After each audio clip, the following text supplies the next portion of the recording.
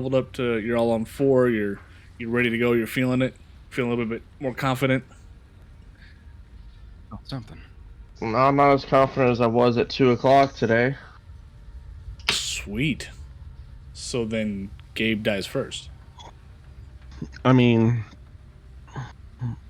that's my job to try not to let that happen, but... Have you cast a single healing spell yet? Yes, I have, actually. I've cast 2.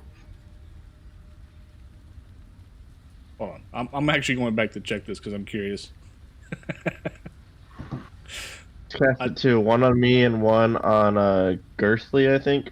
Thingrin, I think. Or Thingrin. I knew it was one of them. Fucking racist. It was all in our first session. The first time was when we were fighting... Okay,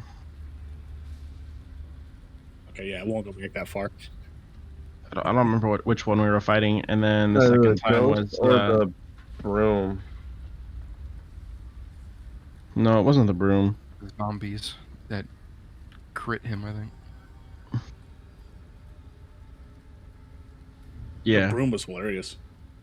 Hey, question, Rin? Did you mean to put 15 in wisdom and 13, or 15 in charisma and 13 in wisdom? I know that rangers use wisdom for a lot of their rolls. I was wondering if you... No, I did that all prior to looking into character creation or all that. So I'm just kind of just rolling with it. I will turn a blind eye if you fix it in the next 2 minutes. That's too much work. That's too much work for someone that's just woken up. So what you're saying is if his wisdom went to 15 and his charisma went to 13, you wouldn't notice. Pretty much, yeah. It's easy to change. You just type it into the bubble. I mean, I didn't just fix it, so that didn't happen. I didn't see nothing happen on my screen. I forget I said anything. Right. All right. So we're all here, it looks like. Yep, sorry about that. Yes, sir. Dude, you're good. No worries. It's okay, I just got up. I was going to give you a quick recap. Good God. This is how this night's going to be like. Right. So, you all just get out of the death house without being eaten and forgetting the top hat. No. I want my top hat. I want my I top went to hat. say I forgot it. It just wasn't there when you went for it. You had to make us reach through spinning blades in the wall. I didn't realize that I was so acrobatically capable whenever I went through the front door. Otherwise, I'd have tried for the top hat too. That was very impressive. I won't lie. And I didn't make you reach through blades. You could have killed somebody. Could have killed one of yourselves. That's true. For a top hat. For a top hat. You have just gotten back out into the village of Barovia. And when you did, you saw a cart coming from the south up to where you are, right here in front of this house where I'm marking. You don't know who's in the cart. You just see it coming, and we'll pick up from there. So, are you guys ready? Sure. Sure. All right. So as the 5 of you are sitting around the outside of the house, kind of catching your breath and getting yourself past the insanity that you just went through inside of the house, you've saved the children's souls. You returned them, put them to rest finally. You came out with some scratches, but you also came out with some gear for yourselves. But you're kind of beat. You're tired. You're a little winded. And as you're sitting there, you notice that the fog is gone. That had kind of pushed you in the direction of that house. You don't hear the cries or the howls from what you thought were wolves anywhere. All of that's gone. But you hear on the dirt is the wheels moving towards you from a cart that's being drawn by nothing and stops in front of you guys. The cart is very well put together. It's a very nice looking. It's kind of like me. That's what I was thinking. Right. Exactly what I was thinking. It's elegant. It's very. It's got red drapes on the windows and on the door. Go on. Jesus, So like a Christ. carriage cart. Something Ooh. like that. The door swings open, and out steps a man with raven black hair, very light skin, and he's dressed very fancifully, like a lord might be dressed, what you would imagine a lord would be dressed. Black cape with red trim around it, a red vest, and red pants. And he steps out, he walks up to you all, and just says, "Good evening. What are you doing in my village?"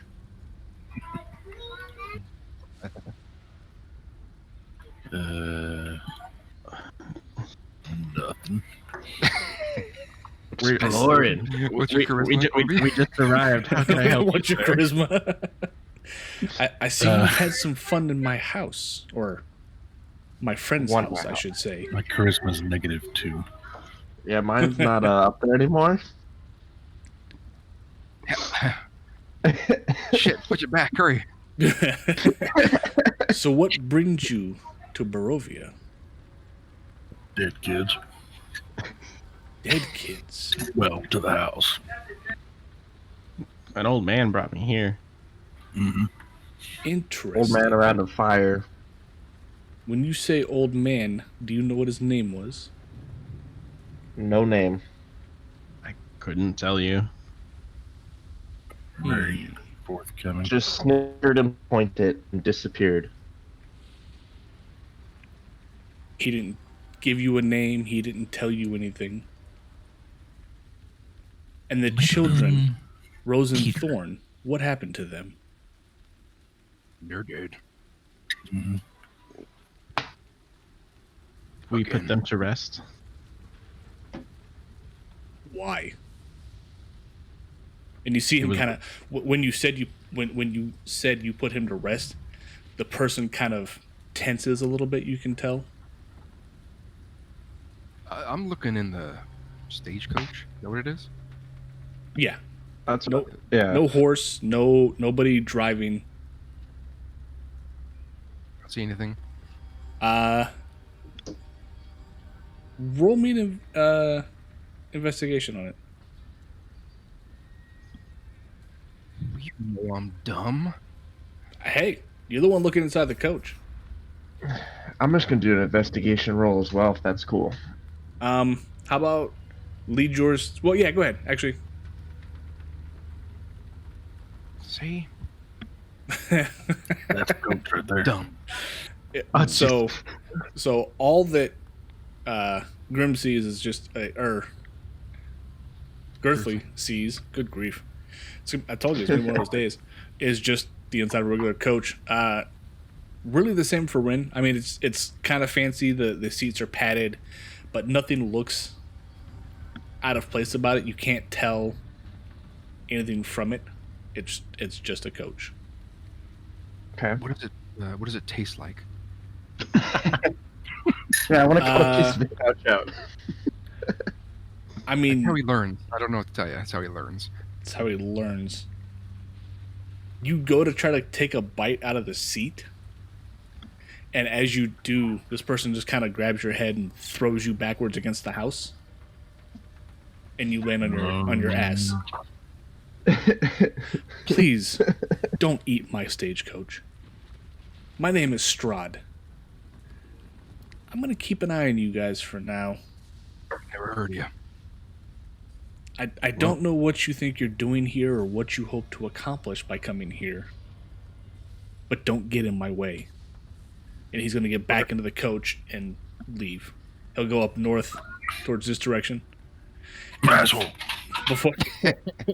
Before he can turn the corner, that mist that you had seen comes back and just shrouds the carriage and is gone.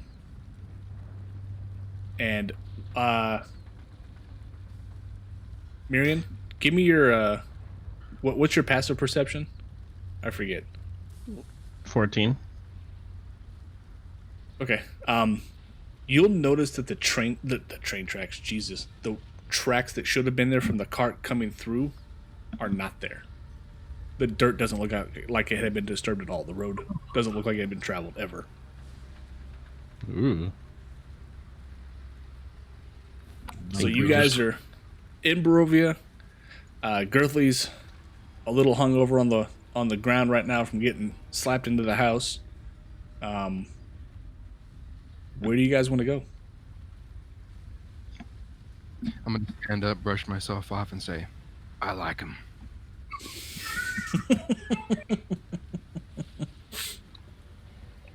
Well, let's go see if we can find. As I say, I suggest we should go towards the center of the town and see if there's anything we can use or find to take cover.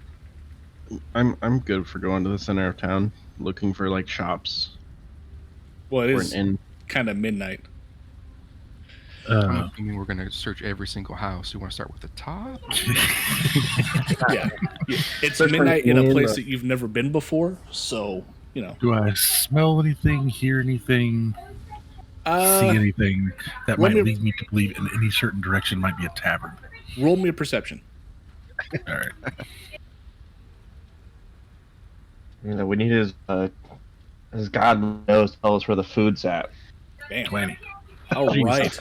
So you all see Thingren kind of sniffing around, sniffing the air a little bit, and he starts almost floating towards the this area of the town where I'm kind of highlighting right here on the map.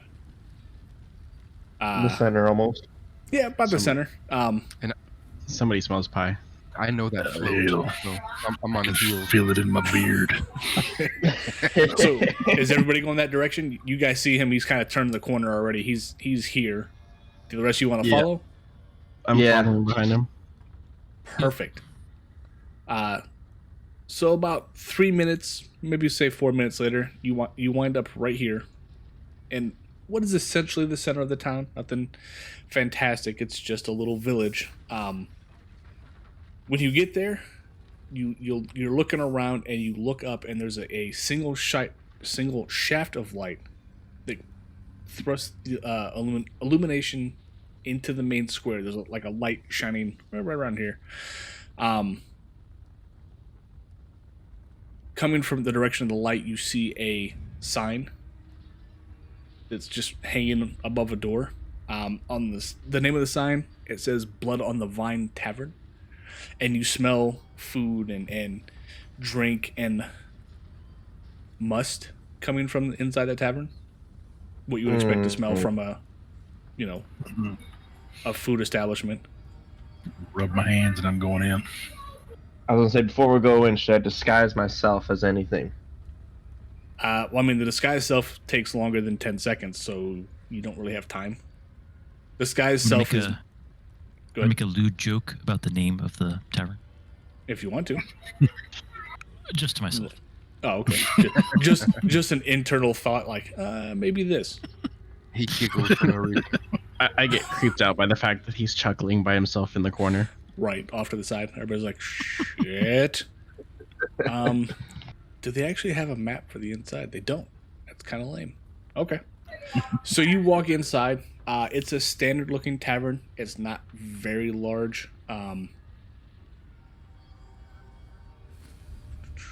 Inside, you see 3 people sitting together at one booth. You also see a bartender, obviously sitting behind the bar. He's bartender.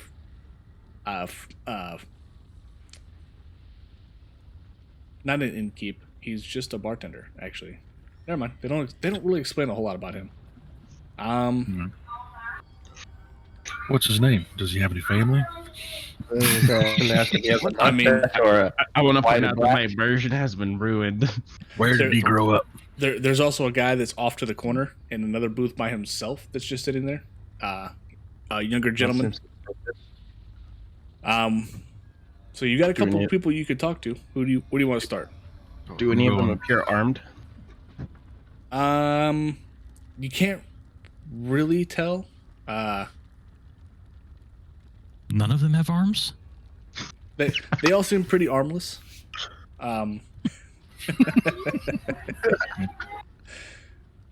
You also notice Girthley is sitting at the bar. All right. As is the grid. As if Drop my flail on the bar and strap my shield to the back of my seat. Slap the counter. All right. You barkeep. The barkeep will walk up. He's just sitting there kind of cleaning the glass. What can I do for you guys? 2 ales. 2 ales coming right up. And then 2 more for him. Mm-hmm. As he's getting ready to pour the first one, he kind of looks over at you, at Girthley. Are you sure? Mm-hmm. Do we know how much these cost? There'll be 1 copper each. Blowing our fortunes. Right. He'll pour you guys both your 2 drinks, and then he'll put the bottle back down, go back to clean his glass off to the side. All right. Has there been any strange happenings in this town lately? Who are you I talking just to? got led by 2 ghosts to the house. Barkeeper? He will actively ignore you. Oh, okay then. I'm gonna head over to the corner where that single adventurer was sitting.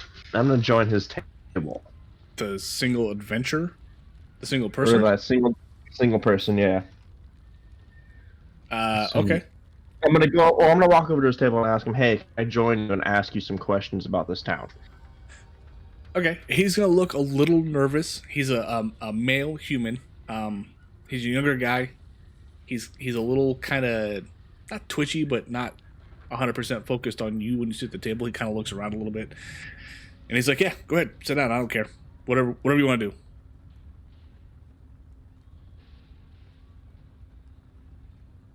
I'm just watching as these dwarves are just pounding down these ales like nothing. I'm asking about food also. They actually don't have any food, which is Great. the barkeep will, when you ask about food, he'll kind of look at you, turn his head a little bit, or kind of cock his head a little bit, shake it, and then go back to clean his glass.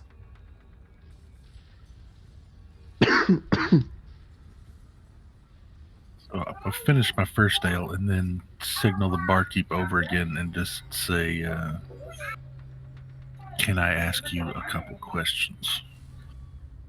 The barkeep will come over and say, "All right, you know, what more wine do you want, or what more ale do you want?" I'll take another ale. Yeah, same one. All right, he'll pour you another one, and he'll walk off back to the corner again and start cleaning his glass. He does not want to talk to you guys. So, Gabe, what are you doing over there? Or Ren? Trying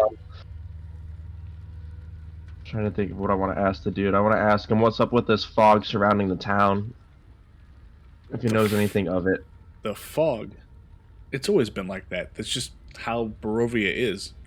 We unfortunately have to deal with it thanks to our master and overlord. Have you never been here before? Who is our master and overlord? Where have you come from? Who are you? 2 people in here. Just 2? I'm sorry? Only 2 people in here, right? There are 5 people total. There's 3 sitting at a table by themselves, 1 sitting where Rin is right now, and the barkeep. I get the feeling they're racist towards dwarves. They don't want to talk to you guys. Give it a shot. I don't I'm like gonna that ask group him. of 3. I'm asking some questions. Who are you going to ask? The barkeep. Go ahead. Say, blood on the vine, eh? He'll look over at you and just kind of squint and go back to cleaning his glass. Okay, it's a dick. It's a dick. Yeah. Pretty much. His entire shtick is to clean his glass. Just FYI. But as far as the guy that you're talking to, Rin, he's just going to, he'll ask you, who the hell are you and where have you come from? How do you not know about this place? How do you not know about the Lord and Master? So I'm an adventurer. I'm an explorer that's never heard of things happening outside like this before. Outside where? Where do you come from? Do you come from outside the the countryside? It looks like a drow, right? Mm-hmm. Well, I mean, there is that initial shock, right? Yeah, he's gonna ask you, where exactly do you hail from that you're asking questions like as if you don't know what anything is. I'm gonna look over my shoulder back at them and say, "Fucking drow." The guy will look back your direction, Girthly, and just kind of give you a puzzled look like, I don't understand. I just shrug and ignore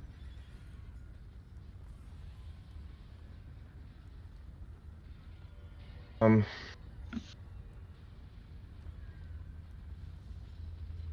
Noticing Rin and the stranger's conversation, I walk over to them and tell him we're from a different part of town. We're not usually in this area, so we don't pay attention too much. Who is the Lord here? A different part of town. Barovia is Barovia. Nobody comes from outside unless you're one of the Visanti. Who are the Visanti? That's the key word. When you say that, the three people at the table, you'll barely notice it, but they'll all kind of slide their eyes your direction and then go back to huddling around their drinks. The guy that you're talking to will say that Vistani, not Visanti. The Vistani are travelers that are able to go outside and inside Barovia. How did you get inside? Wait, Well, you're from the outside. Are you adventurers? And he seems a little bit more excited at this point. we are. We come from many places. Are you From too strong, far away. though? Are you strong adventurers? I need help. And you see him, he's getting visibly more excited, kind of like he's lighting up a little bit more. I'm going to say, did you notice the dwarf with the hooks on his hands? Yeah, when he says that, I'm gonna take note of the bar stools we're sitting on, and from experience, I know the kind of acoustics they produce. I'm gonna lean over and let one rip, and then look over the thin grin for approval. I'll give you a nod. The barkeep's gonna look at the both of you and just shake his head. Sorry, Grim, what were you asking? Oh, no, I was just saying, he didn't notice the dwarf with the hooks for hands. Oh. He does, but it doesn't register really. Yeah, I want to know how that dwarf with hooks is grabbing that cup and drinking it. Practice. Shockingly deftly, yeah. So the guy that's sitting at the table with you, Rin and Myron. And yes, I'm continuing to screw your name up on purpose. No, Myron was right. Damn it, Marion. Backfired on you there. Right? Motherfucker. He's kind of, his face is going back and forth. He's just kind of looking at the two of you like, will you guys help me? I have need of help. Please help me. I need somebody to give me a hand with something. And Girthly, Grim, and Thingrin, you all kind of hear this person at the table getting more and more excited that Rin and Myrene is talking to. Okay. I would like to think that we're strong adventurers. I mean, I've only just met these fellows here. I'm So going I can only to speak for myself. finish off my second ale and hop down and walk over to that guy and poke him in the forehead. He'll slap his hand away. Sir, what was that for? I'm making sure you ain't a ghost. A ghost? Last Why one asked us for help or ghosts. ghosts? What? You met the kids. Mhm. Yeah, and we put them to rest. You didn't follow them, did you? We had no choice. What do you mean you had no choice? It was either the kids, follow the kids, or deal with the unknown monsters in the fog that they could not see. Yeah, what's in the fog? Definitely best not to get trapped in the fog. Nobody knows what's in there. All we know is that if you go into the fog, you don't come back out.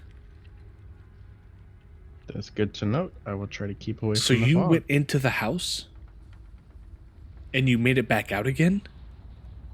Indeed. Did, but barely. And you'll see him kind of hit the color that was in his face drained thinking about it. It's like, then you must be strong adventurers indeed. I could definitely use your help with my problem.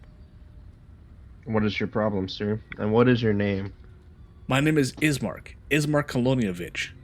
I am the son of the oh, what is this dude's flipping title? Sorry. I'm gonna finish licking all 4 glasses clean, then hop down from my stool. The barkeep will nod his head to you for doing that, as if to say thank you.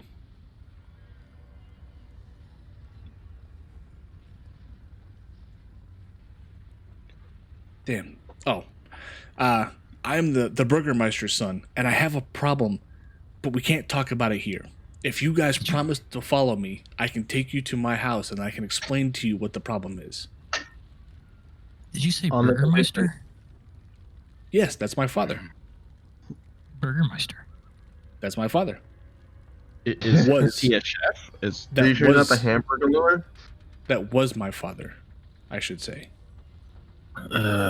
Listen, Mr. Colin Stench, what's the burger Mr. do in this town? He runs the town, or he did. I'm going to reach into my pack and pull out the deed that I have to the house and the windmill and ask him, can your burger Can you get this shit master right? do anything with these? I mean, do I like technically own these houses now or something? Well, if you have the deeds, we can talk about transferring them into your name. But first, you must help me. I'm already standing behind that other table, just kind of near the door. The Yeah, I table saw, with like, the three the people. hooded figure. Kind of, keeping a watch. I don't trust them. All right. Gonna head back over to the bar, drop a silver on it, and wait for the asshole bartender to give me exact change and not leave a tip. He'll And, walk over. He'll pick the silver up. He'll bite it, pocket it, and walk away. Oh, you mother- grab my mug off the table and drop it on the ground and say it was dirty. And then And that he'll just look at you and he'll say, "The other one licked it clean. I don't care what you do with it." as I lead the way, Mr. Colin Stench. Kolyanovich, if you would, sir. And Ismark will get up from the table and start walking outside. I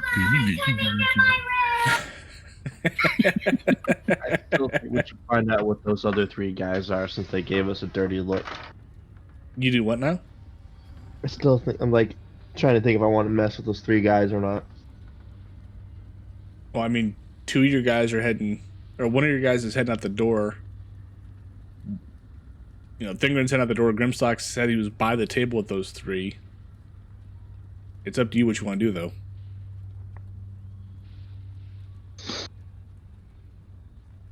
I like to run up to the bartender and apologize for my companion's behaviors, and then walk out the door with the strange man.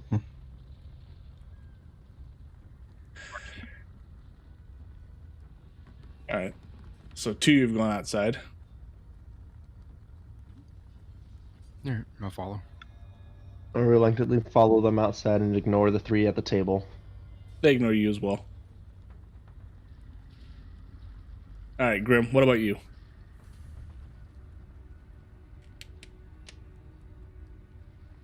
Uh-oh. Did we lose somebody? Oh, can y'all hear me? Oh, there we go. Now we can. There we go. Oh, weird. Yeah, I said I went outside too. Oh. Yeah, I got real quiet. I'm like, That's weird. I heard you for like a split second. It cut out, and then I lost you.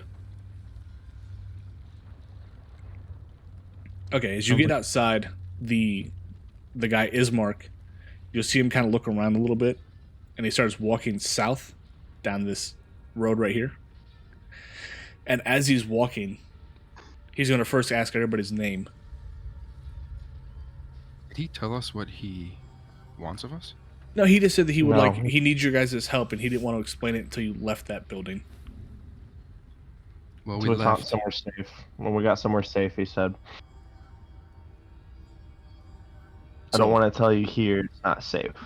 So he'll ask everybody their name, and once you guys tell him, he'll be like, look, and you're still walking, you're about here.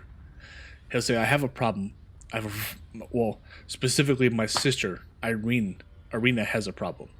She needs to leave this area. Strahd is after her for some reason, and I don't know why. All I know is that he's visited our house multiple times. Or 2 times, I should say, sorry. And he's bitten my sister twice. Count Bitten? Strahd. Bitten. Yeah, Strahd's a vampire. Did you guys not know this? You come to this town or this area and you don't know who runs the place? Got the impression he didn't like people biting stuff. No, We he didn't. There was a likes to vampire problem do here. the.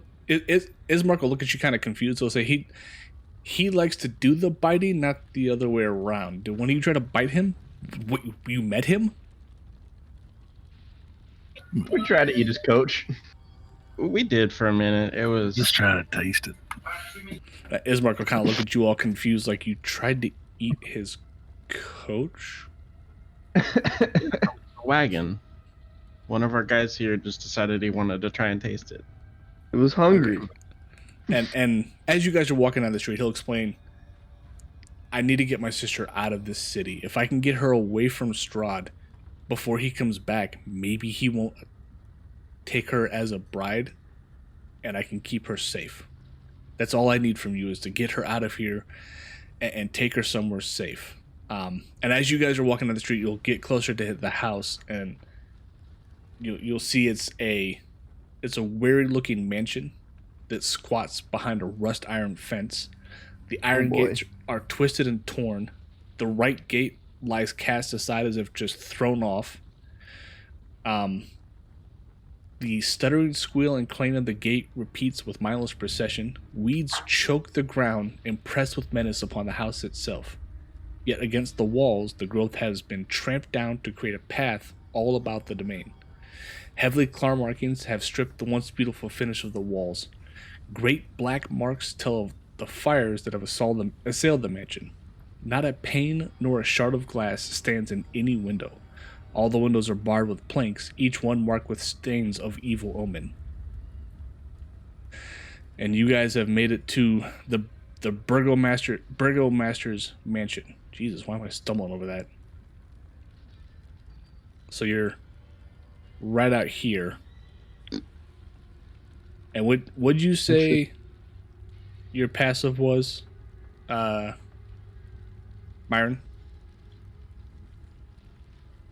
14. As you guys get inside past the gate into the compound itself, you will see wolf claws and human footprints all among the trampled weeds.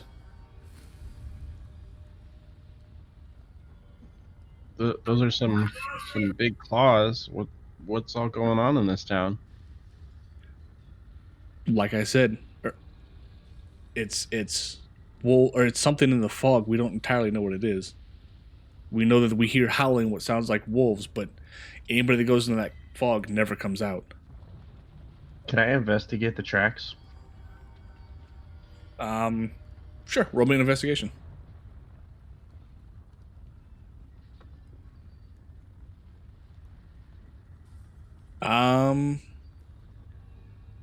So as you're looking around, Is there anything I can learn from it? nothing specific. You can just tell that they're a little bit larger than normal. The footprints look a little weird to you in that they seem a little dragged out, as if the person that was moving around was kind of limping a little bit, or sluggish for some reason. Like their footsteps were a little messed up. Short. Yeah, you could say that. And Ermac walks into the house and begs you guys, come on in.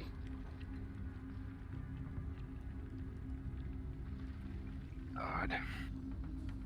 So the last house we were bad idea. don't take offense when I grab my weapon and shield and follow you in. I'm just taking precautions this time. He's just going to look at you kind of confused, like, okay, it's just me and my sister, but that's fine. Where's the But burger you master? said your sister's been bit. Right, but she's only been bit twice. Do you not understand vampires? No. Well, come in, all of you. And he'll kind of try to usher you all to come in still. Before we step in, I'm going to investigate his doorway for traps.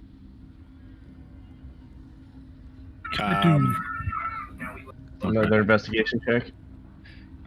Yeah, go ahead and roll me an investigation. You're not proficient in trap testing. shit. Though. Nope. It is a doorway, as far as you could tell. Could I do like an insight check or something to see whether or not I feel like he's leading us into something or he's being false? No, go ahead, roll me an insight check.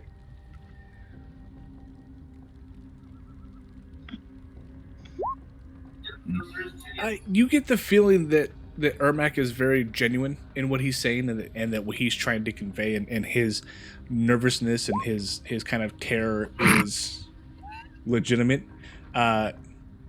Girthly, you just think he might be food and not telling you.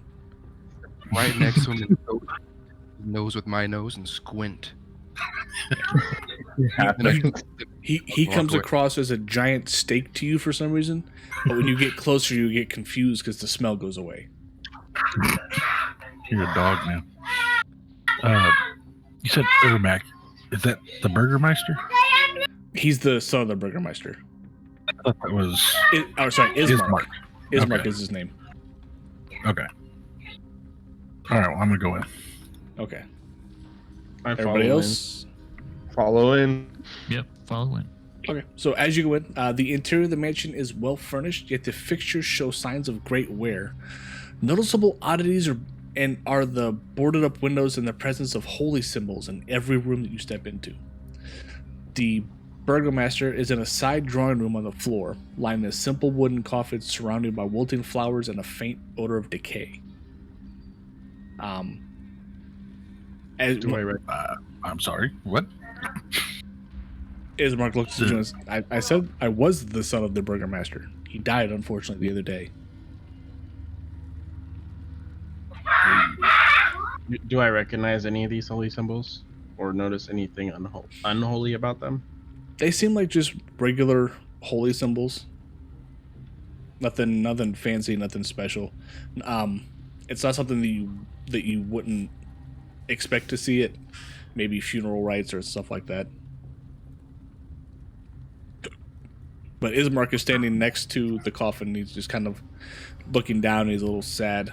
And as you guys all... Oh, go ahead. I tell him, I'm sorry for your loss, but how did he pass? He was killed the other day when Strahd came in. Oh, I'm sorry.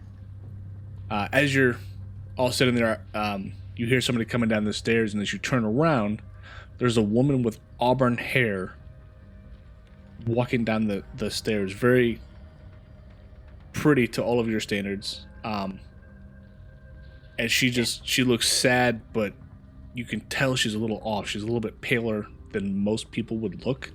And you can see on both sides of her neck, even though she's trying to cover it, there are bite marks. And Ismark will turn around and say that this is my sister Irina. I need you guys' help with her. Please, adventurers. I need you to take her out of here. Where do you want us to take her? There's many places. There's no places. I have no idea where the hell I am. Yeah, there's no places if this is Strahd's domain, as he claims it is. There'd be no place to hide. It would be us against him. And I lost the stupid page. who explains where he wants to take his flippin' sister. Hold on.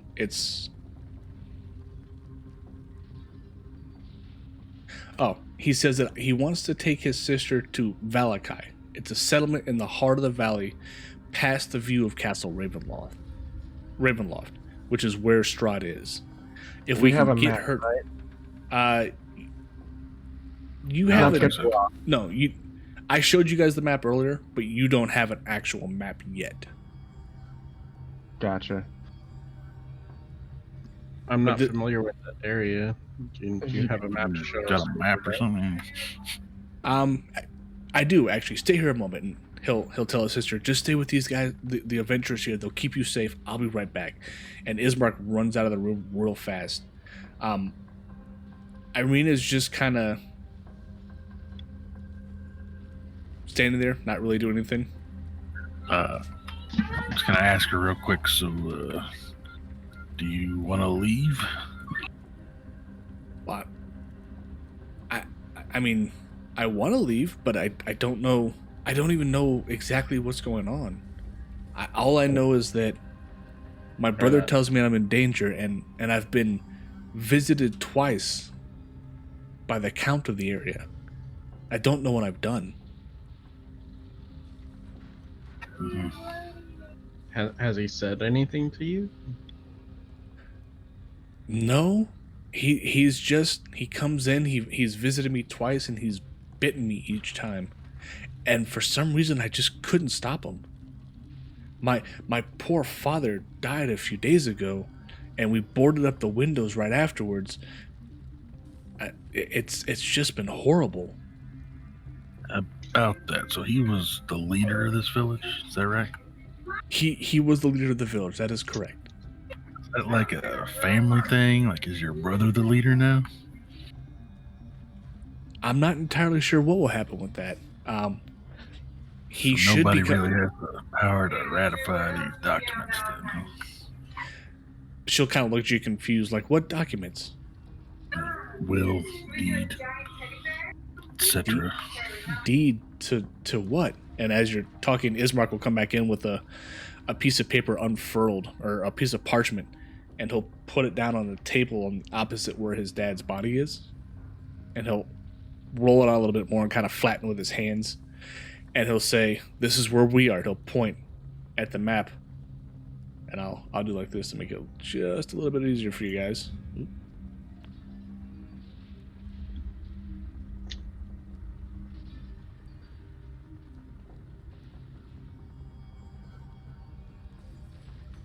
Oh yes, big black screen.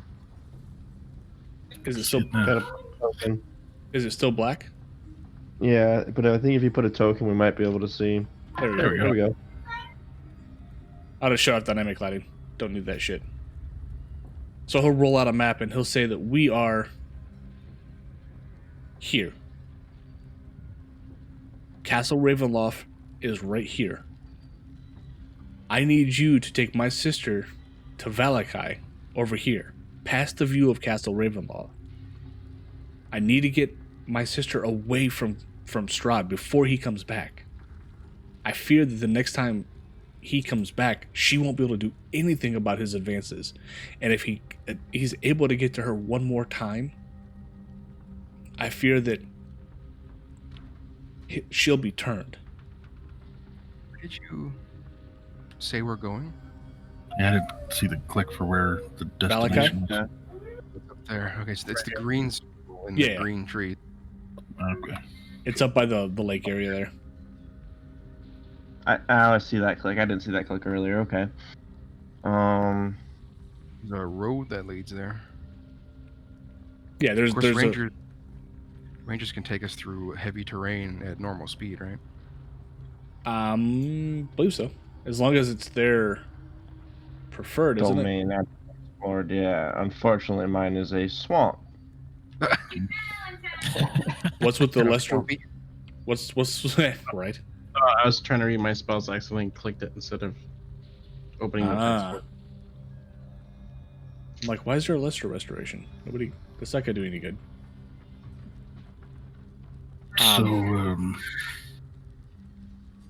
This all sounds fine, but I don't know if I necessarily want to get on the bad side of a vampire overlord. I just got here. Yeah, but if you don't help me, nope. If you don't help me, nobody will help my sister, and she'll be enslaved to him for the rest of eternity. Is there? So what's in it for us?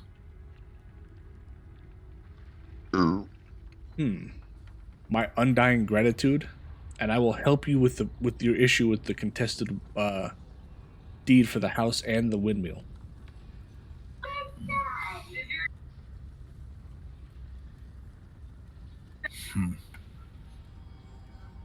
Is there a place in town where we can refill our supplies before we head out?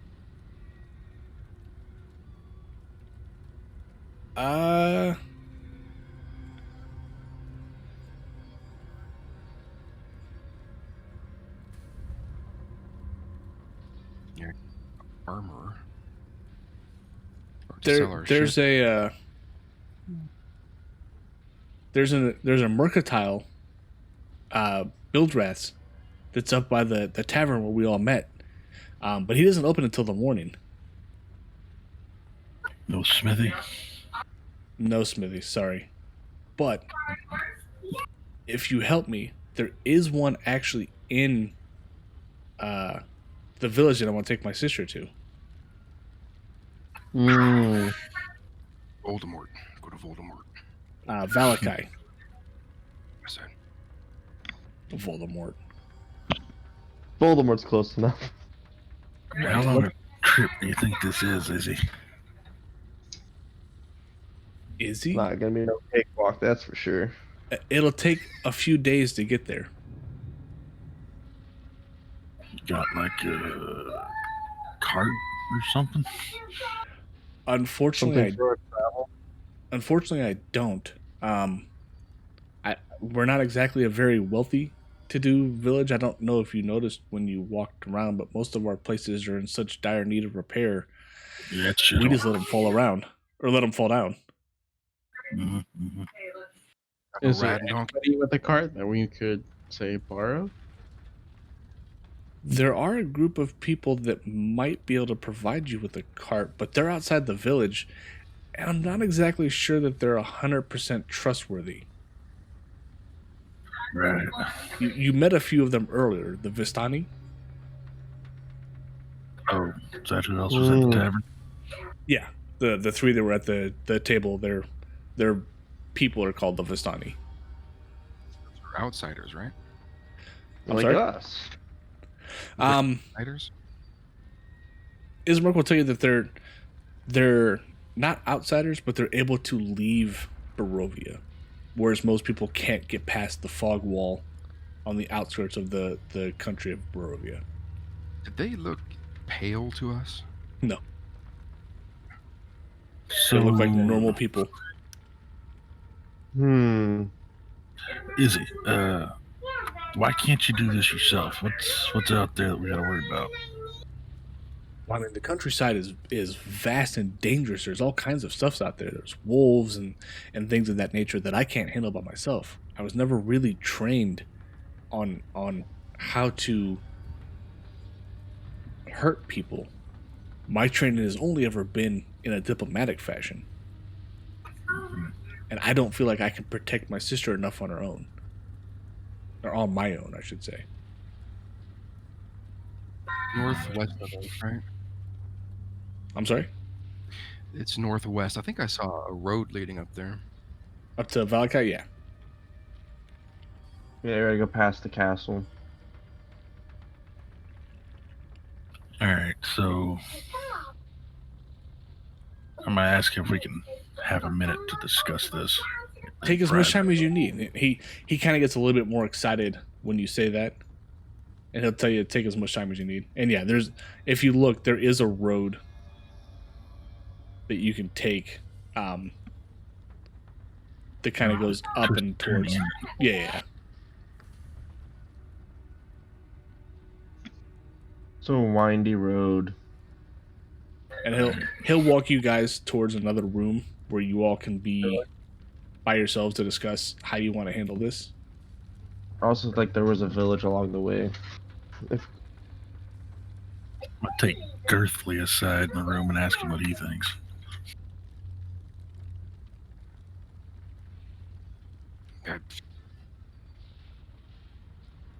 I just kind of shrug. Yeah, that's what I was thinking too.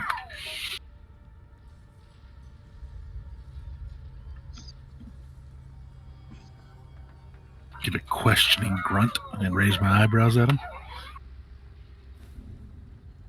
Non-committal grunt and shrug.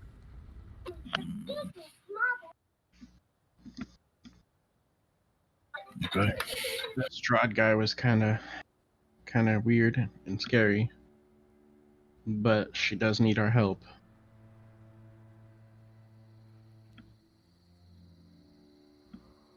Well, And you guys are off by yourselves when you're having this conversation, so remember that.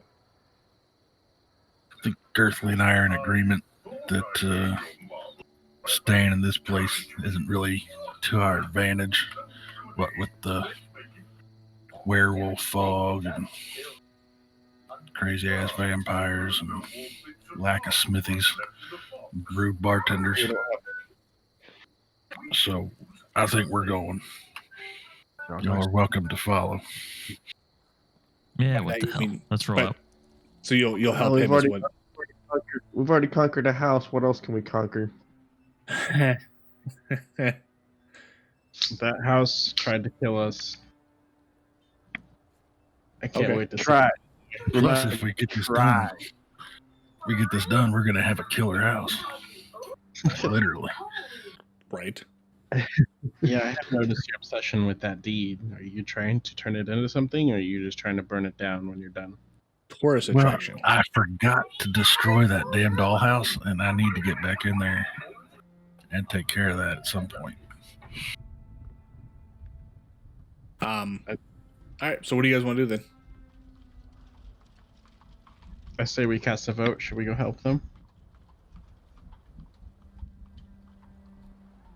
I think it's. I think we're all in favor of helping them, just so that we can get out of this place and, like I said, get that deed issued, resolved for the dwarves there. All right. So Ismark will have kind of been paying attention a little bit. He'll walk in to the room with you guys, and so you've decided you'll help me get my sister out of here. You'll help me We're get her gonna free. need some things. You're gonna need what now? Well, some provisions wouldn't be too bad, whatever you've got on hand, and we need a place to sleep for the night at least. You're more than happy. You're more than welcome to sleep here. There are plenty of rooms in the mansion. Don't mind them. They're kind of old. And there's food. Whatever food you can find in the pantry is yours. Do you happen to have, since guys seem to be the mayor of the town of sorts, do you happen to have any magical items that might help us get there? Unfortunately, no. Sorry. Again, You noticed, poor village.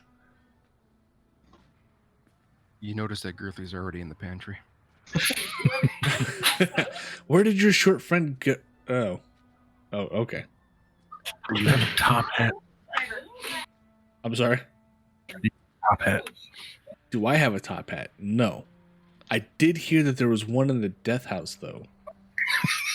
A lot of people have. Yeah. A lot of people have talked about it.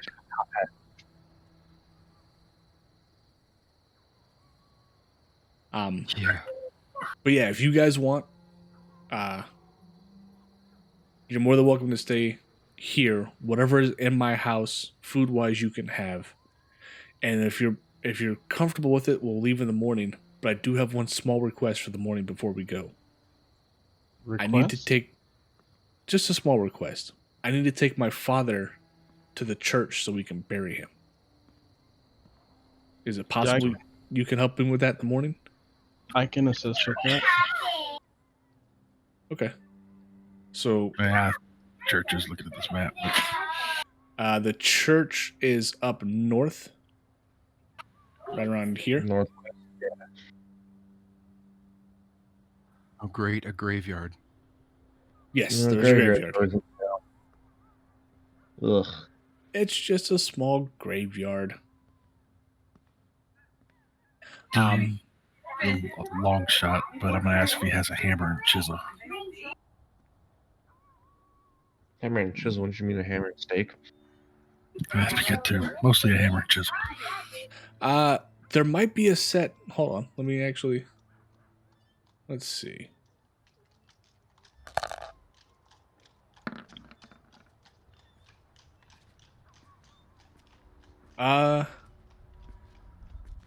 Yeah, I do. There's one out in the tool shed. You're more than welcome to have it.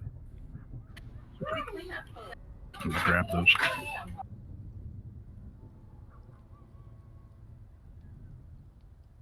Do you have any items of value we could possibly sell to help get us through our journey?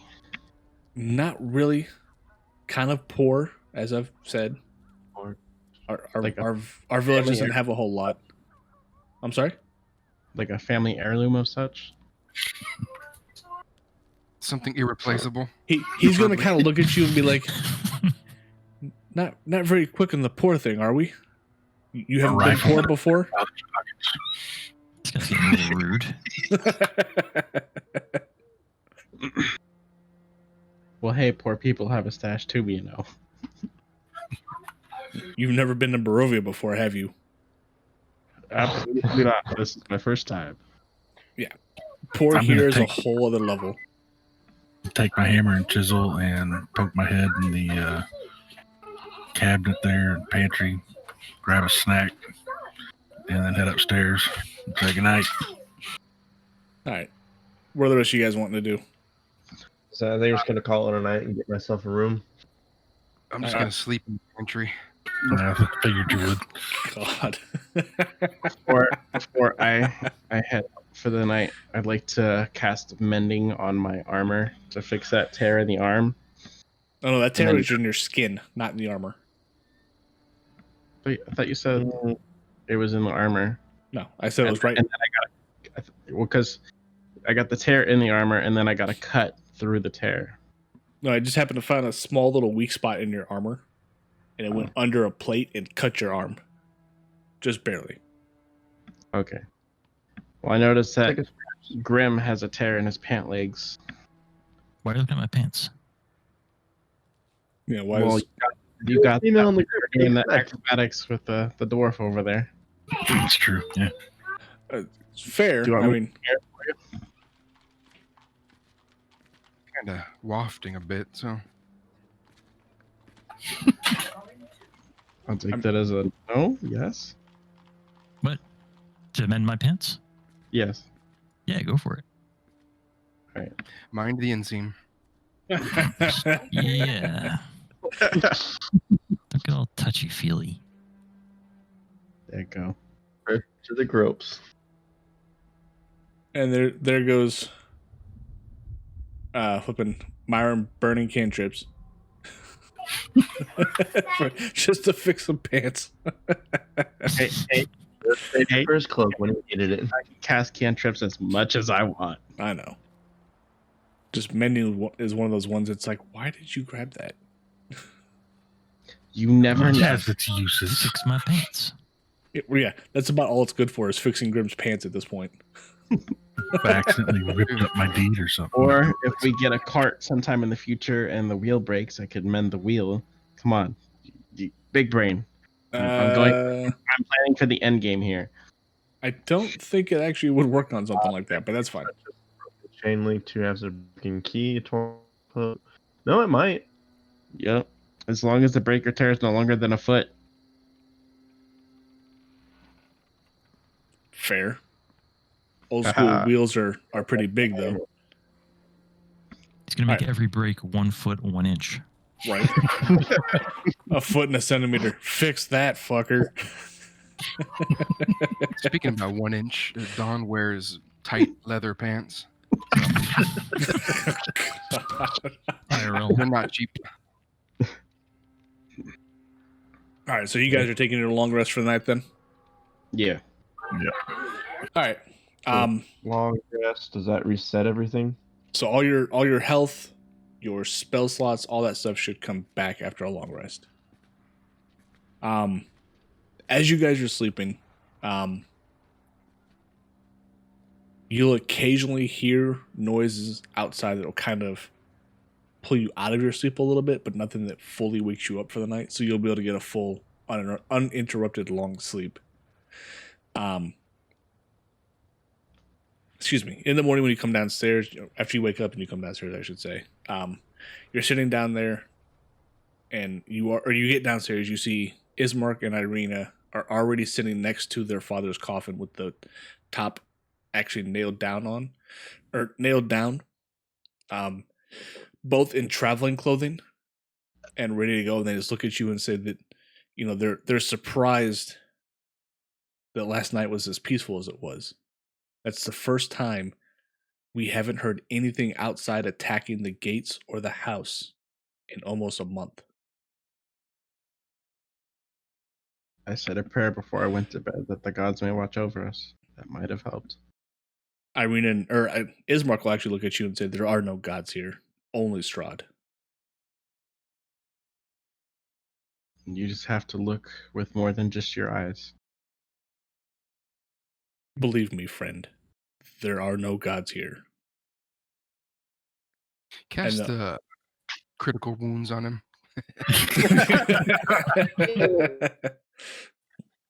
There's my god, Mr. Riddick. Right. I'm going to take a moment before I come down and carve a couple of runes into my armor. Couple of runes? Using my new hammer and chisel. Okay. And what are the runes? It's a fire rune and a stone rune. You put fire on the shield, on the armor. Put a what on the armor? Fire on the arm, or a stone on the armor, fire on the... Here, I'll just do this.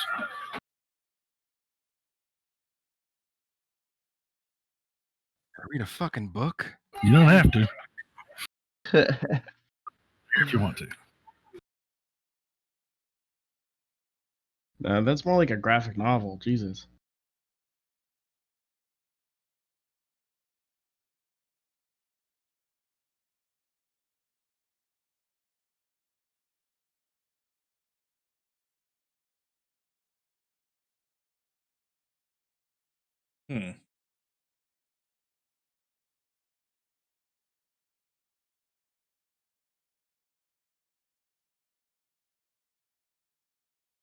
Roll me 2 D100s.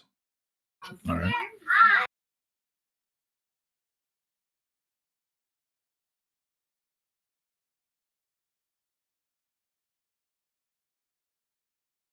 No, sorry, 2 separate ones. Oh. Sorry, I didn't specify that. Jesus. Ouch. Oh, I mean, technically, he did 2 that first time, a 65 on a 5. Right. Okay.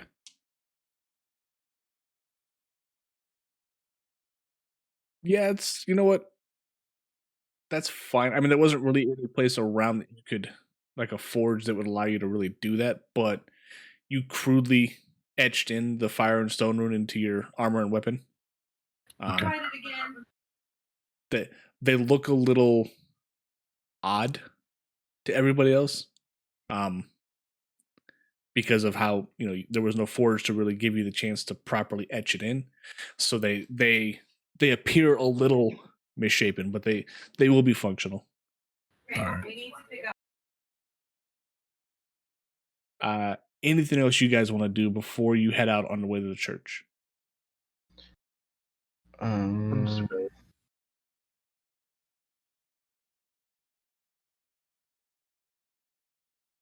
I'll take that as a no.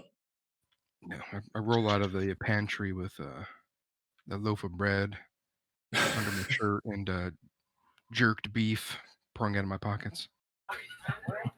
That building to the northeast, is that anything of interest? The building, Taggett, which one are you talking about?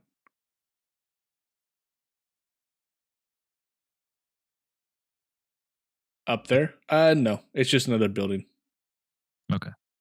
Yeah, no, nothing's fancy. All right.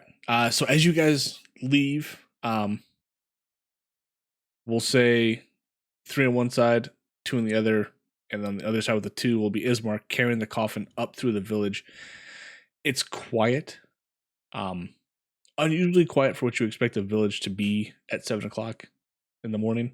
The normal hustle and bustle of a town waking up or a village waking up isn't there. There's not a whole lot of noise. There's not a lot of people outside. Once you get to about here, you can start smelling, or I'm sorry, here, you can smell the tavern from the night before. Good about that tavern that we. And then as you get around the corner, coming up here, you know, the smell is still there, but you can finally see the church in front of you. And Ismark isn't hurting or anything like that. There's nobody outside as a procession of any sort or on anywhere that you can see until you get to the front of the church. At all, and you don't really see anybody across there in any direction. As you get to about here, you can kind of see the church in the distance. Atop a slight rise, against the roots of the pillar stone that support Castle Ravenloft, stands a gray, saggy edifice of stone and wood. This church has obviously weathered the assaults of evil for centuries on end and is worn and weary. A bell tower rises towards the back, and flickering light shines through the holes in the shingled roof. The rafters strain feebly against their load. Do you guys want to keep going forward, or? Got a freaking coffin. We're just gonna take it somewhere. All right. So as you get to the doors, you'll see that the heavy wooden doors of the church are covered with claw marks and scarred by fire. Oh boy. Yeah, it's been beat up a little bit, to say the least. Can I tell, like, usually most churches are directed towards a specific deity. Can I tell if there's any markings to determine which deity this church might belong to? No. Damn. So let me. Black screen. Yeah, I'm gonna fix that right now. Okay. Fucking cemeteries. Yeah. You know what that means. Dead people. Put yourselves in any order you want to be in. I'm not concerned with whatever order you guys want to be in. But let me know, because I have to, I got to add in one other person. Oh, the chick. No, she didn't come up with this, or didn't come up here with you guys for this. Get back No, get it back outside. No, my interface is wigging out. I don't know why it's doing that. Oh, I was trying to be a dick. He's all running forward. What's in here? If for some reason I can't drag it down, it only goes up. It's bizarre. I have to restart. It is going kind of slow for some reason right now.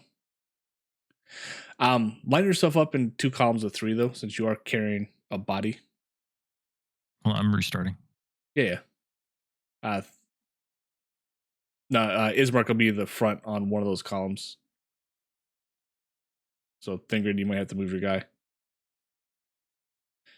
And Myron, same with you.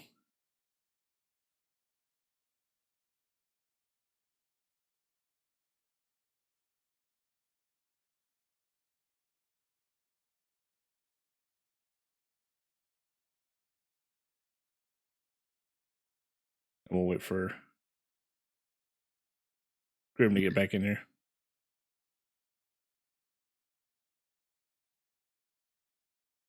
There we go. Okay. All right. A little bit smoother for you now? And Yeah, off to the it's side fine. you went. All right. So you guys will start making your way in. Come to about, say, here, right about where Ismark is, and then Can't see him. Can't see him. There we go. Disappeared into the shadow. yeah. So as you walk in with the body, You come into the hall. The door opens to reveal a 10-foot wide, 20-foot long hall leading to a brightly lit chapel. The hall is unlit and reeks of mildew. 4 doors, 2 on each side of the hall, lead to adjacent chambers. You can see that the chapel is strewn with debris, and you hear a soft voice within within reciting a prayer. Suddenly, the prayer is blotted out by an inhuman scream that rises up from beneath the wooden floor. Oh. So, up this direction, you'll hear it. And Ismark will turn and say, "That's Donovich. He's the priest for the church. If we take my father up there, he'll help us finish the ceremony for burying him." Is he not in any way worried about the inhuman scream? He looks a little confused. And go ahead and just move yourselves up to about the same spot, lined up the same way. He's a little confused by it, but not enough that it stops him from continuing. He's heard it a couple times before, but he never really understood what it was.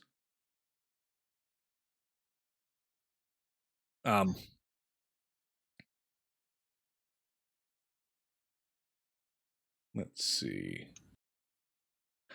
So as you guys enter the chapel, the chapel is a shambles with overturned and broken pews littering the dusted floor. Dozens of candles mounted in candlesticks and candelabras light every dusty corner in a fervent attempt to rid the chapel of shadows. At the far end of the church sits a cloth-scattered altar, behind which kneels a priest in soiled vestments. Next to him hangs a long, thick rope that stretches up to the bell tower. From beneath the chapel floor as you walk in, though, you hear a young man's voice cry out, "Father, I'm starving!" And Donovich the priest will pop his head above the altar and look around to see if there's anybody that heard it. And when he sees you, you all see what little color he had in his face drain away further. What was that, Father? Why is there people saying they're starving? Where's that coming from? Got more kids, really? What, you got a problem with kids, man? What the hell's wrong with you? Yes, because I'm morally obligated to help them. God damn it! Yeah, tortured children. Yeah, it's. Well, priests, church, children. What do you expect? Sorry. This is a Catholic church. Well, you don't know that. I apologize. Is any clergy watching? No, I don't. We don't apologize. Yeah, right. Let's see if this music is any interesting for this. Ismark will kind of look back at you guys and say, just let him do whatever he's doing. And the priest will continue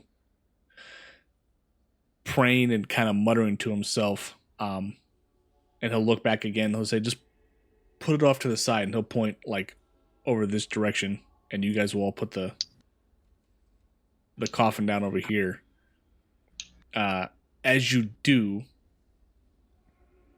you kind of see that Donovich is carefully standing over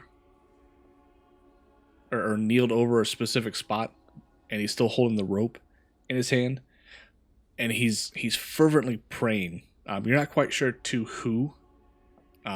Rope. Right, bell tower, rope, pulls bell, goes ring, ring, ring. Gotcha. Ismark's going to walk up and stand, by the priest. What do you guys feel like doing? And you still occasionally hear the yells coming from beneath you, but you're not quite sure where. Are these doors behind us? Yes. 4 doors? Right. Okay. Can I investigate the room, see if there's any like trap doors or anything, to notice if there's any like In the room that you're in right now? Yeah. Roll me an investigation. The music, nice. You like it? Right. I think I did the soundtrack for this. Was it? Ooh, that's right. Nice. So as you look around the room, you see a lot of debris and you see a lot of like the pews are broken. There's stuff scattered all over the place, but you don't find any kind of trap doors. And the priest is just kind of look at you and say, "Who are you and what are you doing in here? And what are you digging around in my broken church for?" Well, I heard some voices coming around. Someone asking for help. I'm trying to help them. You must be confused. There's nobody here asking for help. Then what were those voices? There were none. I know what I heard, Father. No. There were no voices. Then you wouldn't mind us looking around to confirm that there's no one else here? I've nothing to hide. This is the church. Look where you please.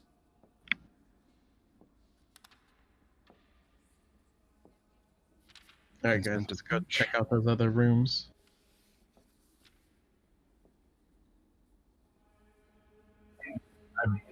Are we holding a coffin or anything, or just set it down? No, yeah, you set it down. It's over to the side here. If I could click on the damn... Wow, it won't let me... Is it like off to the side, like over here? Yeah, it's not... There it goes. It's really kind of slowly... Alright. So everybody's taking a different room, it looks like. And poor Grim can't see anything in a well-lit building. Okay, so Myron, you're up first. You've walked into a bedroom. This is Donovich's bedroom. The dirty room contains a wooden bed with a straw-filled mattress, next to which rests a small table with an oil lamp burning brightly on it. Mounted above the bed's headboard is a wooden sun-shaped holy symbol. Rin, you are in another bedroom. This dirty, lightless room contains a wooden bed with a straw-filled mattress. Mounted above the bed's headboard is a wooden holy symbol as well. Can I grab the holy symbol off the wall? Do you want to pull the holy symbol off the wall? You gonna steal from a church? No, I'm going to ask what this symbol means because I've never seen it before. I mean, you can take it off the wall if you want to, yeah. Thingrin, you are in an office. An old desk and chair standing against the south wall, a wooden holy symbol mounted above them, a sunburst, mounted above them, yeah. A 10-foot long iron rod attached to the north wall stands bare, suggesting a tapestry once hung there. Against the far wall stands a wooden cabinet with 4 tall doors. On the desk. I'm sorry? On the desk. What about the desk? Oh, you want to look on the desk? Like anything on it, any papers, anything like that? Oh, no. All right, and then I'm going to open up the cabinet and peek inside. Okay, so inside the wooden cabinet, it's small. There's not a whole lot in there. You see a tinder box and a wooden box full of candles and 2 books. Hymns to the Dawn, a volume of chants to the Morning Lord, and the Blade of Truth, the uses of logic in the war against Diabolist heresies as fought by the Ultimist Inquisition. Not a whole lot of it makes sense. The books are kind of a little obscure in how they read. It just has descriptions of fiend worshipping cults and ways to exercise. Yeah, that one. Let me take that one with me. I'm gonna All right. tuck that bag. Let's see. Nighttime. Girthly, you are in another room. Time and neglect have punched holes in the ceiling of this moldy room, which contains a few broken roof shingles amid puddles of water. In one corner, set into the floor, is a heavy wooden trapdoor held shut with a chain and a padlock. Beneath that, you hear a young man's screams of anguish through the trapdoor.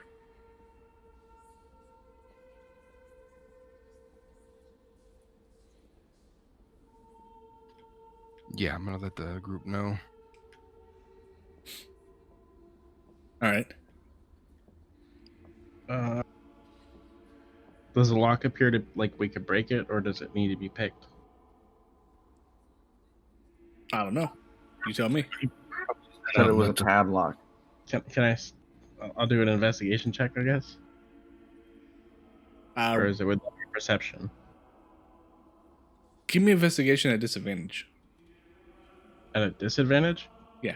You're not a thief or a rogue. You don't know much about locks or how they handle. Well, I'm just looking to see if we could easily break it, but I know. I guess that's right. I'm gonna let Don know. It is a Might be lock, good idea. and as far as you can tell, it's locked. H neat. Lock over there. As you guys are doing this, Donovich is going to run down. What do you think you're doing? Get away from that room. So much for that lock. Stand in front of the door and keep him from coming in. Entering. Well, Father, I'll go pick it. Here, I'll give you vision. Oh, thank you. He should be able to see in there once you guys have gone in once. No. well, like, so if we leave, the room is dark. Like, I like the dark. He's going to come over.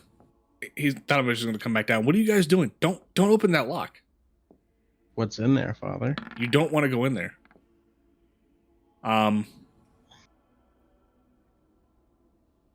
Is there?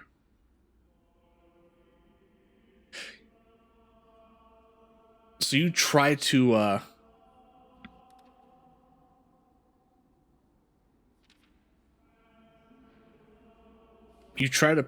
pick the lock, and it takes you a couple of seconds because it's kind of wet and rusty, but you do manage to pop it open and the lock springs off. But it took you longer than you thought it should have. What's in there, Father? That's none of your concern. And he hears the lock open up and he's just, no, don't do that. Where is the music coming from, Father?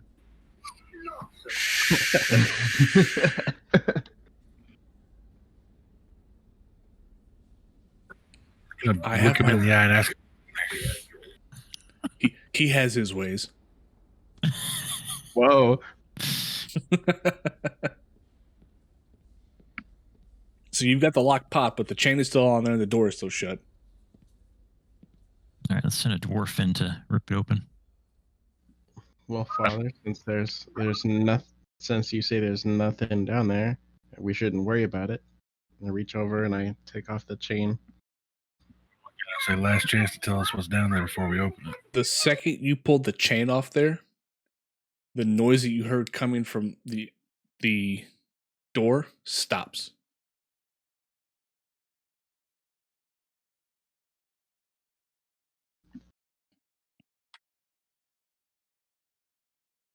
Does he not respond? Did he say anything to him? When I Donovich, saw him? he's all the color has left his face, and he's just gonna walk back up this way. And you hear him start going back to his whispering and mumbling. Well, I guess we. I think it's I'll grab the handle and open up the trap door. So give me a strength check. So straight strength check, not a save, but a strength check. Clear. You try to pull it, and you just can't get it to move. Well aware that there are vampires and wolves, possibly werewolves, in this town. Yes, but I heard the cries of a child.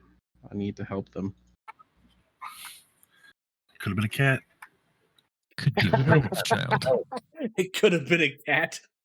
Nonetheless, it's still a child. Could have been one of those cats. Nope. I try again. No, you don't actually. No. Oh. You already know that you can't pull the door open. That this isn't going to go Apparently, anywhere. all the same thing twice. Go ahead and just pop it open. Roll me a strength check. Not the save, but just the strength check. It. Jesus Christ, dude. So where Myron couldn't pull the door a scant millimeter off the ground, You grab the handle and rip the whole door and hinge off completely and just throw it against the wall and it shatters. Oh, jeez. Huh? Please open the door. Jeez, Right. don't piss off the door. So you've got the door open. Meow, motherfucker. What do you want to do? Is there?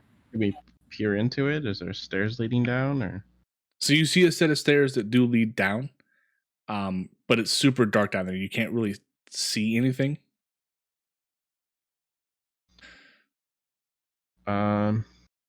Poke your head down.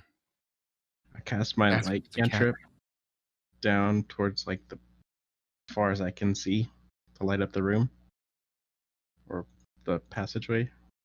Okay. See it? It's so you cast the light cantrip and it goes down the stairs. So you have a full view of the stairs, but from where you're standing, you can't see a whole lot more than that. Torch and throw it. I mean, it's the same thing as a light cantrip, right? That Yeah. depends. I don't know. Does cantrip go? Basically, I create a source of light. From the top of the stairs where you guys are now, you can't see a whole lot.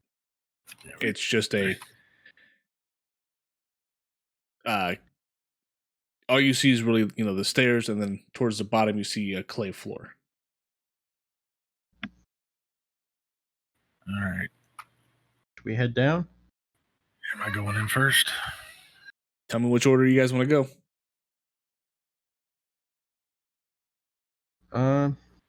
First, I guess. I can go first. It doesn't matter. Well, I'll go second, I guess. you want to go second? All right. Give me a second here. Gotta click and drag you guys all the way over here. Who's going third? I'll go. Stay fourth. Actually, I'm gonna move you all in one step further.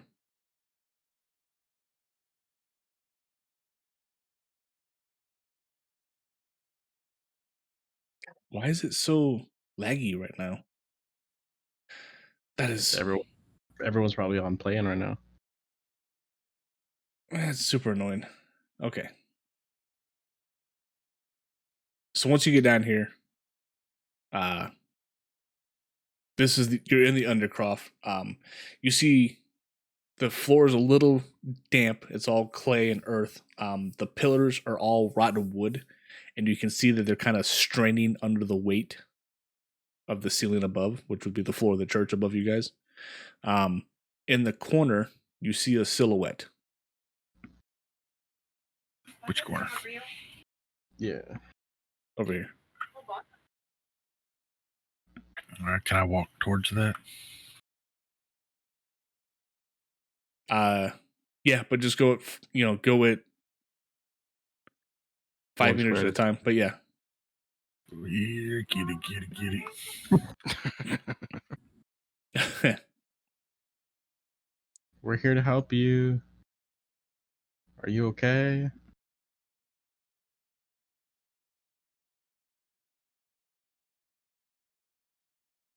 So right there, I would say pause.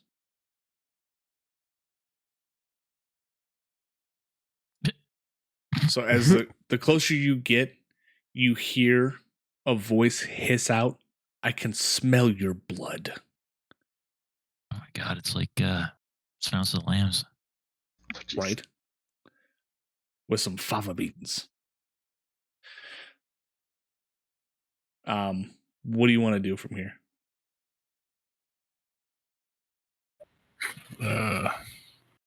Wasn't there a book on exorcism up there? Yeah, but it doesn't really make a whole lot of sense. It was more theory than anything. Did our stupid Throw the church music book at stop? Yeah. You're gonna throw the book at him?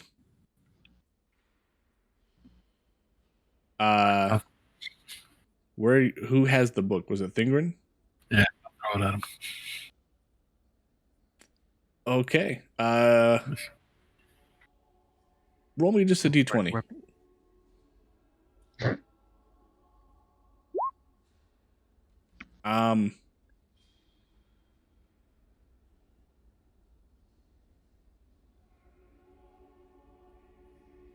Trying to think here.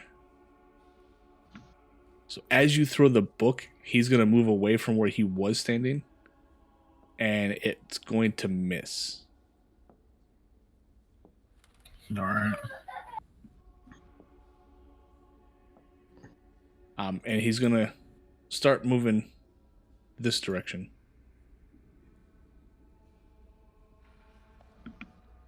Can I move to intercept? You can. We're here to help you. Are you all right? What's going on? All right. The second you move and get in his way, you guys all pause where you're standing and roll me initiative. As the only thing he wants is to kill you now. Saw that coming. That's not very nice.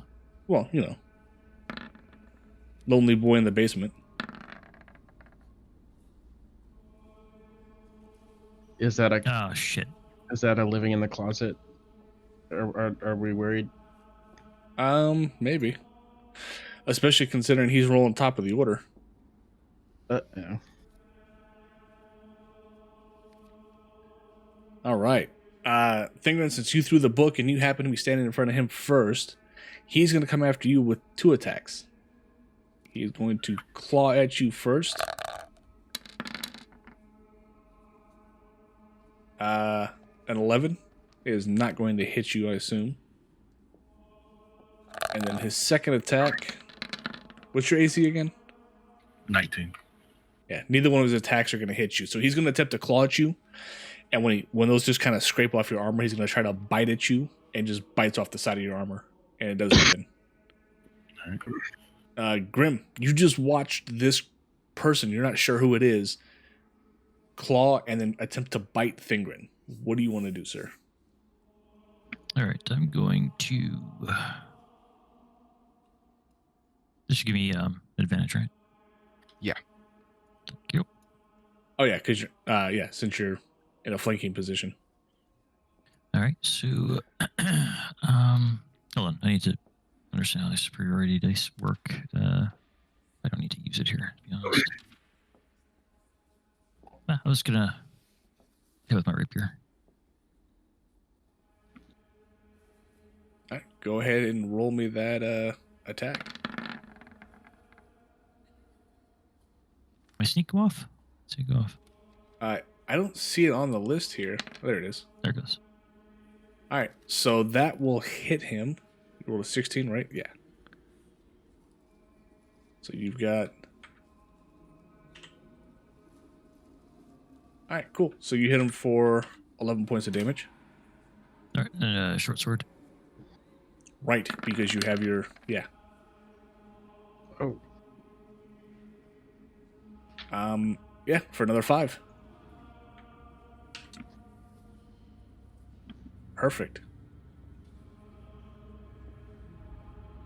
And then, let me think here. Hold on. No, take your time, dude. I want you guys to run your orders.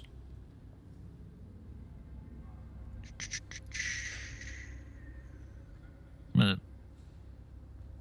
that's good enough for now. Okay. Rin. You've just seen Grim run up and do a little bit of damage to this creature that you're not quite sure what it is yet. What would you like to do, sir? I think I am going to move a couple spaces closer. And then I'm going to pull out my heavy crossbow and attack with that.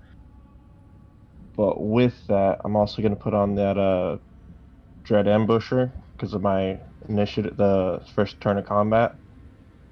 And I think I'm also going to use the Sharpshooter perk -5 with that global attack. Remember how we talked about that earlier? Yeah. No, I got you. Go ahead. Uh,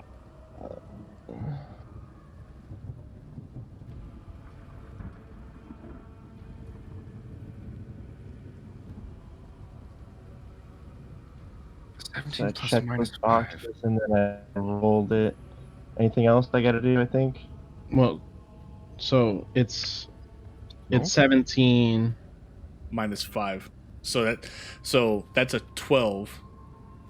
That's not going to hit, unfortunately. Damn. Why was it a negative?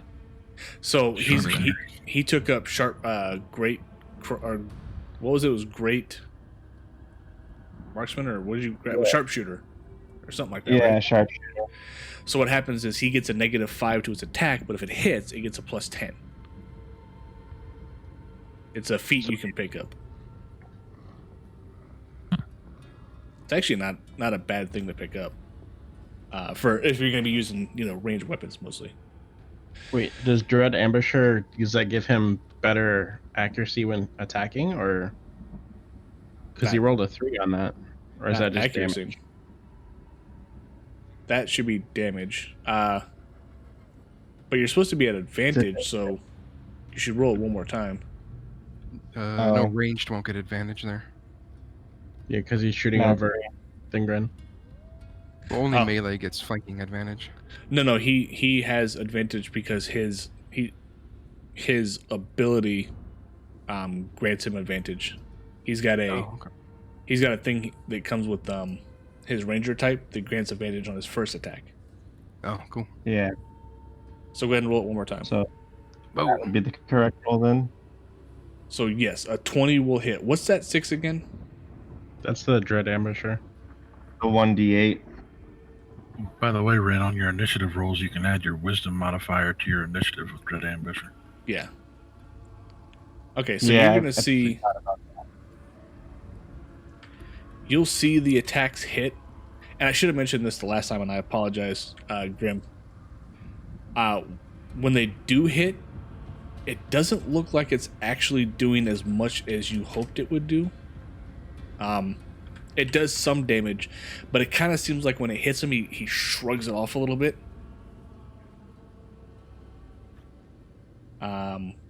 Anything else? No, I think that's all I'm gonna do. All right. Myron. You were up. When he took a bite, did I notice any like fangs or anything? Or I'll say from where you were standing, no. no? Because you had this pillar right here in front of you, so when he went in, you didn't exactly know. But you can make a safe assumption that either he's crazed or he had something else going on.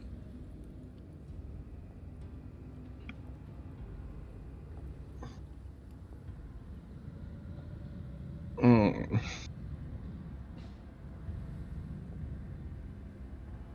that was 16 damage, right? Yeah, but it was actually halved. Right. He doesn't look bloodied, does he? Not even close. Jesus. All right. Well, while I don't condone, is he a child or is he like an adult? He looks like okay, so roll me an insight. He looks like he's 7 years old. Right. You monster. Insight.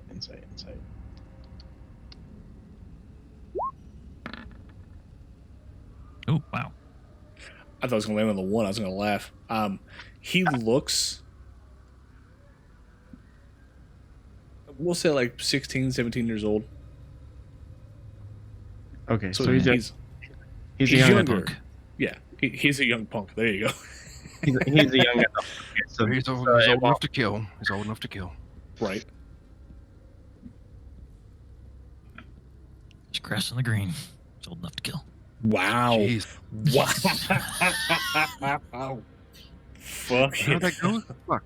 Well, See, I follow a deity that likes to protect children, and he's a young adult, so. But I mean, you heard the man. There's grass in the field. He's old enough to die. It's in the Bible, right? I'm pretty sure. It's like page 1, page 2. Leviticus somewhere. Yeah. Deuteronomy. Um, Uh, The Old Testament was brutal. right. I'm gonna cast Word of Radiance, so he has to make a Constitution saving throw. Word of Radiance. Throw it up there for me. He has to make a Constitution saving throw or take a 1d6 radiant damage. Okay. A con save, you said? Yeah. It's 14. He will pass. It'd be a 2d6 for you. Oh no, we're not 5 yet. Never mind. No, Yeah, not yet. And don't forget, from this point forward, it is all XP.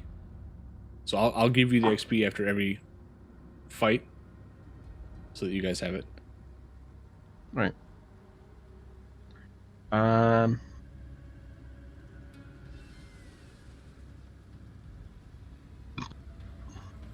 Wait, did we determine if this guy was undead? You have not. He said he was hungry and he was trying to bite Thingrin. And he did tell you that he could smell your blood when you got closer. I mean, I've got my Fucking hungry. suspicions. Right.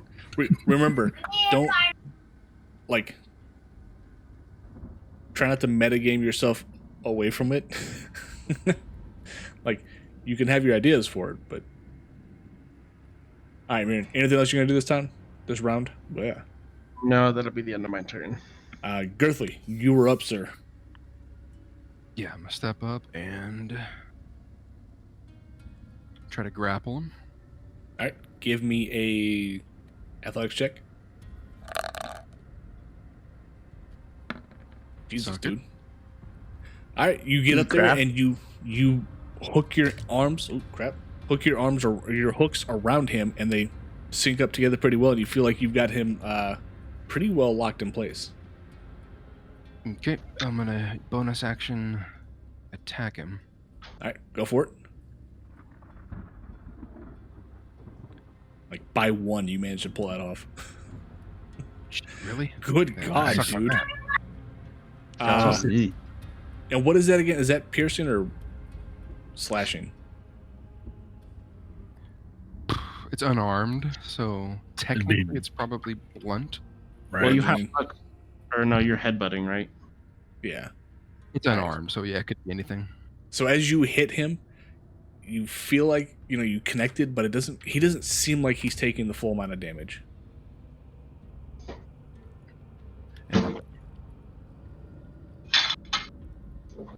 And Anything else? nope, that's it. All right. Thingrin, your brother has this guy locked up. What do you want to do? I'm gonna take my shield and attempt to shove him prone. Okay. Go ahead and, what is that? That's athletics, right? Yeah. Mhm. Versus his strength. Would Um, it be an advantage because he's No. grappled? Nah. All right. Yeah, you managed to knock him onto the ground. All right. When you do that, as a reaction, you're going to see something you weren't expecting. He's going to jump up and stick to the wall with his feet, as Girthley is still holding on to him, kind of dangling now.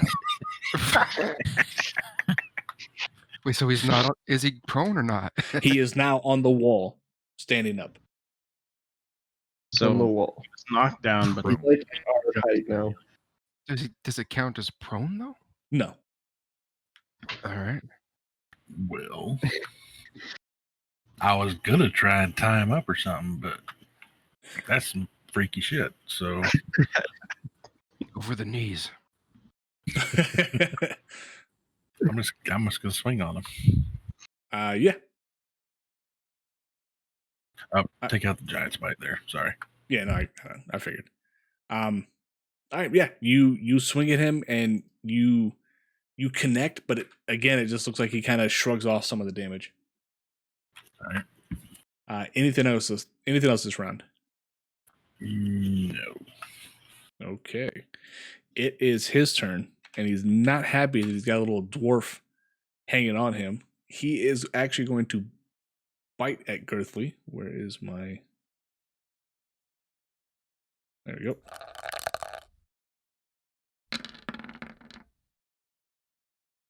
What's your AC? 16. All right, he is actually going to bite you. You'll take 6 damage and 2 necrotic. And your hit points will decrease also by 2. Your hit point maximum will decrease by 2 as well. And you guys will see that he's gonna bite Girthly and kind of his mouth stays on his neck for a minute when he pulls his head back up, you'll see that some blood is dripping down out of his mouth. And he is also going to try to break free of this grapple that you have him in. Give me an athletics check, if you would.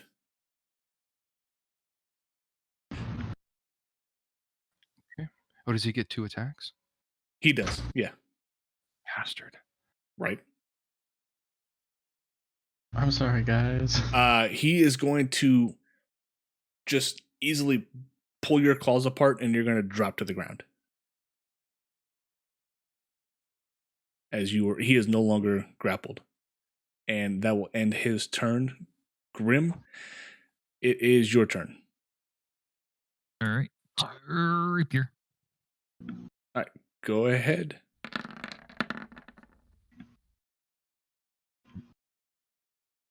Nice. Yeah, that first attack will hit. You rolled superiority there. Oh, I didn't mean to. Like, what do you do with that? You know what? Actually, I did want to roll superiority on that. So it's another 7. There we go. That should be everything. All right. Nice. Yeah. So you'll hit him again, and you'll notice that he takes more. All right. Here comes short sword. What the heck? Hold on. I'm trying to fix his health got all jacked up on me. I mean, if he wants to die early, that's fine. I'm gonna throw another superiority dice on that one too. Yeah. Did a shitload of damage that round. I'm not done. Action Does superiority already count as like the piercing as well? You add it to the damage. Okay, So so yeah. damages. I'm gonna action surge. Damn fighters. Go well, ahead. Let me, hold on. How many superiority dice did I use there? 2. 2. Okay. And then rapier attack again. Okay. All right. So as you go in with the, Hold on. You still have advantage. Yoink. Okay. So you guys watch as Grim kind of tears into this creature, and you can tell that it hurt him. It hurt the creature, but he still looks like he's able to hold his own. And Grim, you'll notice that as you're getting the flurry of hits in, he's taking them, but again, it just feels like he's kind of shrugging off some of that damage. Anything else? Yeah. So is what I did there correct? Because that just seems like a lot of numbers on the screen there. I just want to make sure I'm doing that right. So you got your sneak in, you got superiority dice. You've only got 2 that you can use this right now, right? I have 1 left. You have 4? Should have 3. 4, yeah. I get 4 total. Okay. Question. Yeah, that looks right. Action surge gave you. Yeah, what's up? When you use action surge, do you get your bonus attack back? No. Action surge only gives you just the 1 action back. Or gives you So 1 extra action. Is my primary attack an action that's usable there? Should be, right? Yeah, your Mhm. rapier. Yeah. So I guess that's right. Oh, yeah, that's right. All right. Rin, you're up.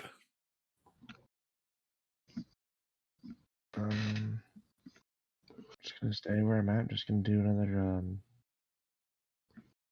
long or heavy crossbow attack. All right, have at it, man. Damn. Okay. So this time it'll actually connect, and you'll see it.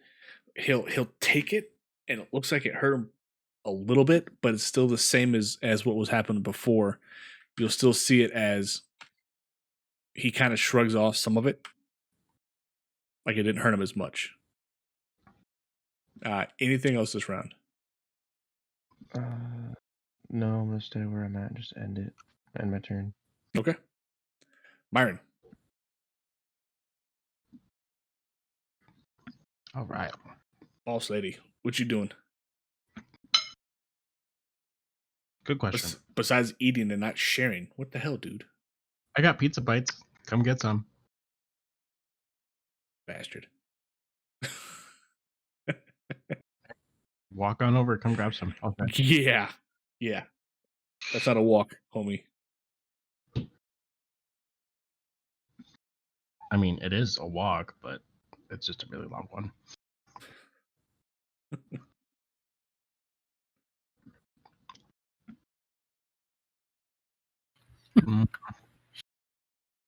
I'm just gonna cast Word of Radiance again. Con save, right? Mhm. All right.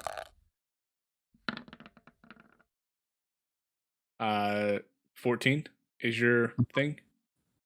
Yep. Yeah, I pass again. Damn. Anything else? I'm gonna take a step forward.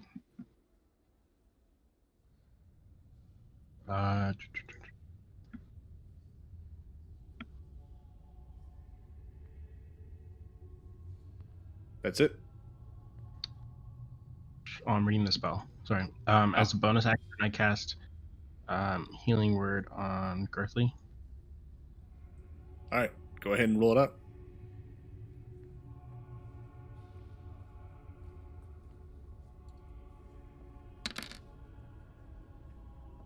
So he'll get back 7 points.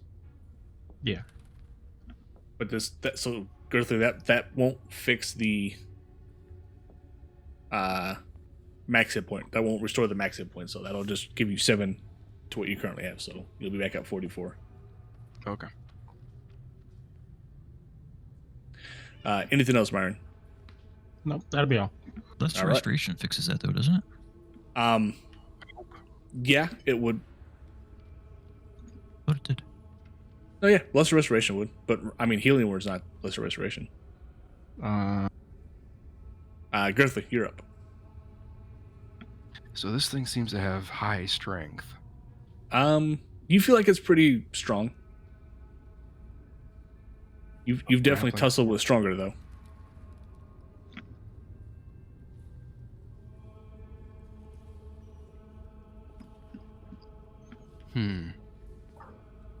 So I glance at Thingrin and I give him a questioning grunt as I'm motioning for a grapple. Mm-hmm.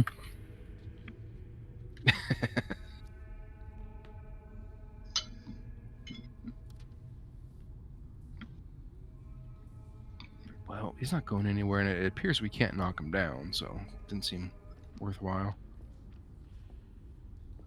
I'm just going to attack him. All right, have at it, sir.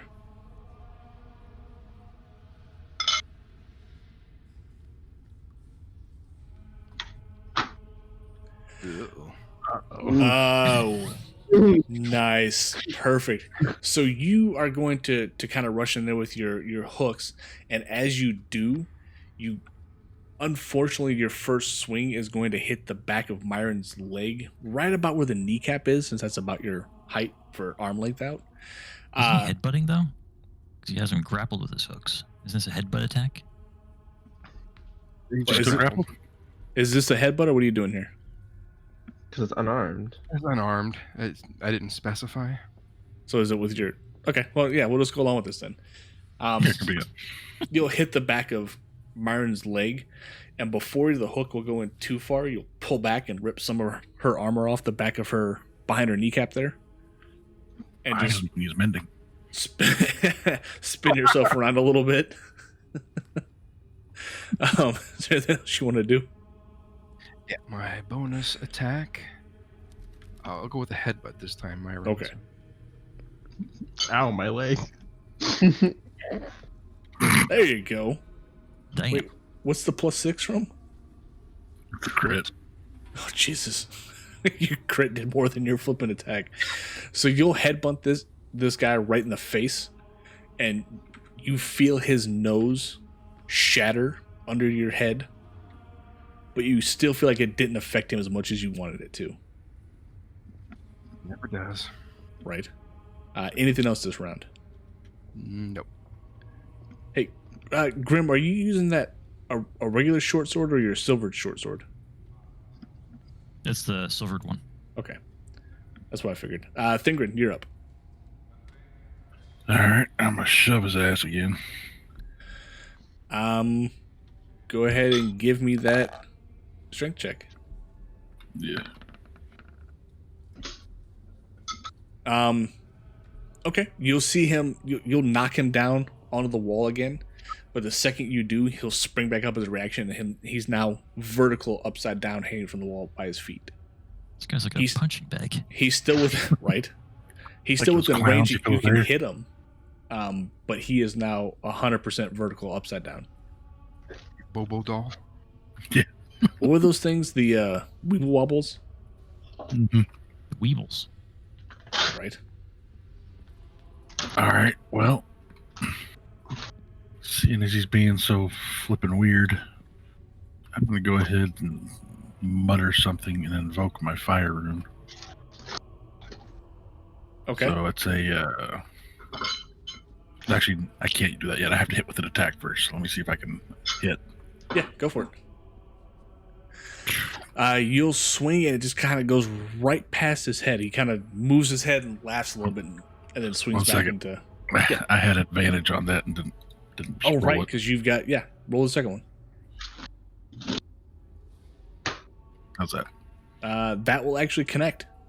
You'll Okay. you'll basically hit him square in the chest, but like before. And, do I have to use a?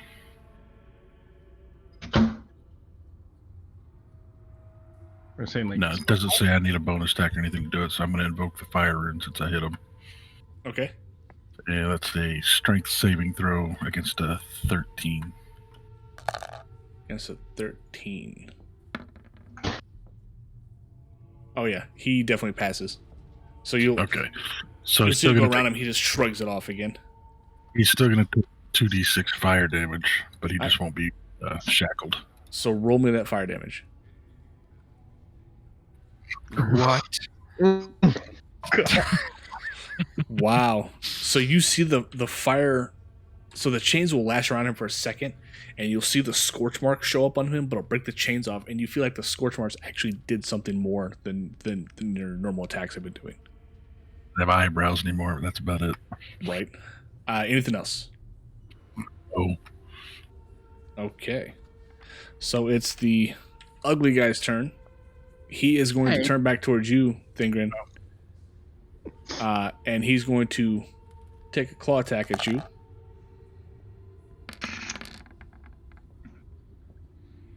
That's not going to hit. And he's actually going to claw at you one more time because he didn't like your fire. Ooh. You will take 5 slashing damage. Oh, actually. Yeah, no, you'll take the 5 slashing. 5 slashing damage. And that will end his turn. Grim, you are up, sir. All right. I was just reading about these superiority dice, and I was kind of cheating there. Luckily, the attacks hit, but you're supposed to roll the superior dice before the attack goes off. and then it gets Oh, added. right. You can't just Do use them it and every then- time it hits. Yeah. You just have to say you're going to use it, do your attack roll, and then add it. Okay. Well, So if the attack roll misses, you lose your superior dice. Right. You lose a die. But I mean, all those attacks hit. So yeah. So no harm, Anyway. no foul this time. yeah. So I'm going to use another one here. Okay. And I'm going to use my rapier.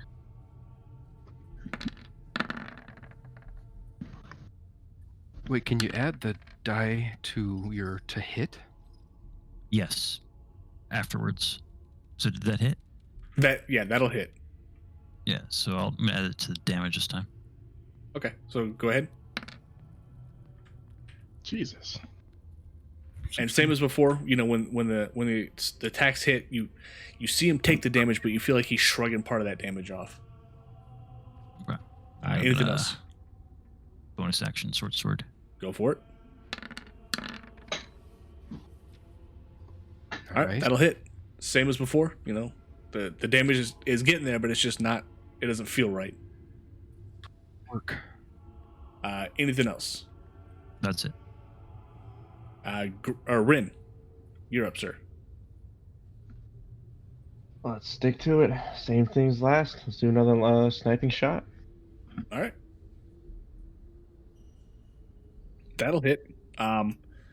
And same as what you were kind of noticing with the other guys, when the bolt hits him, he just kind of shrugs the damage off, or some of the damage off. You feel like it's not taking everything. Anything else? Sharpshooter again? Is that the -5 or negative? Oh yeah. Where's your -5? Oh, I mean, we could just you deduct can just it. do the math. Yeah. It would have been a 20. Yeah. So we'll say that hit still. So yeah, you're good. Just remember to check mark those both. my fault. No, you're good, man. Anything else? No, that's it. Myron.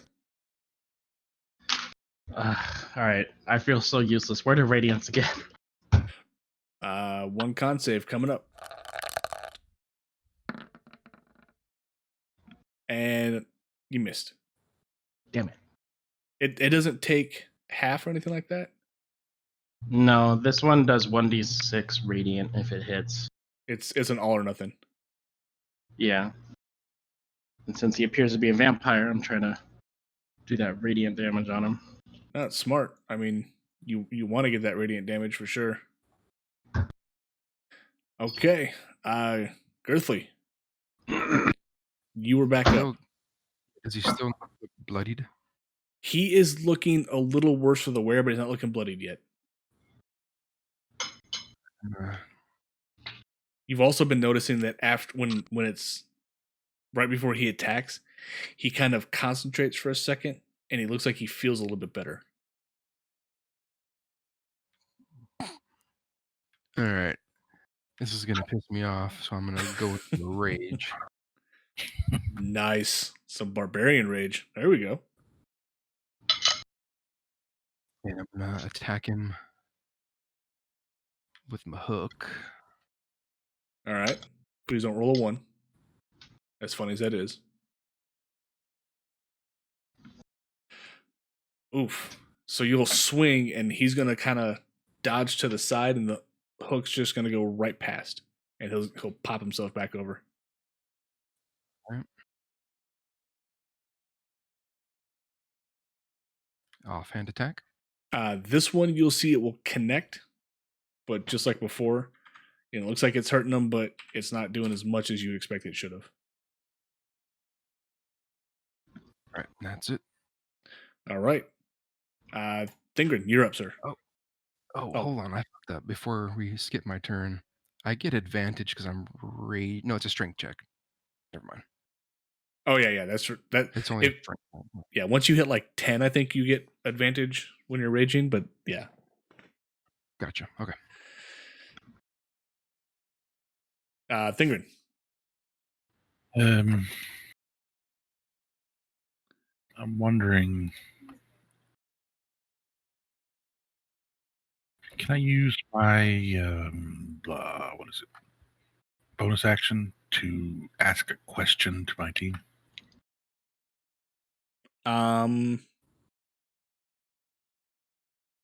Or my action, if that's what I need to use. I think it'd have to be an action, wouldn't it? So I'm just going to use my action this round to say I might be able to stop this guy if we want to back out of this fight. Do we want to do that?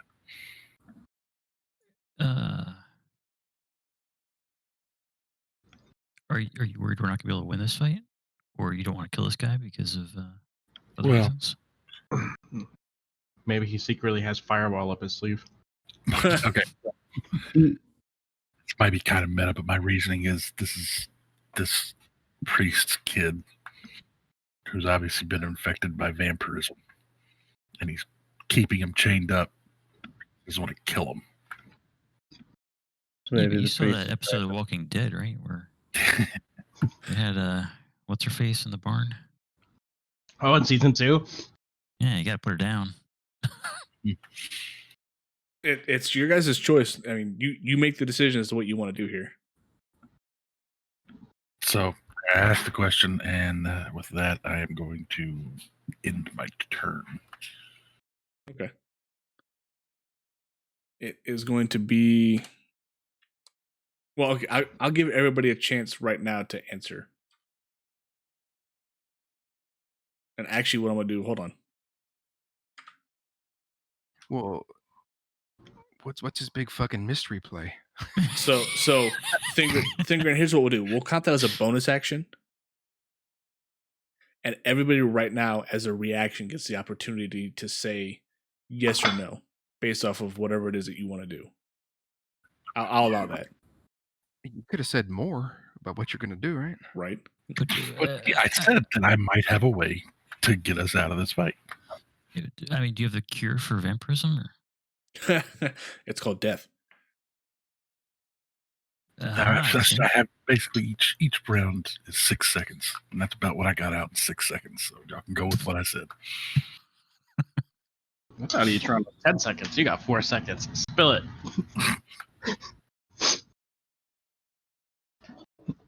What are we getting?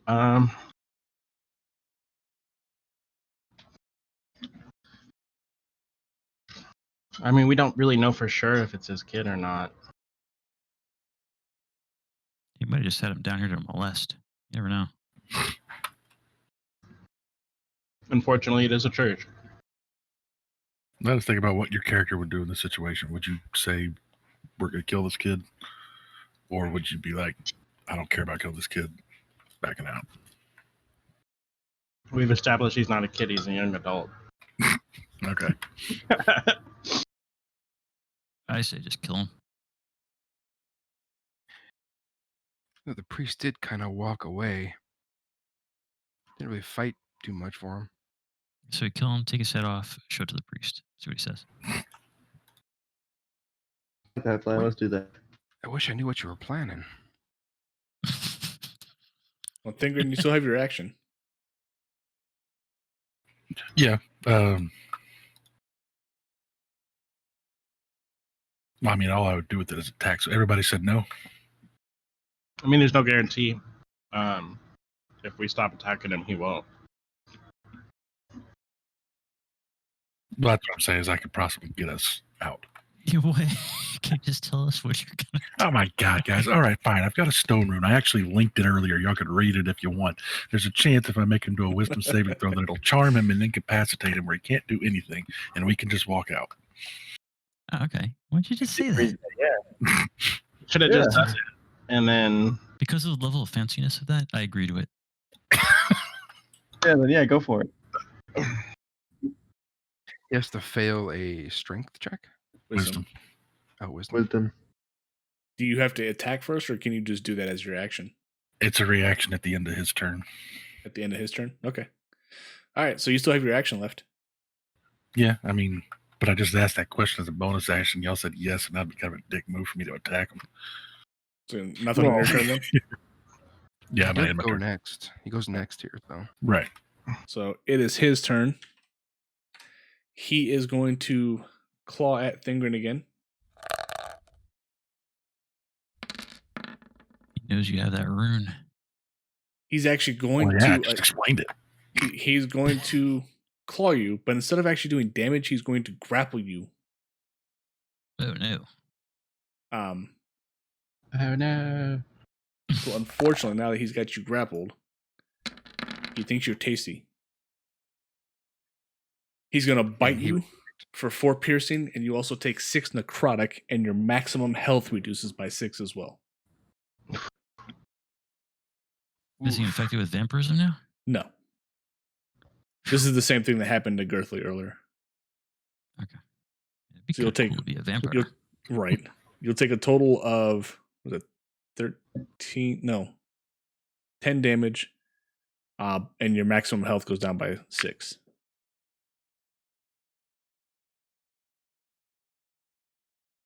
And that will end his turn.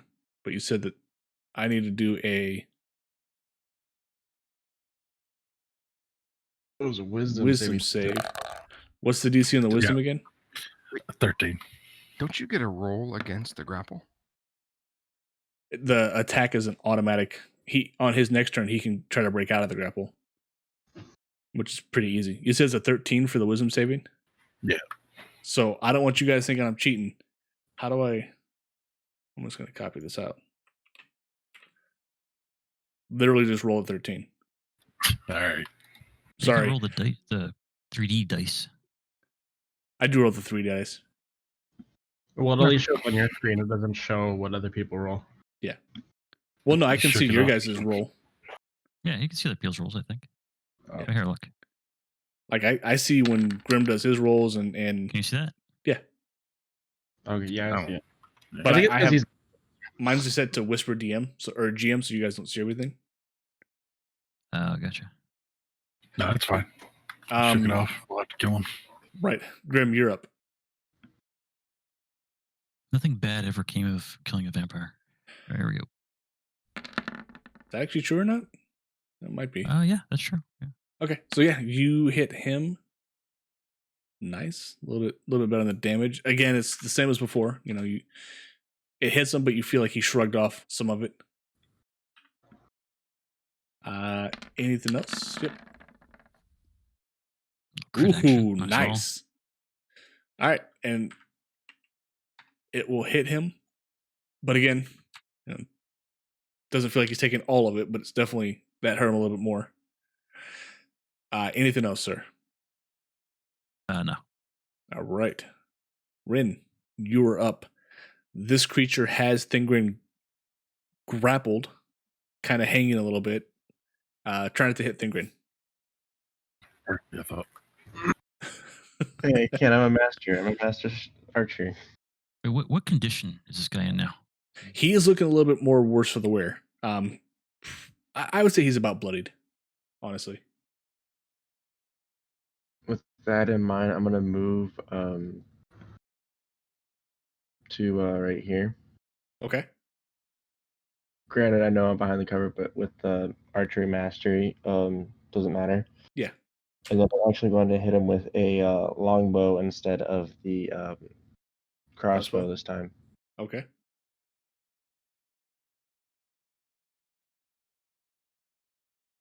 Do I need to check sharpshooter? If you're going to use it, then yes. No, I'm not going to. Then yeah, just uncheck the 10 damage thing. Yeah, that will hit, and you'll notice same as the other guys have been seeing. You know, he'll or same as you saw before. He'll take the arrow to the chest, but doesn't look like it's doing as much as you would expect it should.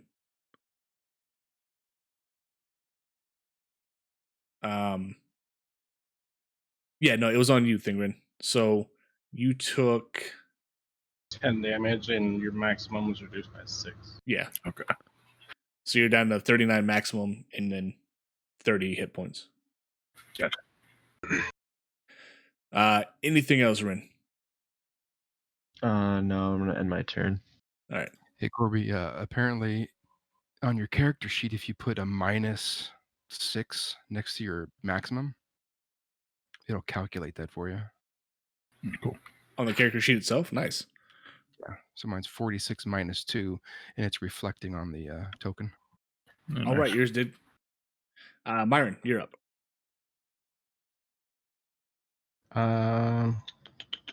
At this That point, is you if have you a don't have pretty to- strong feeling that this guy is a vampire, just FYI. No, I understand.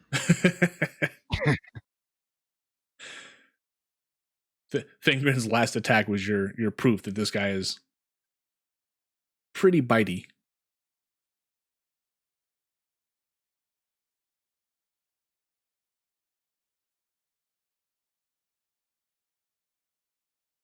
Mm, Don't hurt yourself now. I well, don't think you. so I'm going to use my racial ability to cast Lesser Restoration onto Thingren, since he took the most negative health pool reduction. So as an ASMR, I can cast Restoration once between short or long rests without expending a spell slot. Do you want to wait for combat to be over in case it happens to us again? So I'm going to tell you up front that I don't think Lesser Restoration will actually work, because this is more of like a life drain type of thing. Oh, okay. All right. So- Then never mind. That changes everything. Yeah. We're going in with Inflict Wound. All right.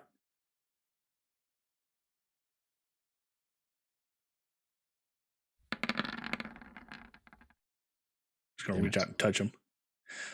You go to touch him, and he's going to hit your arm with Thingren, and then put Thingren back, and you're going to miss, unfortunately. Damn it. Right? All right. That it? Yep. What happens if I grapple somebody who's grappling somebody else? Is it like a pickle sandwich? It's I'm not quite sure how that would work. like a triple spoon. We're Paradox. doing a train here. We're doing the It's just going to be a ladder. what's that dance where you like grab onto the person's hip in front of you and you're doing that little shaky dance? The cha-cha? Is that what it is? I think that's what you're talking. Where you get like a whole line going. Yeah. No, that's not a cha-cha. Cha-cha is where you like move your shoulders and your arms and like kind of like do like a little dance in place. The one dance where like everyone's Congo like line. conga line. There we go. I'm trying to do a conga line. I'm not sure how that would work, Earthly. Honestly. Oh, is it my turn now? Yeah. Sorry, it's your turn. All right. I'm going to try to grapple him. Okay. Let me roll my strength to see if I actually have a chance not to get you bastard.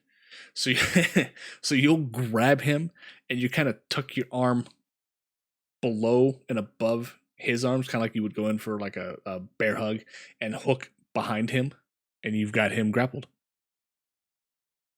Okay. Now, with my movement, I'm going to pull him away from that wall. Well, he's on the ceiling. No, he's on the wall. He's on the ceiling. So Make me a strength check. We got like a cuddle puddle At upside down advantage, going on because right now. you have Thingren's extra weight there. Never mind. I rolled a natural 20, so you're going to attempt to pull him down, and it's like you're trying to pull Spider-Man off the wall. He just doesn't let go. Well, I'm not trying to pull him off the ceiling. I'm trying to pull him away from the northern wall. Yeah, So, he's still like- he's not going to move anywhere. Can he resist that? No, I mean, it's a vampire. Of course he can. Yeah. Plus, I rolled a natural 20 on my strength check. Like he's gorilla glued his hair to the wall, basically. All right, once I have him grappled, though, he can resist a movement. Because of the spider climb, I would assume so, right? Oh, I don't know. Okay.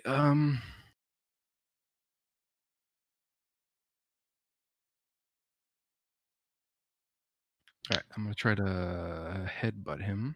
All right.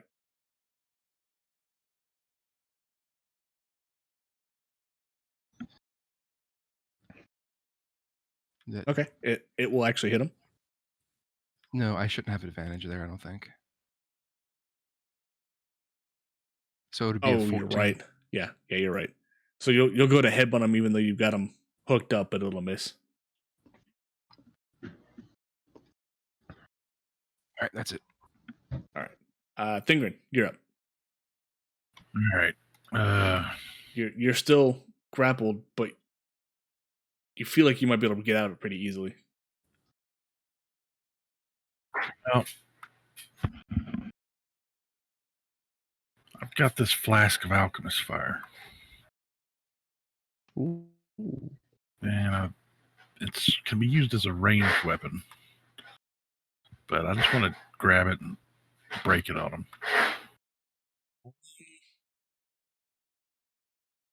I mean, you're grappled So- up though. I don't know if you feel like you can reach to your pockets to grab anything. Okay. Let's do a regular attack then. Okay. Jesus. Yeah, you'll hit him, and it looks like, or the hit will connect, but he's still kind of not taking the full brunt of it. All right. Anything else? Nope. All right. It is his turn. He's got. Oh, what did I just do there?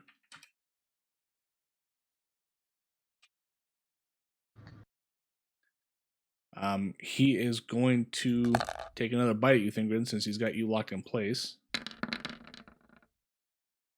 First one's going to miss.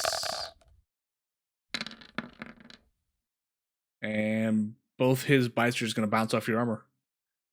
And that is all he's going to do.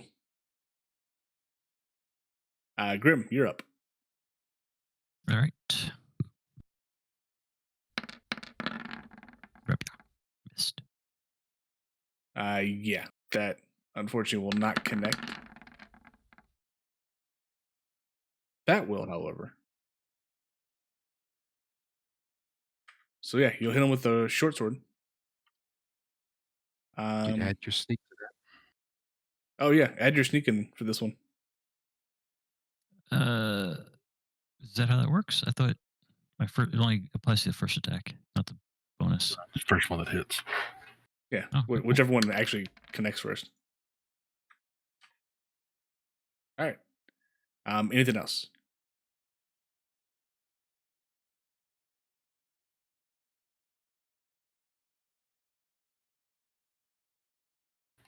Did you say anything, Don?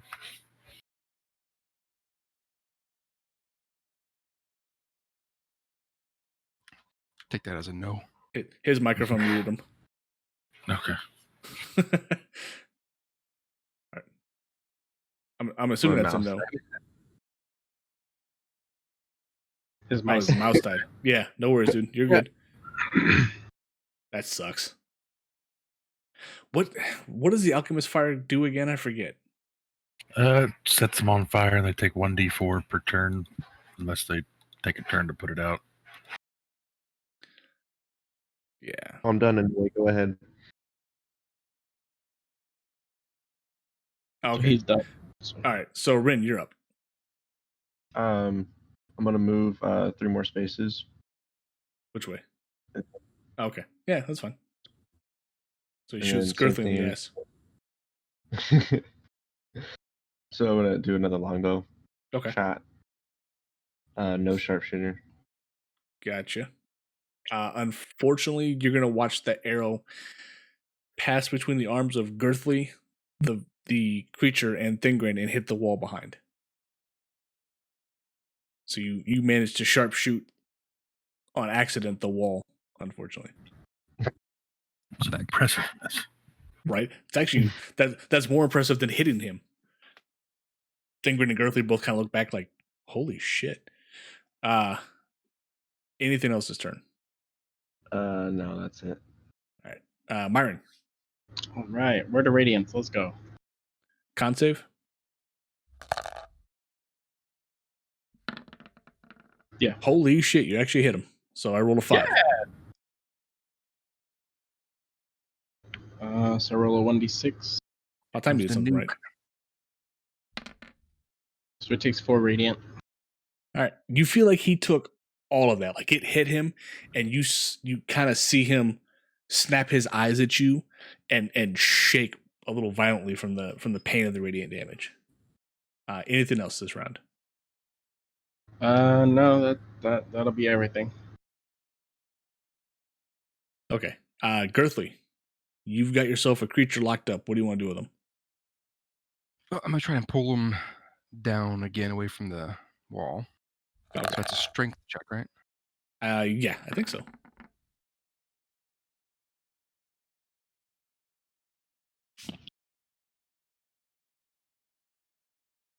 Shit. Yeah, his feet are still pretty firmly planted on the ceiling. Okay, so he's grappled, so he's gonna take 1d4. Wait, I can't add rage to that though. So it's just the 2. Yeah. And then I'm gonna attack him. Go for it. Unfortunately, that's going to miss. And then That's your headbutt, right?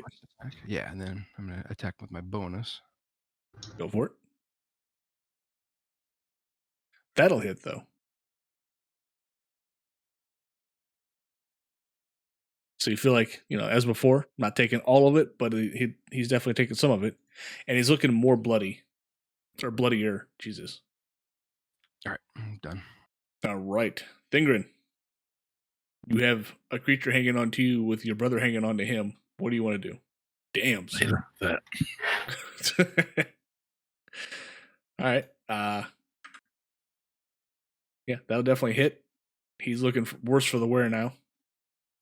That'll be it for me. All right, it is his turn. Oh, go ahead. That stone rune, is that supposed to be applied every turn? Only if it hits the first turn. Yeah. If it hits the first turn, then it applies. Okay.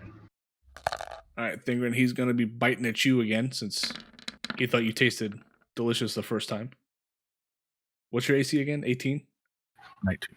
19, okay. So his first bite misses. His second... Stupid dice. Ooh. Okay.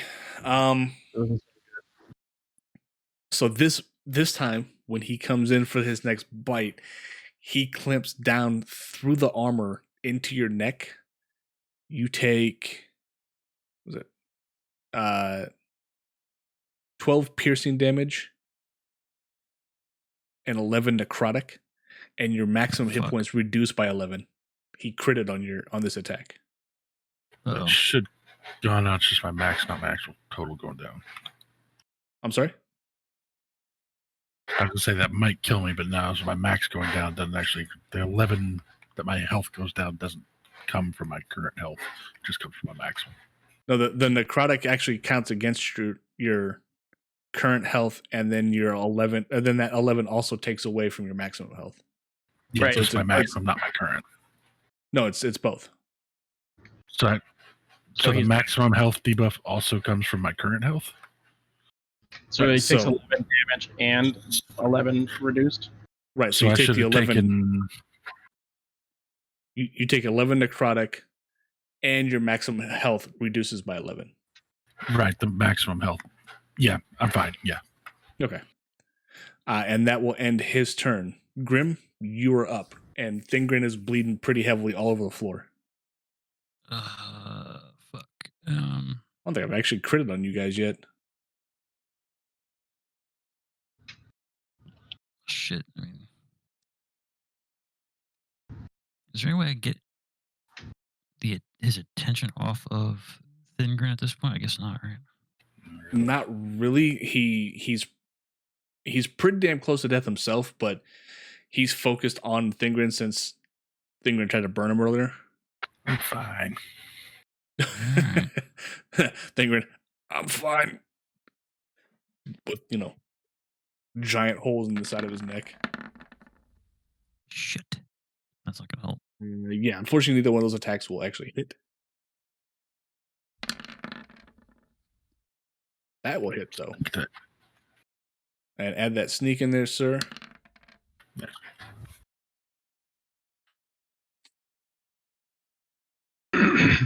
Okay.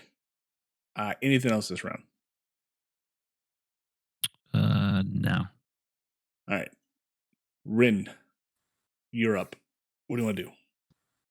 Going to move into engage and use a short sword for the main attack. Okay. An 11 will not hit, so you'll get in there and just kind of swing and just go under his head.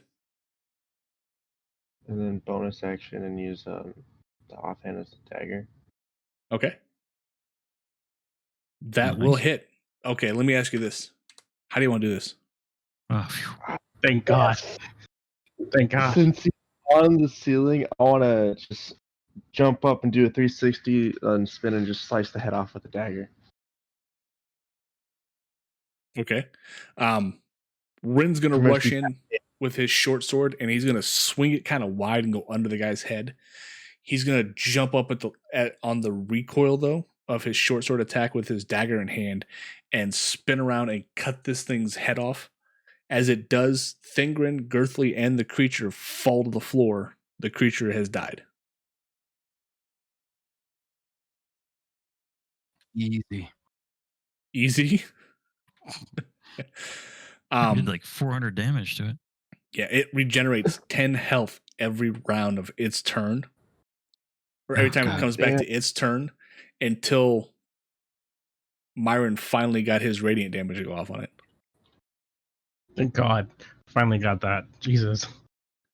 Yeah, these things have a lot of shit on them. So it'll be 1800 XP for killing it. How does that work? Is that divided? Or is that? I think we just get the 1800, right? I honestly A lot, don't remember. I think it's Well, we're deciding right now. Well, if it's worth 1800, that would be split between the group, right? I think that's how it should work. See, we're level what right now? 4? 4. Yeah. 4. 1800 each would be a ton. Yeah, to get to level 5 is 6500 XP. Yeah. So what is it? 360 each. At 1800. That's right, Corby, isn't it? Yeah.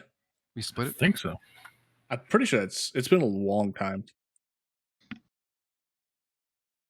360 each. That sounds right.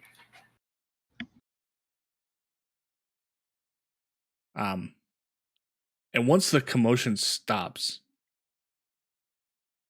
we'll go ahead and let me get us out of combat there. Yes, clear. Go away. How much XP do we have total right now?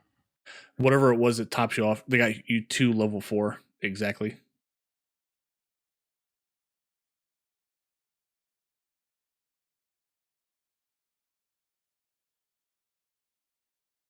So should we just say we have 2700 would be level 4. Okay, so we have 3060. Yeah. And I think actually that number varies from class to class, so keep an eye on that too. Like your XP for certain levels does vary. Right. Oh, does it in 5e? I don't think so. I think in 5e they standardized it, didn't they? I thought so. I thought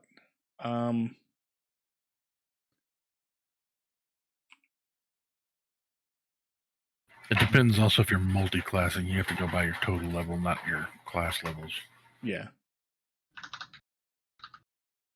I thought like different classes had different XP amounts, but it has been a while. Yeah, it looks like it's been standardized. I think you're right. Yeah, so XP is split. Okay. So yeah, it's standardized out. You're right. That's my bad. It's just been a So- while. How We much? take a quick break for a drink. Yeah, no, yeah. If you guys want, let's take a quick 5. Come back at say 9:50. Take a quick Yeah, 8-minute. Is that good with How much- everybody? Yeah. How much Okay. experience are you supposed to have? 360. Oh, your total experience. So whatever gets you to level 4. It's like 2,400 or something like that. Your total should be 3060. Yeah. Okay. Is this considered like a short, like a little rest in the game? No, we're just everybody's getting something to drink real fast. Player personal break. Okay. All right, chat. We'll be back in 5 minutes. Just bear with us. We'll be right back, guys.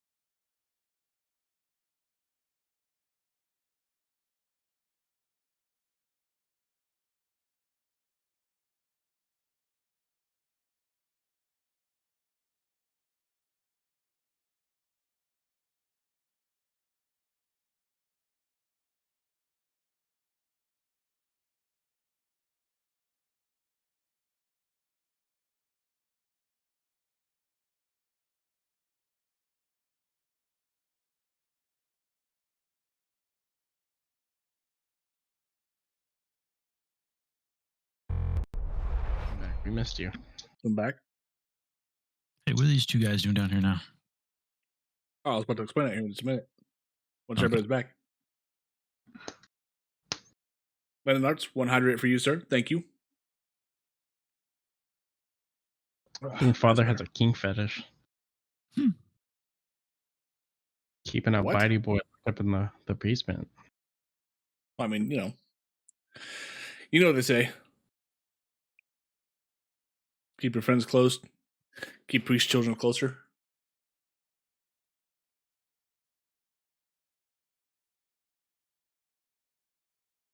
I believe it. They call him Father because it's a little suspicious to call them Daddy.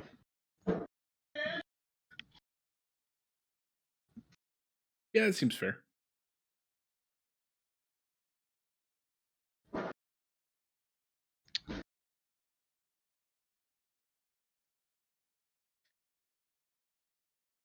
I've Man. been a bad boy, Daddy. It's forgive me, Father, for I have sinned. Well, All right, Mr. Holy Woman over there. right? Hey, so that thing had spider climb? Yeah, it had spider climb. He had where's his character? There we go. Regeneration, and then obviously the vampire weakness.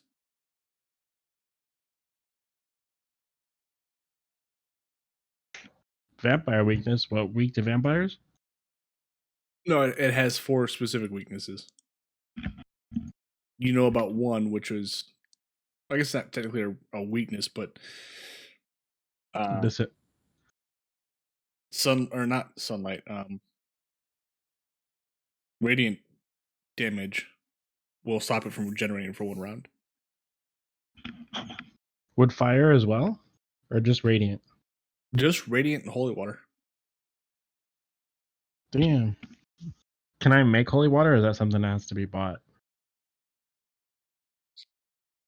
I would say it's something that has to be bought at this particular point. Damn, because I was gonna say I want to just turn all my water skins, just say a prayer to them to make them holy. Yeah, I'm not quite sure that's how that would work. Maybe if you did a like prayer to your god, maybe it might work. But just saying that you're going to say a prayer to your water is not necessarily going to make it holy water.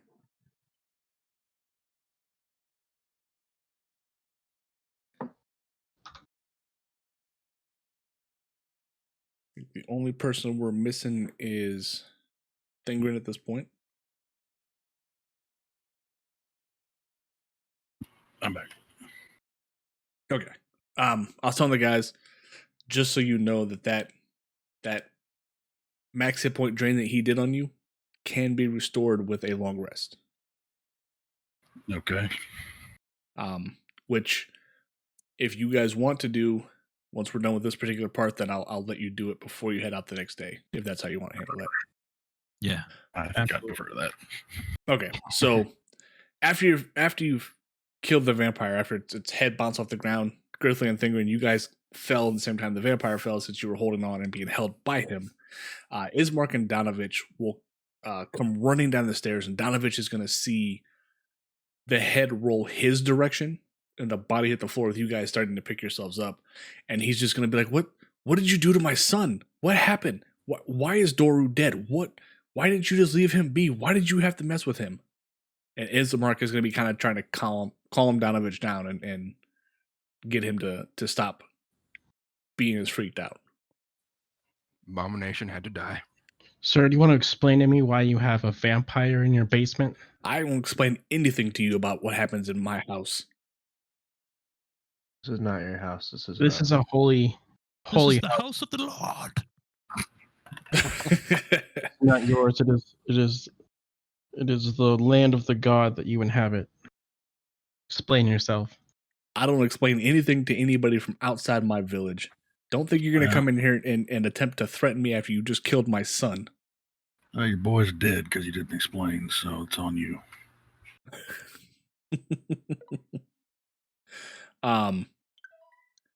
He's gonna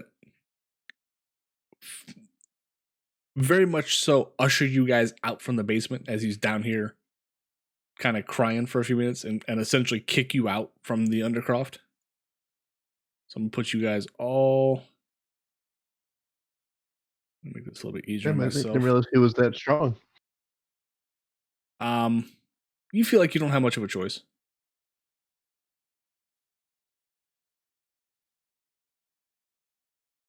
Izzy's icon looks kind of like the dude. Right? Is that the dude, man? Could be. But he's going to usher you all back upstairs. And Ismark and him will join you pretty quickly. Because there's still the matter, and that's what he was, trying to calm Donovich down. There's still the matter of burying his father. Hell of a funeral. Right. Father and son. Might as well do too. After the funeral, which takes about an hour, and Ismark managed to rope you all into helping to, with the help of Myron, digging the hole to put the grave into, or put the body into. After the funeral, Donovich is going to explain to you, or first apologize and say, I'm sorry about, my reaction to you killing my son. I had him down there for protection. He hadn't eaten or fed on anybody. Once the vampirism had hit him, I put him down in the basement as quickly as I could, or in my Undercroft, to see if maybe a couple of days without feeding would prevent him from actually, turning into a full-on vampire. I didn't realize that what was going to happen happened. And I apologize for my reaction to you killing my son. And he kind of eyeballs you a little angrily still. Afterwards, though, he's going to say that Ismark explained to me what it is that you're attempting to do.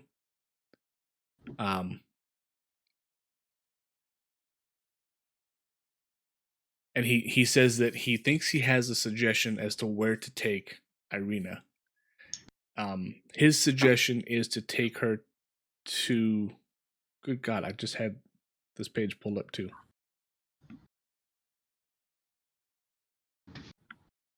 Oh, the Abbey of St. Markovy in Krezik. If you don't think you can reach there, he suggests that taking her to Valakai might not be a bad idea.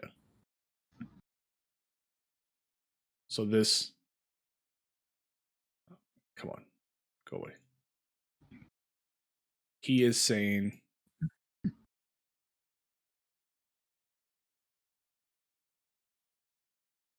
Where's that stupid church at?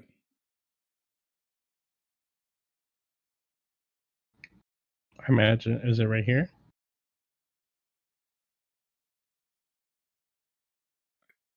Don't believe that's the right spot. It's...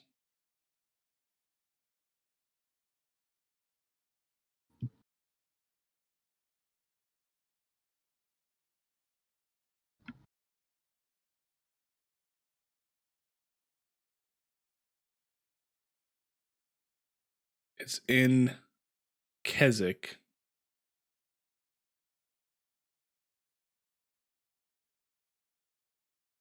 Where is it on the map? It's in a weird spot. Down there. No, I think it's Good God. Oh, I know where it is. It's over here. Yeah, there we go. Because I pulled up that area Yeah. So he suggests either take her to or his first suggestion is Krezik, if you can reach there. If not, then Valakai is not a bad place to take her. But it's totally up to what you want to do. I think we can probably decide that once we get to Valakai. Got to pass it to get the other place. Right. It's it's a little bit further out of your range, but he thinks that the priest there will be a better protection than just some gated city.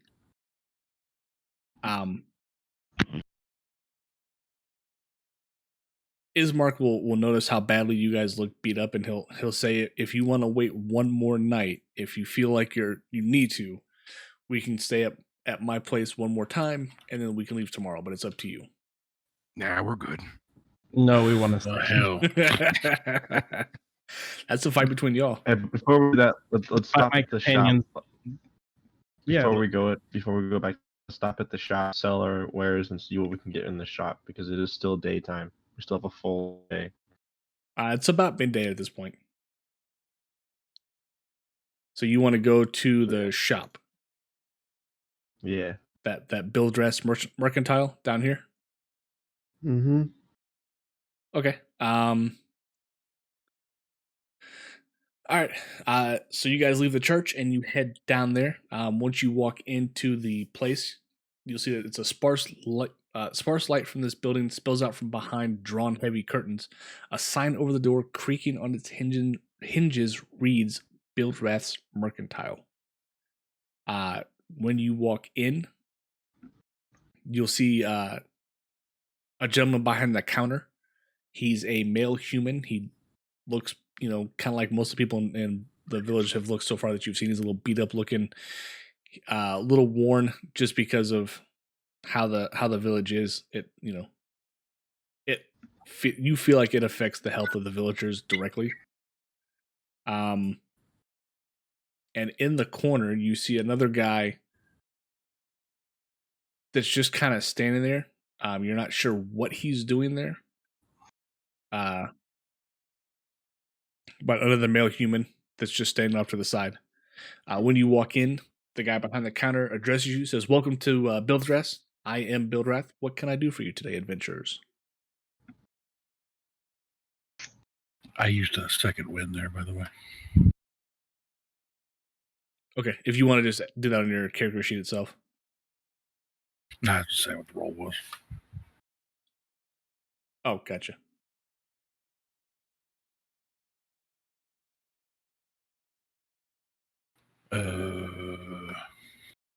This is a shop, right?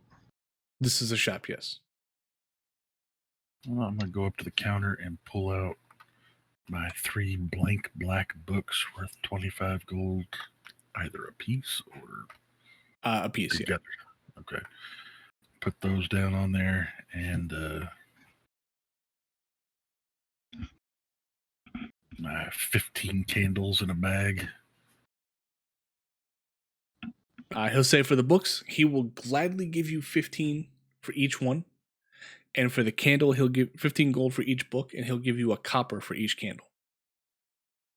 Mm-hmm. Or 5 copper for the whole bag. There's 15 freaking candles. He's a cheap ass. I'll take a copper per candle. That's fine. Okay, so that'll be... here's your 15 coppers. I will take all those. These are fine quality books. I'm sure, sir. I'm sure they are. I believe that they are fine quality books. I'm also the only place in this fair city that you will find any way to trade. I am the only dwarf here that can... Well, never mind. All right. I'm one of 2 dwarves here who can.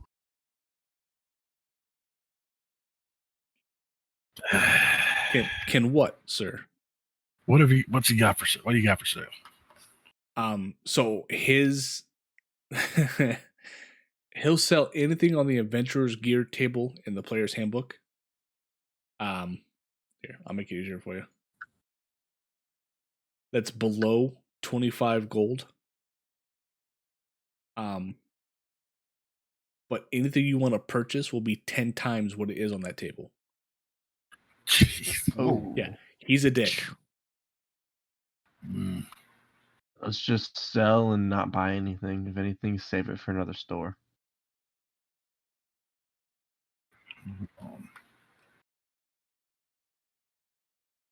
There's a lot of shit on here.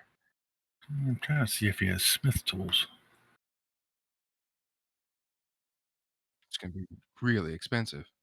Yeah, if he has them, it'll be super expensive.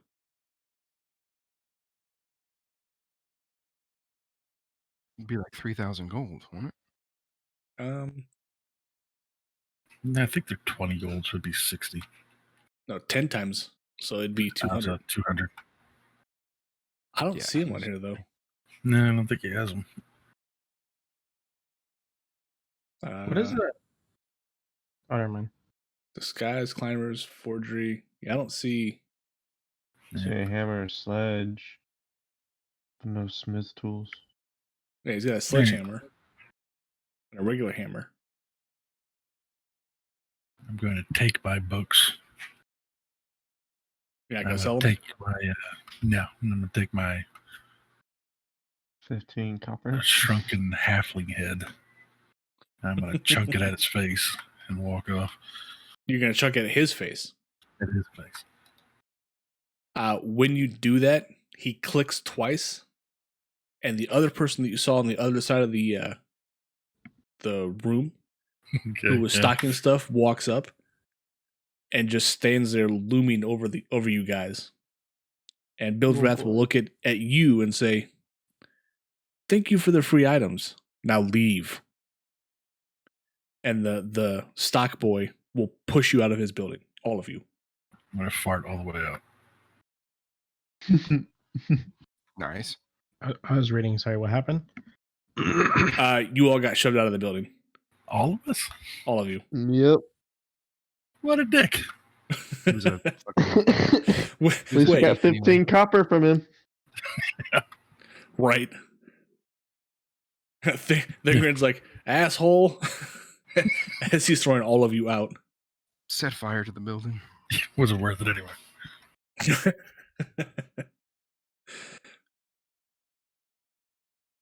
Yeah, this guy, the stock boy, I don't think you want to mess with right now. Oh, stock boy. Earth Well, Ranger. I would mean, apologize, but fuck that guy. So I'm walking out wherever we're going to take a long rest. Yeah. Yeah. So you'll go back down to the Burgermeister's mansion down here, and you can take a long rest, and then we'll set out the next day. I don't want to get anything done without me fucking it up. Y'all are going to have to talk before I do. Still waiting for that burger.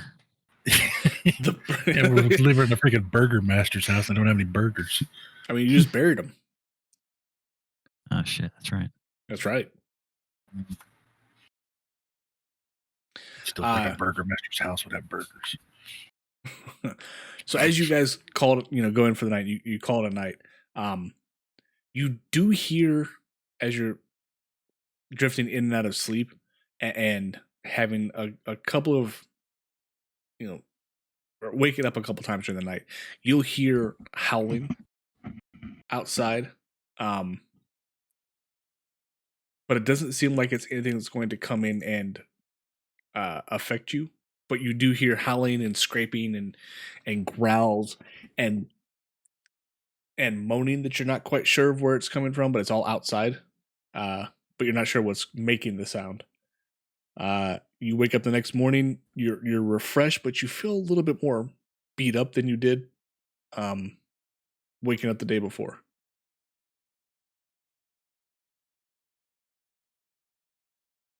And when you get downstairs, Irina and Ismark, right? I can't remember the damn guy's name. Ismark are waiting for you. They tell you that, hopefully you all rested well last night. We had visitors, but they managed not to get into the house. Thanks to the windows being boarded up. But we definitely have to leave today. We can't do anything else. Ismark is visibly shaken. Yeah, he looks a lot more shaken than what he did the night before, and he's definitely ready to get out. He can't be in the area anymore. Ready to get out of here too.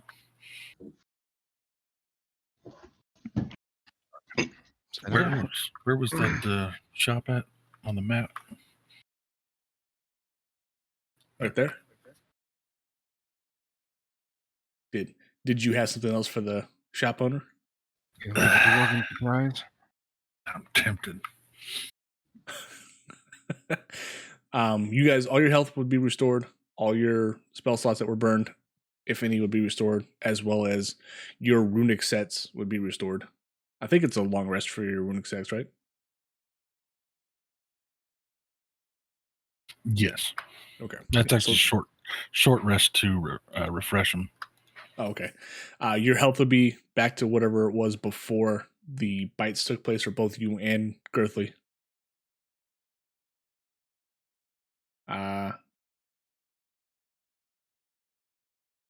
And it's up to you guys what you want to do next. So I've got a human skin pouch.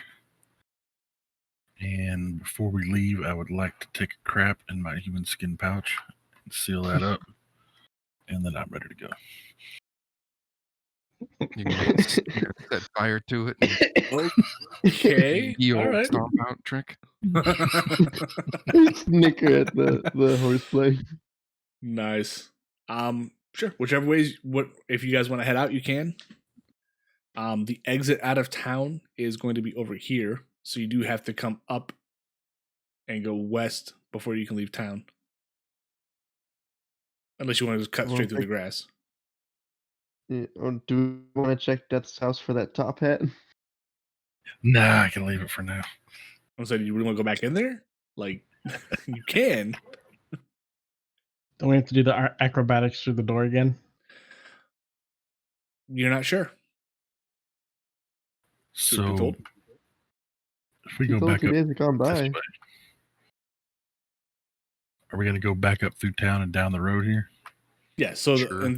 in theory, the quickest travel route is coming up this way and then going over here to leave out of town. Whenever we pass that shop, is there anybody outside the door there? No, there wouldn't be anybody outside the door. All right, I'm going to slip my flask of alchemist fire in that shit sack. And I'm going to go set it on the front. The Rangers porch there. help? Does he need a Rangers help here? And if you want to come assist, I'm going to go set it on there, the porch there, and then use my tinderbox to light it on fire. Make me a stealth check. And run. Make me a stealth check. This will be interesting. Oh, Are you kidding me? Wait, are you wearing chainmail or anything, or what's your armor? I'm wearing medium armor chainmail. Okay, So it would be an advantage, wouldn't it? Yeah, Would it be? yeah, disadvantage. Oh, Like no. Rin, are you going with him? fuck it. Roll. Give me a stealth check. Yep. Oh boy. All right. So the rest of you guys, what are you doing before we go forward with this?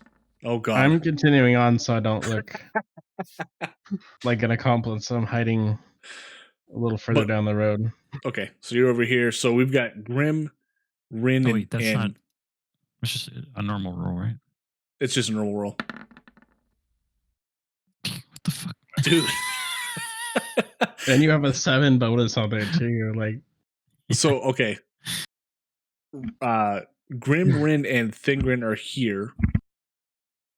Myron, Irina, and Isaac are here, or Ismark. Where are you at, Girthly?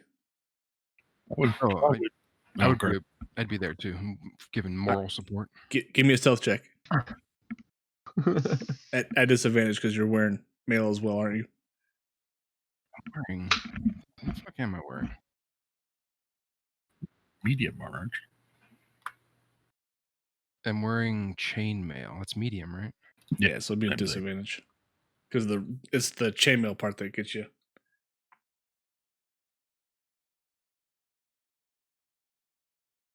Where's my fucking stealth? Should be close to the bottom of the list for Skills. checks. Yeah. it's to the right of the Jesus. charisma. Okay, so as you guys are as Thingrin is going up to light this bag and knock on the door, they kind of everybody inside or the guy inside and the stock boy kind of hear it, but they don't necessarily get to the door in time. As you were all running this way away, laughing your heads off hysterically, he comes out and starts stomping on the bag, and the stock boy is just looking at the owner like he doesn't understand. and the guy lifts his foot up and he gets a little whiff and he sees you all in the distance, is shaking his fist at you. You know, if you come back to the village of Barovia, you will not be welcome into the house or into this shop anymore. Did he bust open the flask of alchemist fire? Yes. So that would probably catch his porch on fire. Yeah, well, it'll catch on fire, but him and the stockboy will manage to get it out. All right. I don't know if you've They'll ever get seen it the out dwarf in before. like 30 minutes or 3 minutes because there's a well right here. Okay. Well, at least there's some damage to remember by then. Oh yeah. They'll remember you. Trust me. Fucking great. That was about a 5-pound loaf too. Let's not. Well, that was Yeah, all two- about- wow. Plus, I've been No. sick today because I got bit by a vampire. So Right. Just passing the toxins along. So you got the You know. sports. As one does. Okay, so you are now all back on the Barovian map. So we're like right here. Yeah, you're we'll say you're damn it, stupid pan view thing. Right here.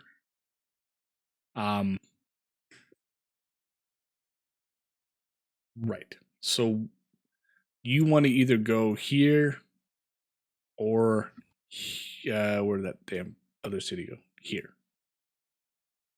So it's up to you which way you want to go. You can take the normal road, or you can just go, any which way you want to move up. So you're thinking just take the road up and around? Yeah, That's what unless I'm thinking. it's swampland. Well, I don't know. Where's go? How do we get to the road? Okay, it goes around that way. Is on the map? Is this down here on the bottom? Is this a mountain? I mean, does it say a mountain? I mean, it doesn't show anything on this screen. Let me pull up the. No, don't pull up the bed. Yeah, this is a mountain down here. Okay. So I'm thinking we follow the road all the way to the whatever Kazakhstan over here. To Valaki. To Kazakhstan. Right. Jesus. Kazakhstan's so much further along. Right. Yeah. See no harm in doing that. I was thinking we follow the road, at least try and get to this little small village here today. Establishment, yeah. Okay. Yeah. So as you guys are taking the road, you cross the bridge, and it's a little past midday when you get to about here. As you get up this direction to about here, we'll say it's about 2:00, give or take. The road gradually disappears and is replaced by a twisted, muddy path through the trees. Deep ruts in the earth are evidence of the comings and goings of wagons. The canopy of mist and branches suddenly gives way to black clouds boiling far above. There is a clearing here next to the river that widens to form a small lake several hundred feet across. 5 colorful round tents, each 10 feet diameter, are pitched outside a ring of 4 barrel-topped wagons.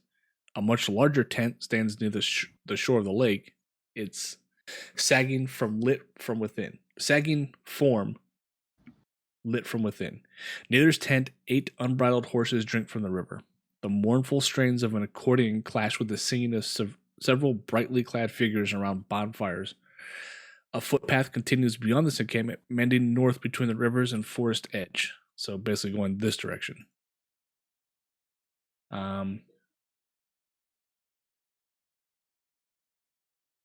Storm coming in. We got tents next to a lake. And a path So that this continues. is basically what it looks like right here. They're not prepared for the storm about to roll in.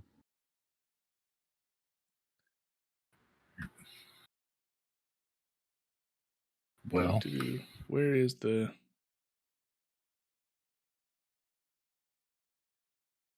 No, that's not it. Where's the stupid thing?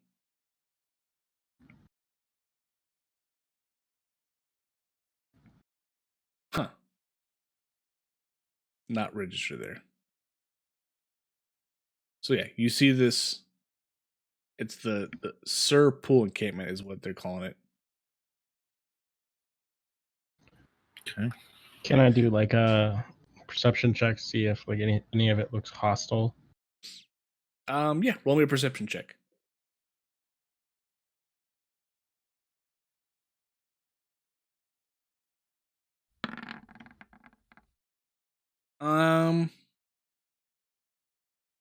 It doesn't look hostile, but it does look like that if you were to provoke them, they would turn around and attack you. Anybody that's in the area.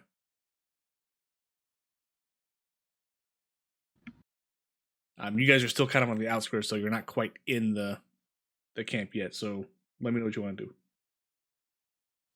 Are we in a rush to get to where we're going?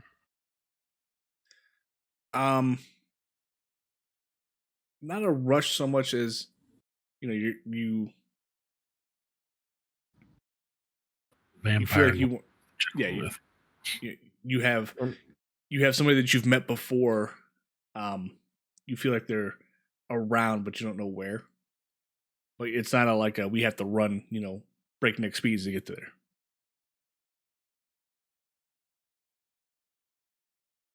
What do you think, guys? Should we go up and introduce ourselves to the tenters, the party goers over there, or should we move on? There's a storm coming. I figure we could stop here, possibly get something to eat, drink, maybe a dry place to sleep. If they're assholes, we kill them. They got 8 horses. There's only 7 of us. That's A true. lot of horse meat. More about riding them, but that too. Riding and take the travel time in half. I figured horse meat comment would come from Girthly, not from the cleric. Hey, but we still got 1 horse to cook, yeah. Hey, I'm awful good. That doesn't mean I don't enjoy a good meal. All right. So you guys want to walk up into the camp then? Sure. Yeah. Okay. Yep. As you get closer to the camp, Ismark and Irina will tell you that these are the Vistani.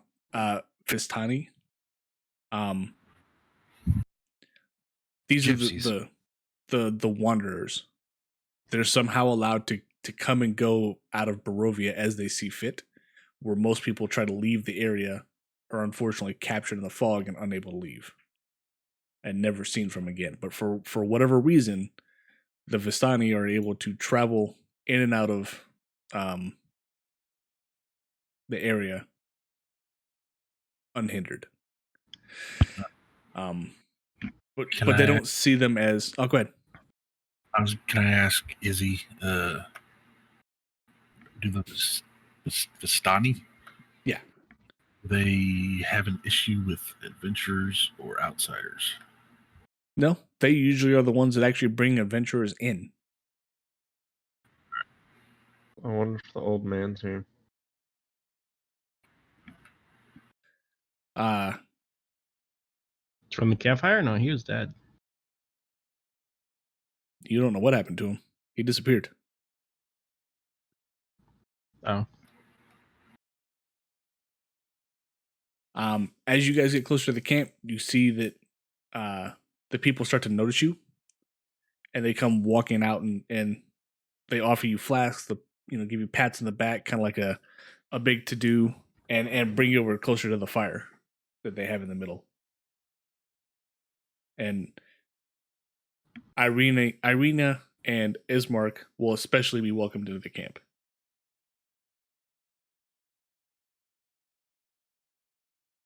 Is there anybody of note in the camp, or are they just adventurers? The Vistani? They're not adventurers. Or the Vistani? Why are they... Sorry. No, go ahead. Saying, do we notice any reason why the colon stitch guys are welcomed? The colon stitch guys? You're not sure why they're being welcomed in so much. And they're not exactly sure themselves. They're a little confused as to why these people seem so friendly towards them. But they're nonetheless they're welcome in. They're offered food. You guys are offered food. As you're sitting around the fire, you'll see a familiar face. That's you don't know where he came from, but it seems like he'd been sitting there the whole time. The old man that was there when you woke up is actually sitting at the fire with you. And he just says, you made it. Ouch. I've been waiting What for do you you to mean get we here. made it? Well, you're here. I've been waiting for you to get here, and I'm glad that you finally got to this spot. Somebody else is looking for you, and they've been waiting a while for you to show up. Took you long enough to get here, didn't it? We had some complications, and it wouldn't have been faster for you to just bring us here yourself? No. Why would it be faster for me to bring you here? You made it here. It just took you longer. Who is this other person that's looking for us? Her name is Madam Eve. She told us a while ago that you would be here. That's why we set up our camp right here, and we've been waiting. Is We like she to- here now, or is she away? She's here. She's over there, and he'll point to a big tent off to the east, a little bit closer by the river.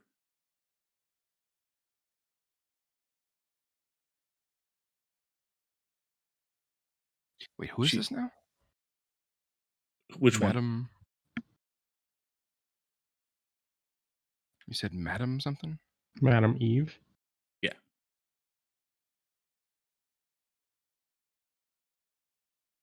Madam Eve. She's the person that's been waiting for you. Oh, okay. Very, very descriptive, right? Right? Gotta love those black screens. I'm fixing it. No, I know. I'm just giving you shit. Stop that. Get So my we'll name see. right. All right, Marina. Oh, it's a whole bunch of twins. Right. Everybody looks the same. So you're pretty much all just kind of sitting around this fire. And the old man, what to say is this one. He tells you that, Madam Eva has been expecting you all here for a while. And whenever you want to go talk to her, you can. But if you want first, we can tell you our tale. Yes, we'd like to hear your tale. It's not a tale so much of us as it is of the land.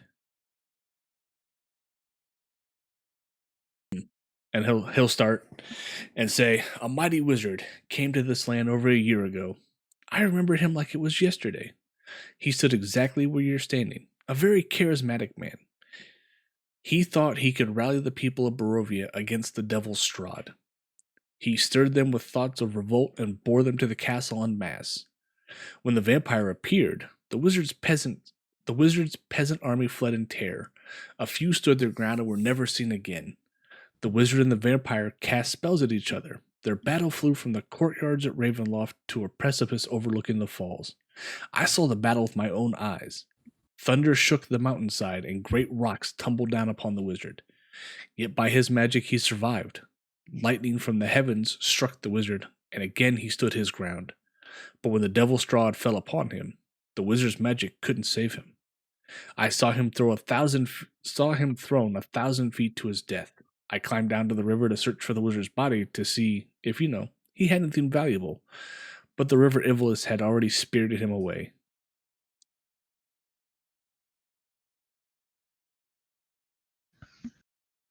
Oh, cheery story. It's just one of those stories.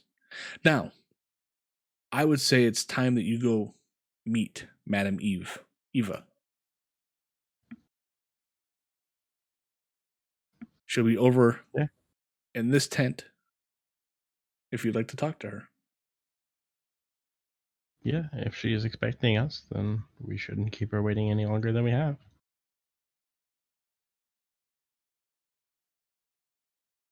All right, let's Well. do it. Real quick, while we're moving over there, I apparently have to reapply my runes after each long rest, so I would have attempted to do that again if you need me to roll for it. Yeah, roll 2 100s again. Let's just see what happens. Okay, so somehow without any form of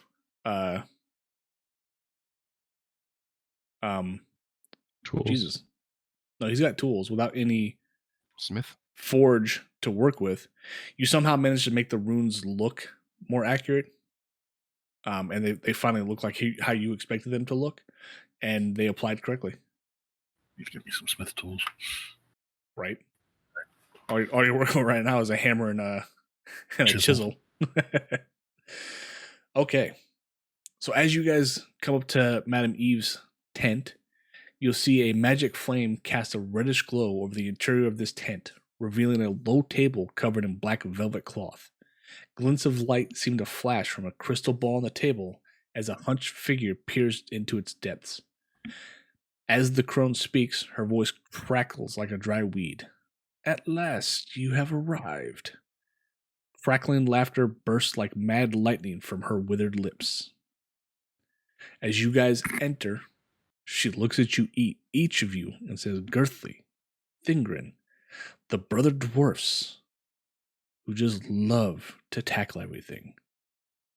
Yep. Miriam, the lost cleric. Grimdawn. I don't entirely know your backstory. That's a bad part on my side. Jesus, Grim, I'm sorry, dude. I wrote up something real nice for it too. Right? I'm such an asshole. Hold on. Little is known. Real nice. And Grimdawn, that guy. You could just say he's a man of Grimdawn of many mysteries. Neverwinter. Good to see you. Rin the Drow, far from home. Welcome. Welcome each, please. Sit down. I have much to tell you, and little time to do so. All right. Too damn Wonderful. far from home, if you ask me. So as you guys come in and sit down around Madame Eve, she'll tell you, I've expected you here for a while. You're late. Later than I expected, at least. Or later than I had seen. I've already done your reading for you, for I know what you're here to do.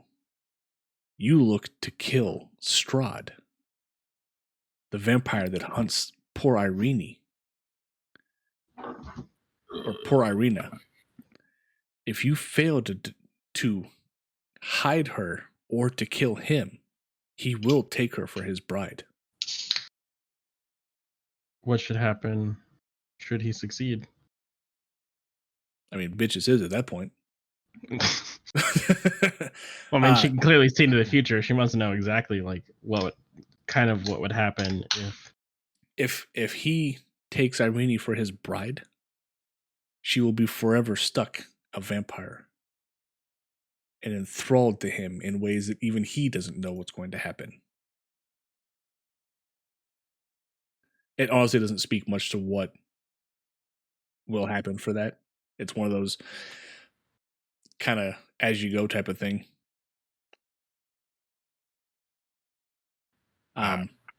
To help you, though, I've read the tarots to give you at least some advantage in order to deal with Strahd. And you'll see in front of her, on the table, there's the crystal bar. Good God, the crystal ball, and then tarot cards already laid out. And she's got them.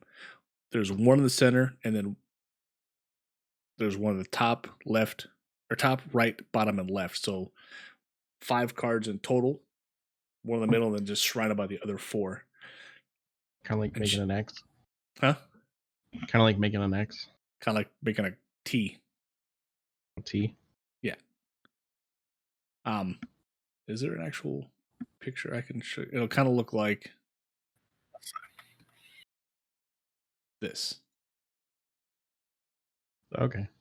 I'd pull the cards back out, but it's such a pain in the ass to go through all that piece. So I'll just tell you what she'd already pulled. So she'll pick up the first card, this one right here, and say, this is the traitor. I look at the dark elf. Wrong kind of traitor. This is the one that sells things. A merchant trader. There's a treasure that lies in the glass blower's workshop in the Wizard of Wine's winery. Hold on. This is one thing. A what at the Wizard of Wine's winery? A treasure lies in the glass blower's workshop in the Wizard of Wine's winery. This card right here, she'll pick it up and she'll say, this is the enchanter. There's a treasure that lies under Marina's monument in Belize. The master of the marsh refers to the burgomaster Lazau Ulrich, whose ghost can point characters towards the monument. Oops, I wasn't supposed to read that part. Sorry. Yeah, the treasure lies under Marina's monument in Belize. Is this card?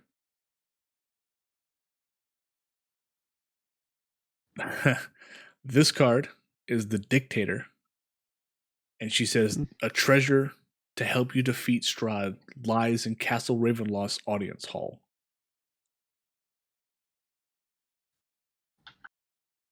So pick up this one. This is the executioner, an enemy that can help you. This is someone that you already travel with. Ismark Kolonievich. And she'll pick up this card. And it says she says this is the mist.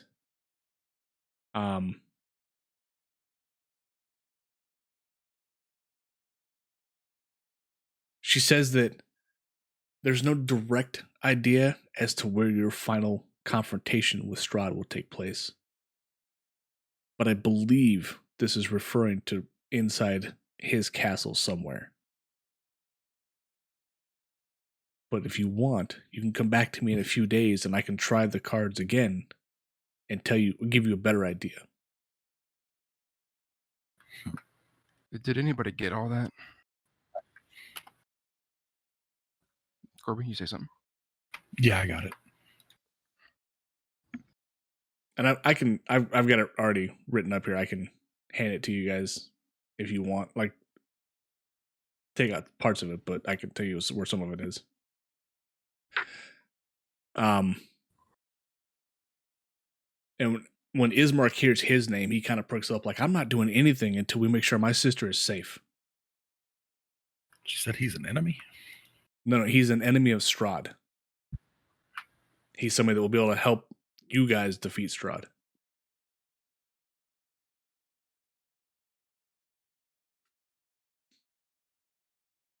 Now that is all that I have for you. You're more than welcome to stay here to weather out the storm. But you must be gone by the time the sun comes up in the morning.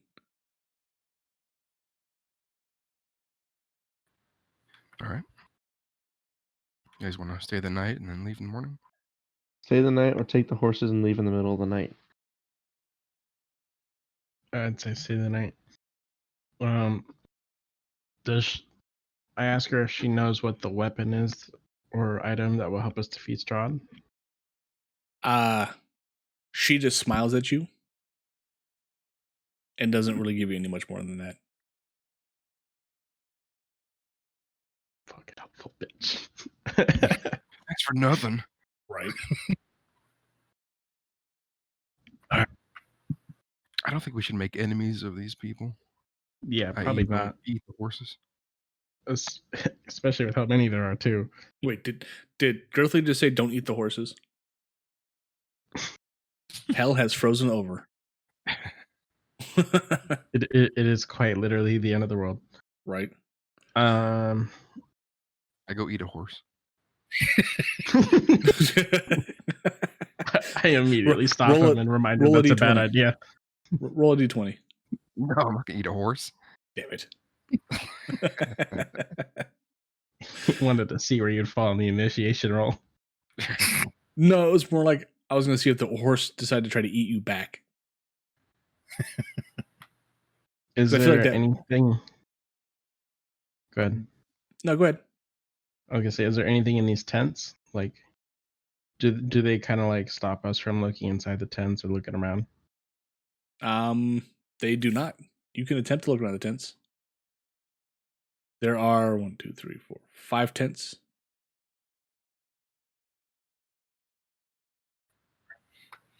Just Do let me know what you guys are doing.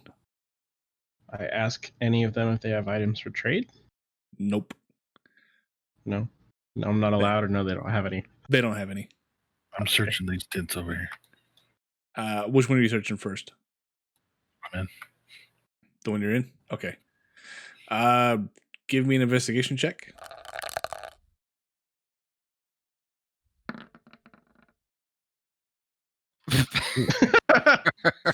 What?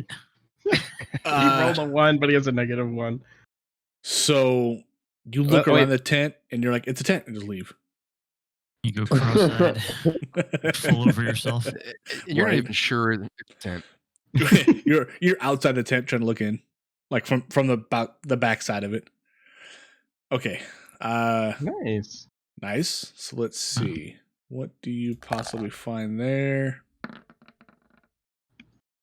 Crit fail, followed by a crit success. No, actually, he finds a couple of things. So, all right. You find, good God, 13 pieces of cheap jewelry worth about 25 gold total. And, oh my God, 5 pieces of fine jewelry worth 250 each. 250 gold points each.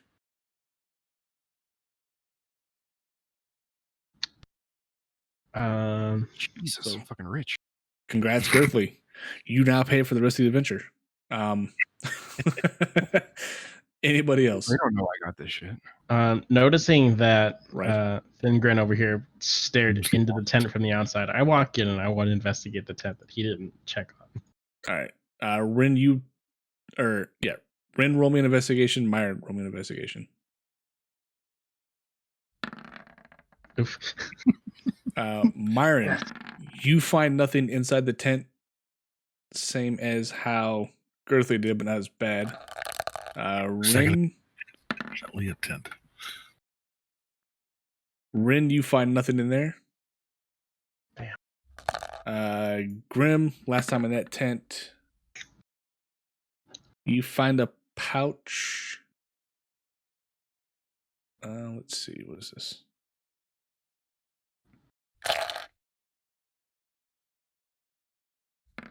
Shit.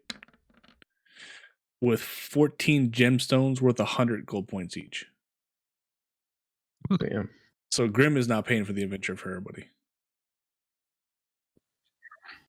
Thingren, you're gonna do that tent down there?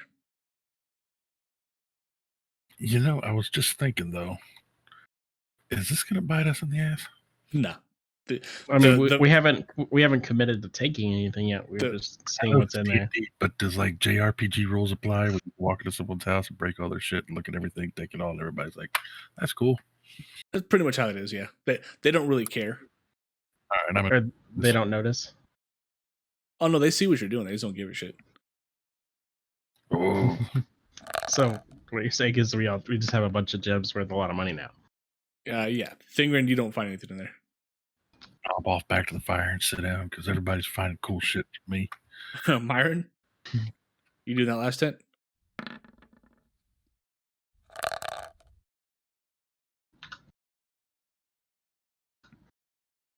Can I just put the Uh, gems as just the gold? If Gotta you want to, sell yeah. 'em. You have to sell them, but it's good to just make sure you got them marked. It was 14 times 100, right? Yes. Right. Yeah. Marion finds nothing in that tent. I know he's saying that just simply because I made that You're comment. damn right. You damn right I am.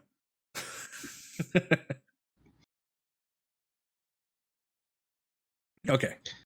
I understand confusing the dwarf brothers, but getting my name wrong entirely every goddamn time. It's become the meme of the whole thing.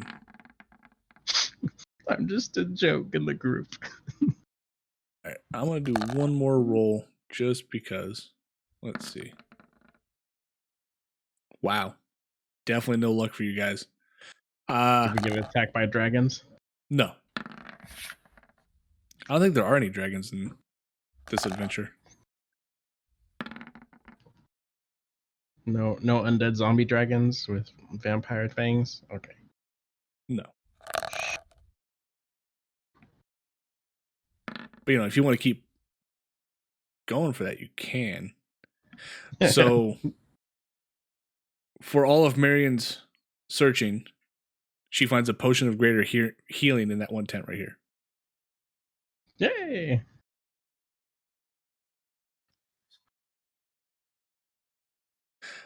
Anything else you want to do? Check the wagons. You know what? I'll let you check the wagons if you want to. Try one more time to check a wagon. With you on that. So the one Rin is in. Rin, you see a sack of 100 EP. Whoa, Electrum? Seriously? So Rin found 100 EP. Now he's paying for everything. Gold, I think. Yeah, it is. Thingrin. Hey, look at that. It's actually your lucky day. You found 9 pieces of cheap jewelry worth 25 gold in total, and 5 pieces of fine jewelry worth 250 each. Nice. Mariana Trench. You found a pouch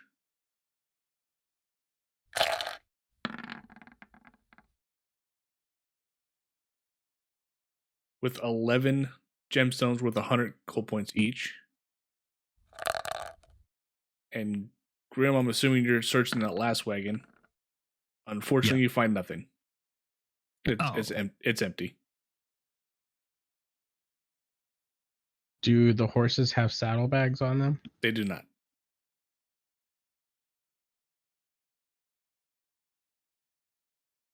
All right. Do these guys have shirts on their backs? They do, but you feel like if you go to touch their shirts, they're going to touch you. Kinky.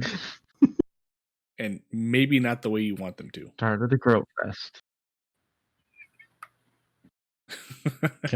Can I check her tent?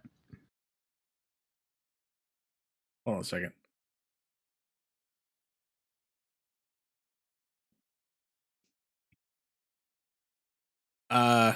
The second you walk into... Well, actually, roll me a D100.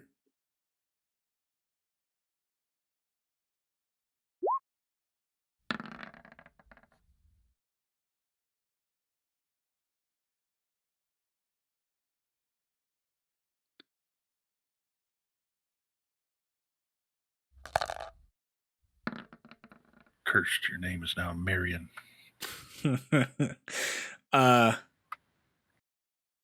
She sees you walk in and starts to mess around with the stuff inside of her tent, and she casts the light cantrip in your eyes directly, blinding you for the next 5 hours. And says, right, please don't come in here again. I blindly hobble back out and use my racial ability to cast Lesser Restoration on myself. It doesn't work. You feel like Madame Eve is a little bit stronger than you are. It's like we're camping for the night since we got a blind cleric now.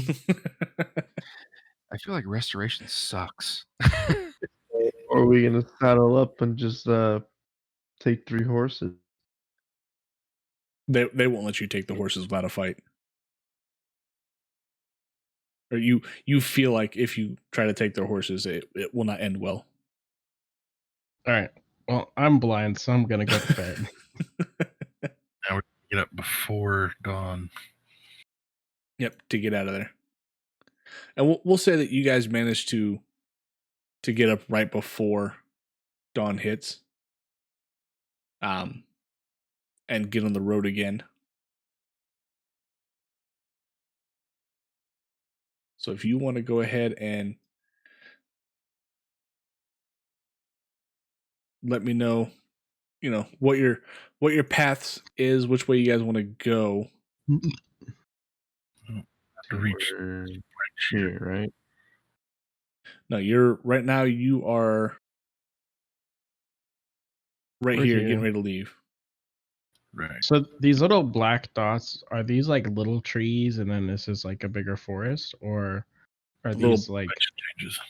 I think there's it's height differences, so like hills, stuff like that. okay? The question I was going to say is, we're going to be traveling today to this bridge. Right. We can either cross the bridge and continue on the road all the way around to over here and then down to Valkyrie, or we can decide to cut across country and go straight, try and swim or ford the river at a low point, up over this hill, through this wood, around to the back edge of it here. How low has it got to be for a dwarf? Chris, this isn't swampland, is it? No, it's mostly just hills and mountainy terrain.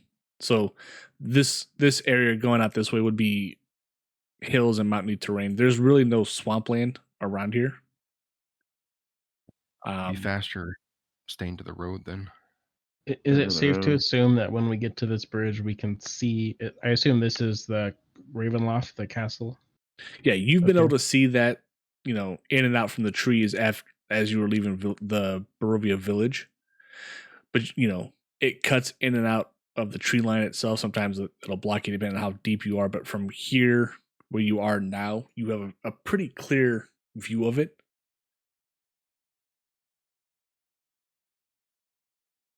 I would vote to do the mountainside. If we're trying to keep her away from castle, probably not best to walk towards the front door.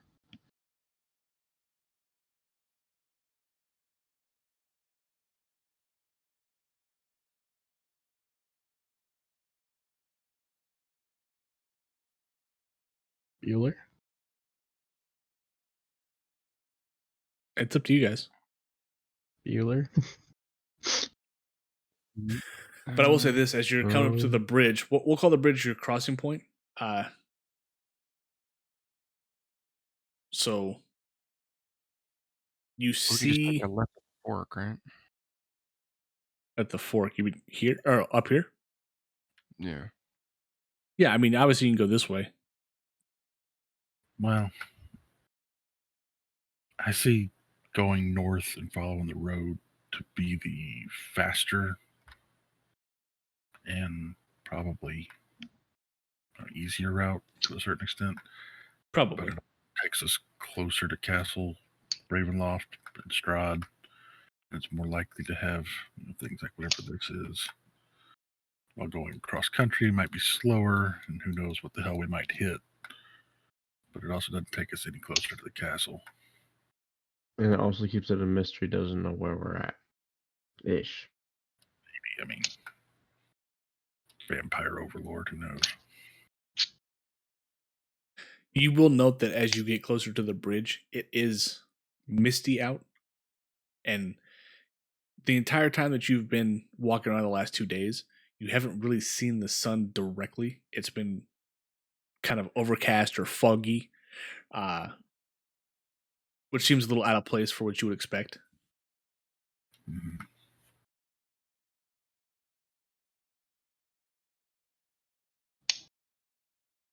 Yeah. I mean, And once you get over to the bridge, you'll have followed, or once you get to the bridge, You'll have followed the river to the base of a canyon, at the far end of which a great waterfall spills into a pool.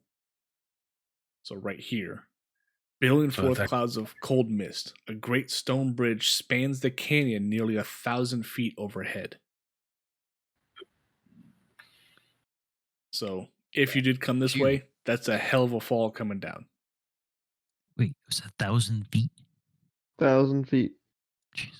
That's what it says. so it's not That as would be a simple day as to just scale. going left. We have to scale a canyon wall down to the base. Pretty much, yeah. Go down You'd to have- the. If we go down to the south, like, how come I can't ping? Yeah, we could just set off on a trek across the country in a random direction. We'll like Mountains. loop around there. So go all, Yeah. like, basically go around the woods and come up this way. So Yeah. all of this area right here, all this lighter area is mountainy. That's going to take you a lot longer to get around. Love me some mountains.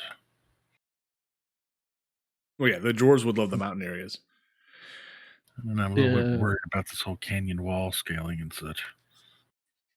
Yeah, it seems like it might. I mean, you feel like you might be able to do it, but it's definitely going to be a hell of a thing to try to pull off. Yeah, road. I'm fine with road. I guess Alright. road it is. I guess the road's the only way we got. All right. As you set off from the bridge and you continue to follow the road north, you come up to the gates of Barovia right here. As you get up to it, the fog spills out of the forest to swallow up the road behind you. Ahead, jutting from the impenetrable woods on both sides of the road, are high stone buttresses looming gray in the fog. Huge iron gates hang on the stonework.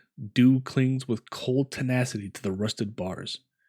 Two headless statues of armed guardians flank the gate, their heads now laying among the weeds at their feet. They greet you only with silence. As you approach, the gates will swing open, screeching as the hinges move. After you pass through them, once you get to about here, you'll hear the screeching noise again as the gates will slam shut behind you.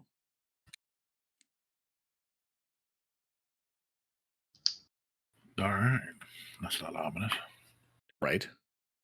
As you continue to I'll move go.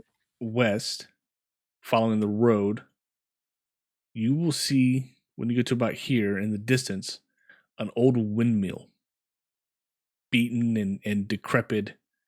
Hey, that's my windmill. Yeah. Thingren will recognize it as the windmill from the picture, as well as the deed that he holds. Although, Let's see unlike our the windmill. picture, it's a lot older than what it used to look like in that picture. Looks like it's got good bones. So you're here. Do you want to continue the road, or do you want to go over to the windmill? Let's Gotta go stop check out the somewhere, windmill. right?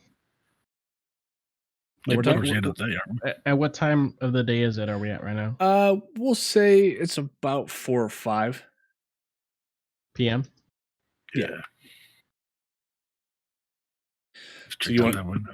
You want to go to the windmill? Check out the windmill. Okay.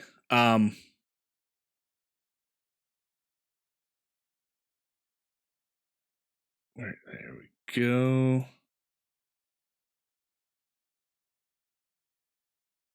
Why are those?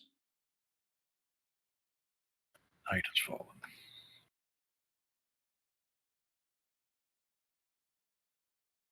The Weird. sun has went out. We're burning. We're Right. dying. So as you get to the windmill, you're going to enter.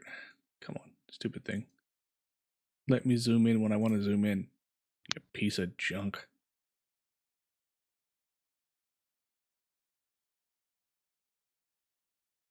I gotta drag you guys over here again.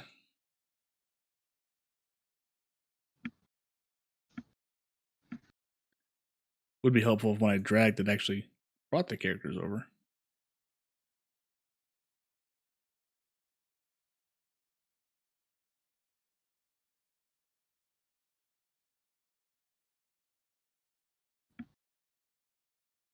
As you approach the windmill, you'll see sitting right outside is a raven that when it sees you, it starts kind of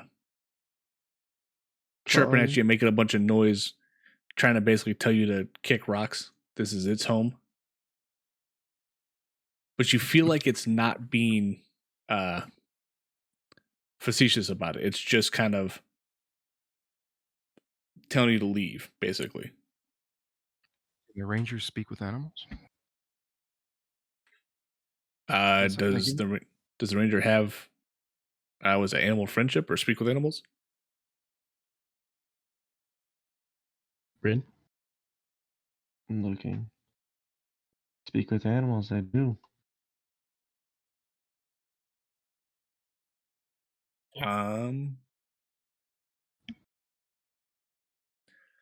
Twice.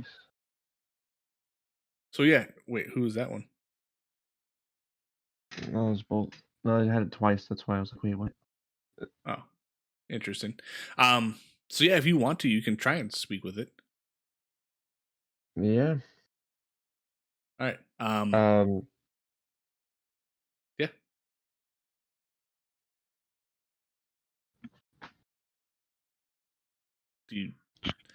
What do you want to do? I tell it no. Or ask it. Sorry, I was napping for a second.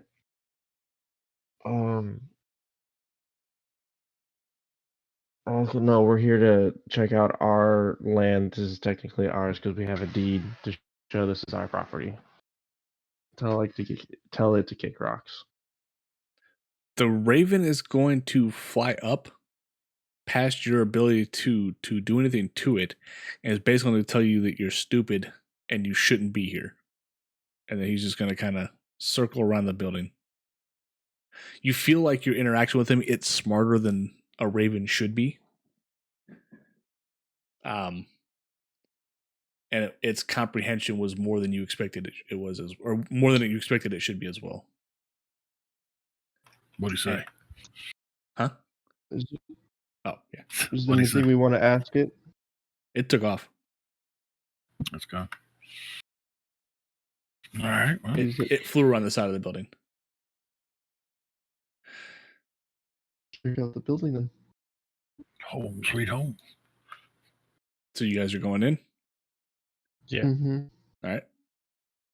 Go ahead and step into it.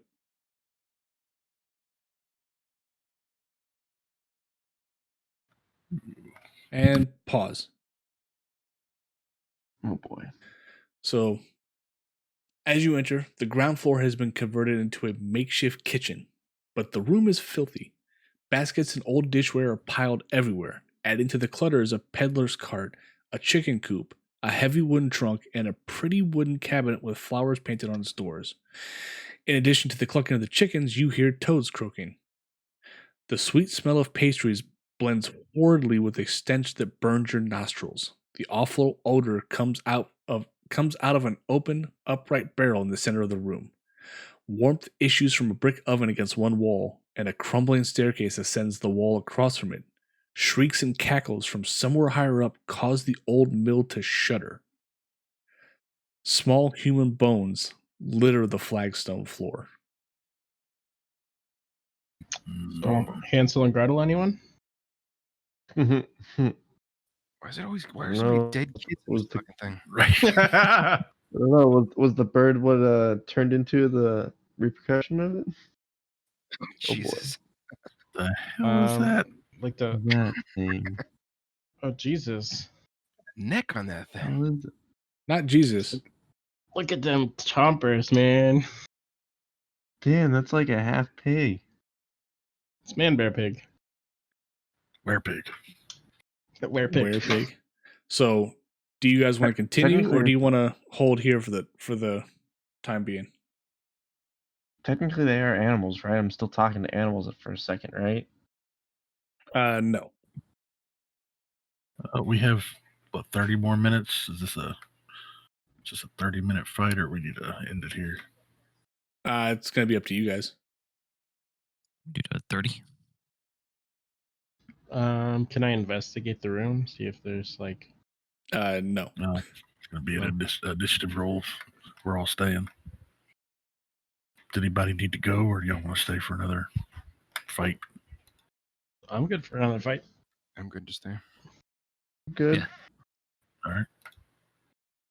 Alrighty then. Good to keep going if you are, DM.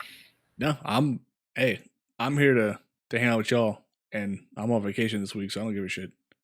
So what you're saying is we could play for 5 more hours. Some of y'all could. Some of y'all could.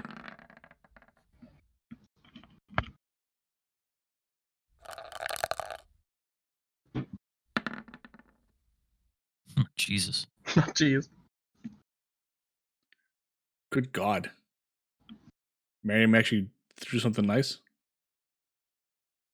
Yep, the one time this session. Well, no, I guess technically this would be 2.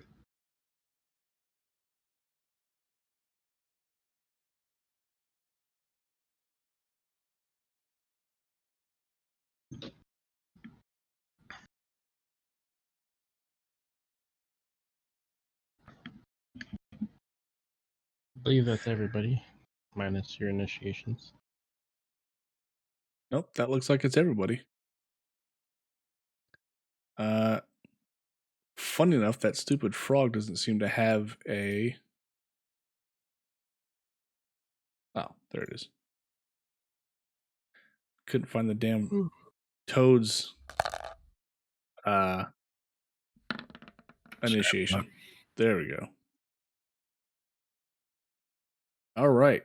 So you guys walk into the room, and a ugly looking thick-necked creature is standing in front of you. Basically a standing pig with long ears and very sharp, vicious-looking teeth. It looks at you, and you can't understand what it's saying, but you feel like it says something kind of close to the words of lunch, and starts to move forward. Moraine, you're up first. Well, Lorraine. All right. Guess I'm frightened by the fact that this thing is kind of big, scary teeth, and try to call me lunch. So I'm gonna keep my distance right now. Or no, I'm in that doorway. I'm gonna move past Thingrin up toward the stairs a little bit, and cast Toll the Dead. On which one? The big scary guy. Okay, and that's a, what does that save? Wisdom. 1 wisdom save coming up.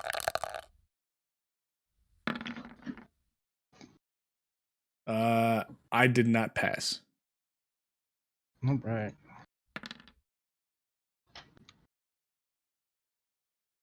So it takes 4 damage. Narcotic. Wait, it's necrotic damage? Yeah. Okay, yeah, no. That takes. All right. And then I'm at my turn. All right. Girthly, you're outside. You hear a little bit of commotion going on inside. You're not 100%. What would you like to do? Yeah, I'm gonna go in. Where can I stand in here? I mean, technically, each one of these squares is... Allowable. Yeah. Can I get past this to get behind him? To get to this little corner over here? I'd say Like, to get there.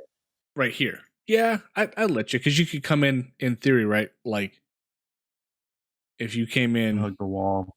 Yeah. Like this way. Yes, that's 20 if it's not tough terrain. Have you gotten your 10 extra feet of movement yet? No, I get that. I don't remember when. 5, don't you? Maybe it's 5. I think it's 5. Okay, you managed to get behind the guy. What would you like to do? I'm gonna grapple him. All right, give me that athletics check. It'd be an advantage one, right? It would not be. No. No. Oh, Good God. So you Didn't even matter. there's like no hesitation. You just basically reach around and you grab him from behind and lift him up in the air a little bit, despite him being a little taller than you are.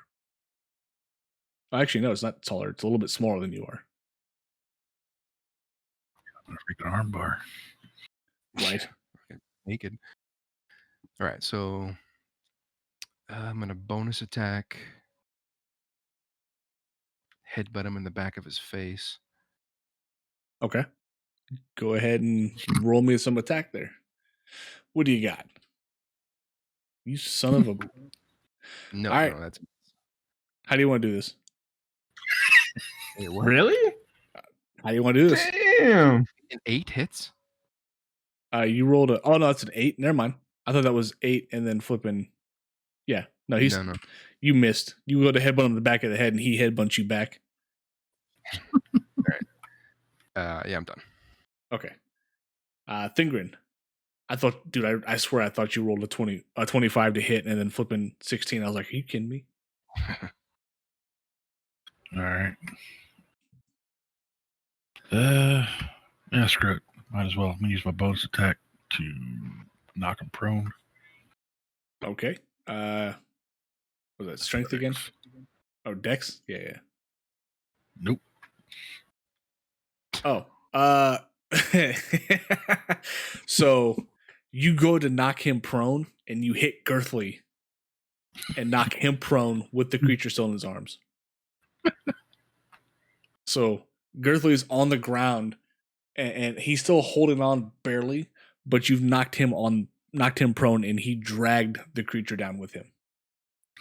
Okay. So both successfully, yes, but you've also prone the both of them. All right. Then I'm going to laugh and As you hit should. the man bear pig. Man, bear, pig. Nice. Would you? Okay. All right. So you hit him.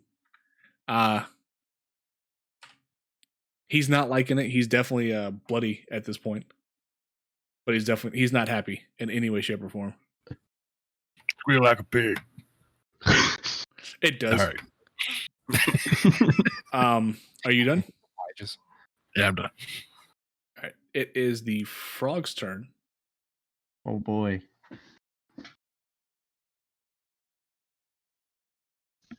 So it is going to move here and then high jump this way.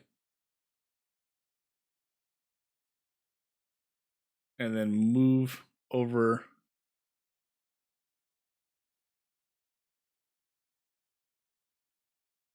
to the next area. And he'll disappear out of sight. Uh-oh. Shit.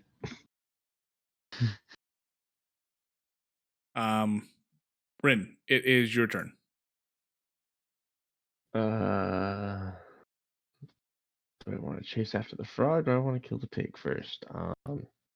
You're not sure what happened. You since you're not inside, you don't know exactly what was going on. True.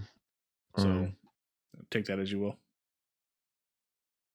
I will move inside, seeing what's going on between the two dwarves and the pig thing, whatever, seeing it's bloodied, and start with a short attack with the dread ambusher on. Okay, go ahead and With roll advantage. yeah, with advantage. Advantage on dread pusher. Yep. Damn. all right. All right, how do you want to do this? Let's fillet him up. Flay And him up. like, yeah, just fillet him up. All right, so Scripts. It's graphic. Rin walks in, sees this thing on the ground, isn't entirely sure what's going on, but just drives his sword straight through its head and just begins to start chopping as if he was trying to cut a carrot. And just Girthly manages to get his arms out of the way or his hooks out of the way, and he essentially turns this thing into a kebab on the ground. And that will end Rin's turn and also kill the dretch. Grim, what do you want to do? I don't want to be the first up the stairs. I will hold my turn. Okay. Keeping watch for Uh, intruders. Mirren, what would you like to do? I'm gonna follow the frog up the stairs. Okay.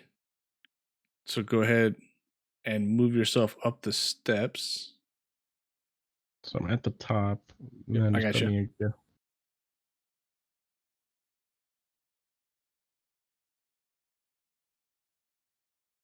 All right. Well, I see the frog. I'm going to swing at it with my mace. Yeah. Go ahead and roll your attack there. Since it's running up the stairs, its back's turned to me, or would that be advantage or no? No. No. Okay.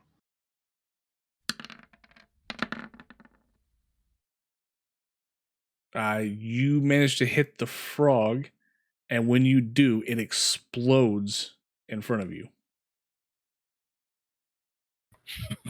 But as you do that, you see a woman sitting there at the top of the stairs looking at you, and she's pretty beat up looking. I mean, like, really, really beat up looking. Like bloodied, No, more like or like some thugs visited her in the middle of the night. more like she was born with warts on her face. Sexy. Oh, so you're saying she's ugly? She's not beaten up. Yeah. Good God, if I could roll her flipping initiative properly. And that will be end of your turn. Girthly, you're up.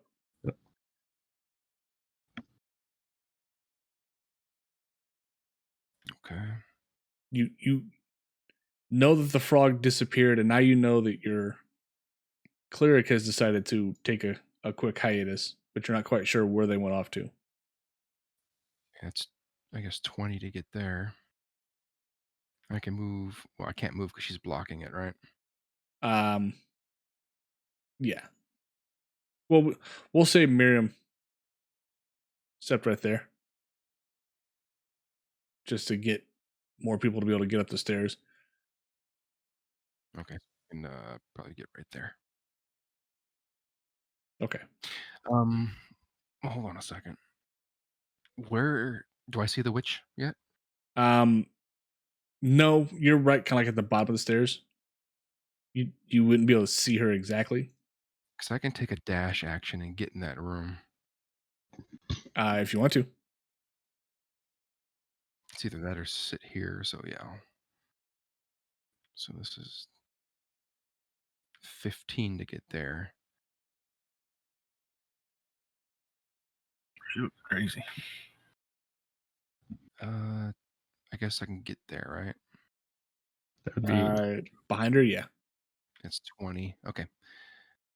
So that was my action and my movement. I can use a bonus action still, right? Or can you use a bonus action after taking the dash action? No. Oh, I don't think you can you? Because you bonus action dash. Weapon, cast a spell, or Where's the bonus cast action, the ability dash? for bardic inspiration. no, the dash is your main action, so that would take place of. Oh yeah, no, I guess that's true. Attack. Yeah. So I can still use the You bonus. can still, you can still offhand attack. Yeah. Okay. And I'm done. Okay.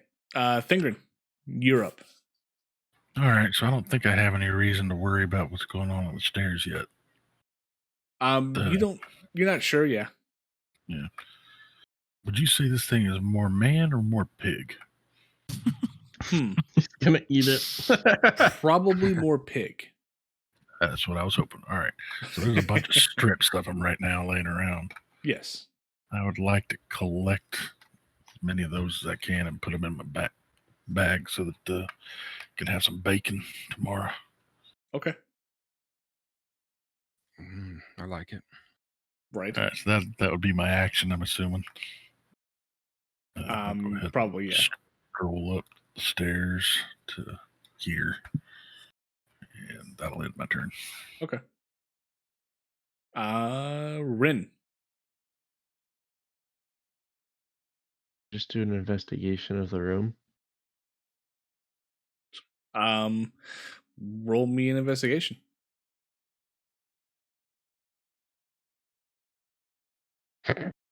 I mean, you see, a lot of like foodstuffs and trunks and stuff like that all over the place, but you don't notice there's anything in there.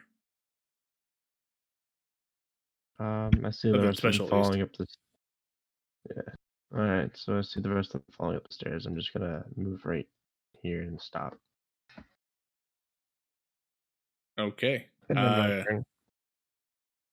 Huh? And then just end my turn. That's it. Oh, perfect. Grim, you're up, sir. I'll go to there. That's as far as I can go, yes. I mean, you You could go go. through. You can go there. Oh, is that open? Okay. I'll go there. All right. All right. It is your friendly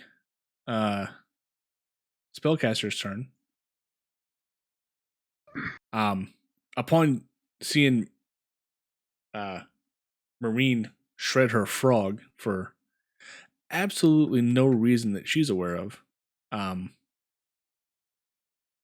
she is actually going to. What do I want to do? She's going to magic missile Marine, whatever your damn name is. Moira. Moira. There we go.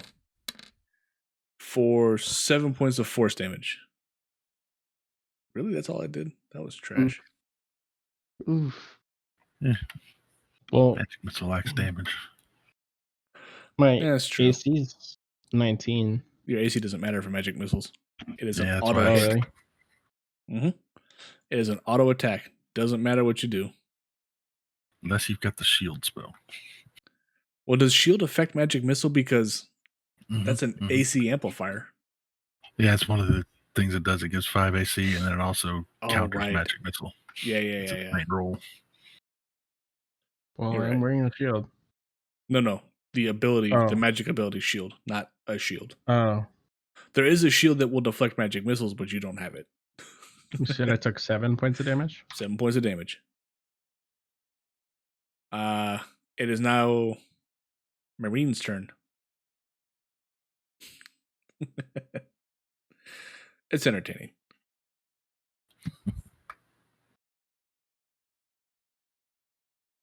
All right. Well, not liking the fact that this old lady, being nasty, disgusting as she is, just decided she wanted to attack me.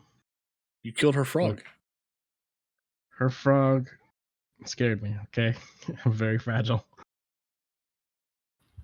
I'm She's aware. gonna step up here. I'm gonna cast inflict wounds. Okay.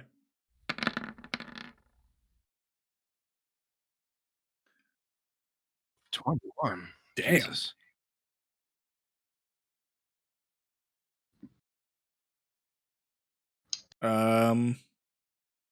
Damage. Okay. That will actually hit.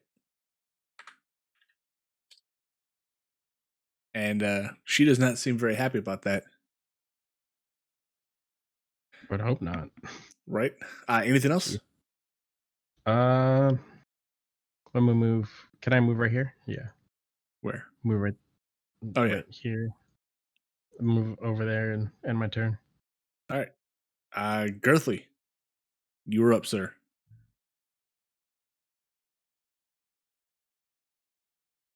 Yeah.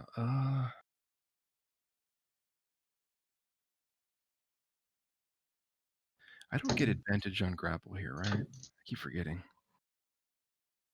because it's not an attack. Yeah, I don't think that you technically would. But you want to grapple? Yeah, I'm gonna try to grapple her. All right. Give me that athletics there, sir. Oh, fucking hell. I mean, it doesn't even matter. I rolled a 1, so you basically just lock around her like it's nothing and hold her in place. She's a fragile old lady. Apparently. Yep, now the headbutt. Give me that headbutt. All right. You hit her, but you notice that she doesn't seem to take the full amount of damage. Okay. And that is this a window Where? right there? It is, yes. And how high are we? Ooh. Hmm. Second Right floor? now, 10 feet off the ground. Oh, Mm, Okay. Yeah, that could have been cool. Throw her off. Fuck yeah. Anything else? No. Okay. Thingrid, it is your turn. it's 10. Can I go 25? Does that work? Should that's your movement, right? Yeah. Yeah. Okay. I'm a shover. Knock her prone. Okay. Dex save, right? Strength. Strength. Okay. Without the advantage, of course. Just the first one, 24. Okay. You managed to knock her prone. Just barely. And, oh boy. and 23, 8 damage. 23. Okay. Same as before. When you hit her, it doesn't seem like she's taking the full damage. Just part of it, like your flail comes down and kind of rolls off her shoulder instead of actually like sticking for a second. Right. Anything else? That's it. All right, Rin, you are up. See if I move past Grim upstairs. That's what 10 right there. Wait, one more time. Yeah, if you pass him, it's If I 10. move past 10. Yeah. So if I move right there, that would be what, 20? Right. And then I'm going to attack with the short sword. All right, Would this have be at it. advantage because they're prone? Yes. Yeah, and flanked. And flanking, yeah.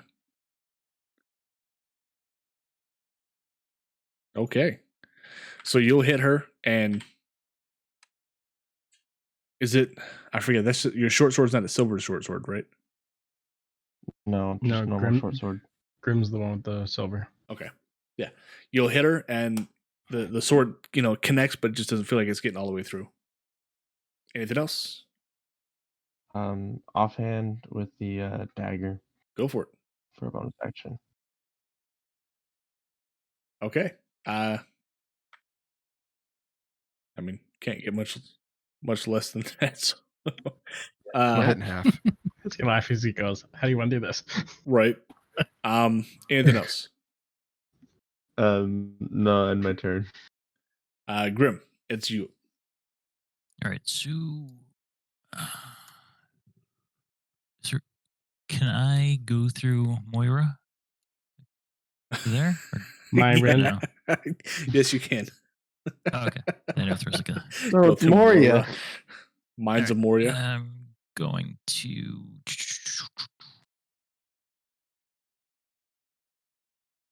Yeah, I guess I'll use superiority here.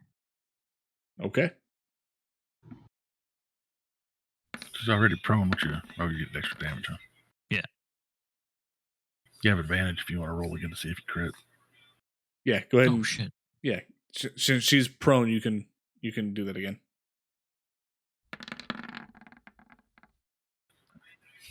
All right, let's go with the first one. So that's just 11.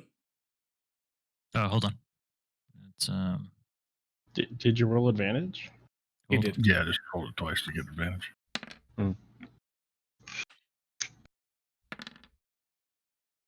Nice. 24. 11. Nice.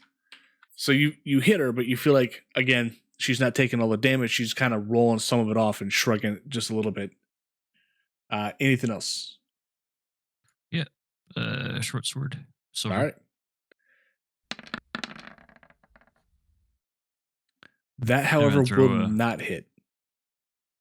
Okay, I was gonna say I was gonna put superiority on that too, so I'll just take off superiority. Okay. Anything else? No. All right. It is her turn. She's not exactly thrilled with what's been going on here. And since you've got her held, she feels compelled to return the favor. I'm going to pull this up for her real fast because for some reason it's not listed. There we go. Oh, I guess technically she can't do hold person because it would require concentration. And since you have her on the ground, that's going to be a little bit harder to do. I don't think prone affects your concentration, does it? Well, she's also grappled too. Well, but he's got a point. Technically, it wouldn't affect concentration. It'll affect your, if you did like an attack roll of some sort. Right. You have disadvantage. Yeah, she's not silenced. All right. So you. Oh, Go ahead. So back on my turn, I think I screwed up. So What's up? with my superiority dice for the to hit, I could do that after the. After it misses. Yeah. Yeah, I think so. Well, now that I think about it, though, I was going to say at the beginning I was going to use it for damage. So never mind. Do you Okay. have to choose? Yeah, you kind of have to Yeah. call it out. All right. Never So, mind. Yeah. Girthly, I need you to make me a charisma saving throw. Oh, shit. Why is everything charisma? This is a 14. Son of a bitch. Seriously? All right. So she tries to, as she's held, or as she's grappled on the ground, hold person you, but you feel it kind of come over you for a second, but you shake your head a little bit and it shrugs off and she fails her hold person. Mariana Trench, you're up. All right, time to bash some bitch in the face with my mace. Damn. 4 damage. There we go. You hit her in the chin with it, and one of her little boils there explodes all over your mace when you pull it back. So it Lovely. lands in Thingrin's mouth. He gets a little splashback. Anything else? He's eaten worse. I've seen him do it. Oh, ooh. Where's it at?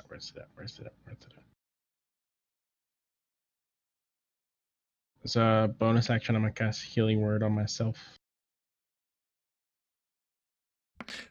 She's actually going to counterspell you. Really? Bitch. Yep. No healing word for you. But your health isn't even low. Right? And now it won't get any higher. Does it work like that? Pretty sure she can counter. Well, hold on. Can counterspell work like that? I guess. Oh, yeah, I'm sure the counterspell works. I'm just wondering why healing word? So, unfortunately, no healing word for you. As she looks up and smiles. Oh, you are low on that's health. fine. Okay. My bad. I mean, I have a total of 4 level But don't 1 forget, slots. you also found that greater healing potion too. I know, but I'm trying to save that for Oh yeah, because it heals. Was it 40? 44 plus 8 or 44 plus 4. Yeah. Anything else? No, that'll be my turn. Girthley, you're up, sir. Yeah, I'm gonna curb stomper on that Jesus Christ. apparatus there in the middle. Okay. Oh, actually, she takes some grappling damage first Right. for 2. Is that what is that? Bludgeoning or slashing? Grappling. Grappling. So I mean, we'll call it bludgeoning. I could be biting her. I don't know. It could be piercing. I was gonna say it's piercing. It's all the same thing. Jesus Christ. Could be giving her Indian burn. Ooh. Fire Funny enough, damage. she's actually resistant to fire too. I'm not kidding either. What about slap damage? We'll consider that bludgeoning again. What if you held her down and farted on her? Would that be force? Maybe. Necrotic. Mental. Emotional. Yeah, right. Emotional distress. So What now else would you like to do? curb.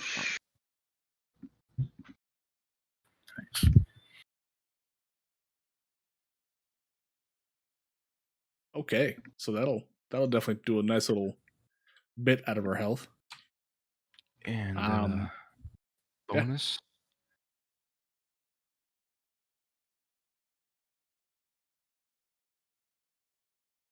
Unfortunately, the bonus will miss. Damn. Right. Anything else? No. All right, Thingren, you're back up. Right. Stupid eyes itchy. Damn, just in with the mace, huh? Yeah. Okay. Yeah, that'll hit. It'll be the same as before, Just some of the damage doesn't seem like it's actually taken. How's she looking? She looking rough at all? She's looking pretty rough, yeah. It's a Yeah. tough maid. Anything else?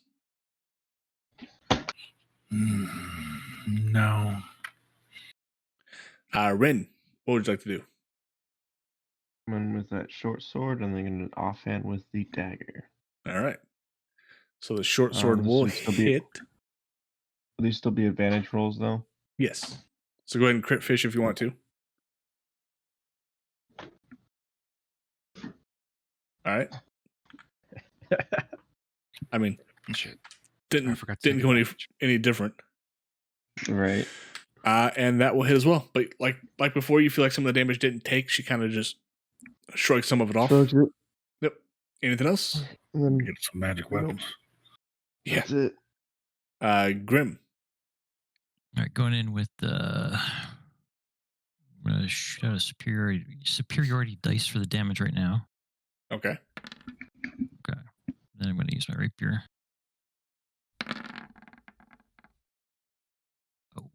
Oh, That will unfortunately miss. I can use another die to try to increase the roll. That's let's see. yeah, if you want to, you can.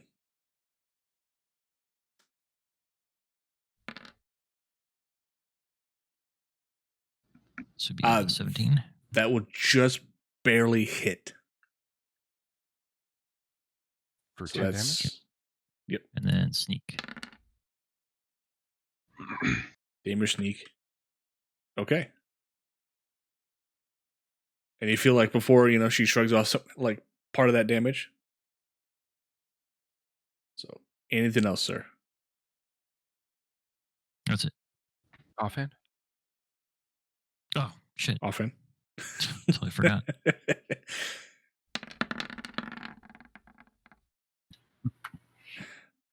And unfortunately, the offhand will miss. Guess I'll action surge here. Okay. Go fighter.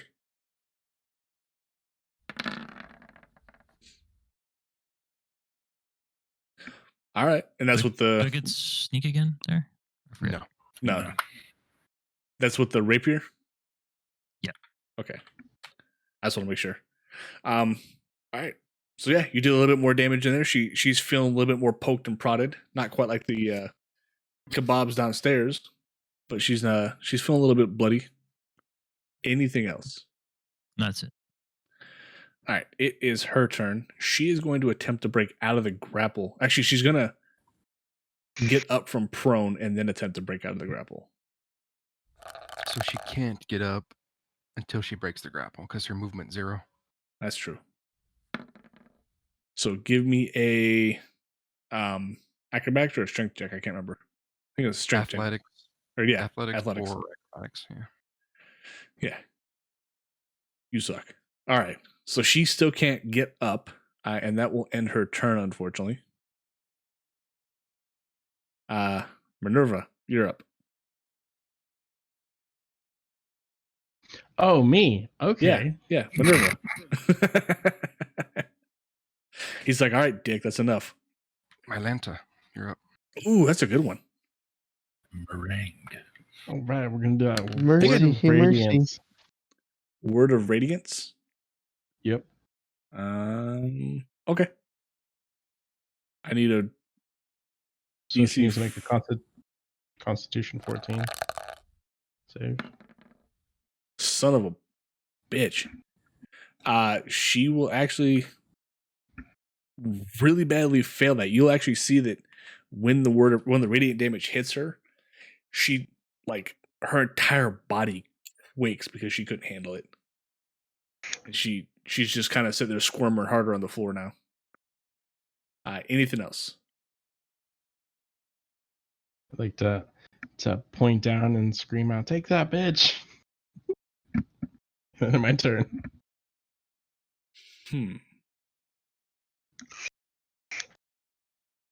Oh, actually, you know what? I'm an idiot. She has advantage on spells. Saving throws against spells. I didn't do any better. That's handy. Right.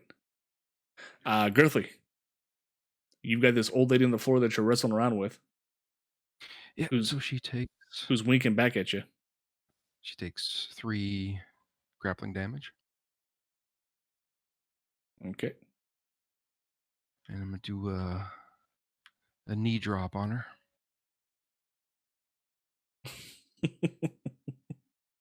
All right. Wow.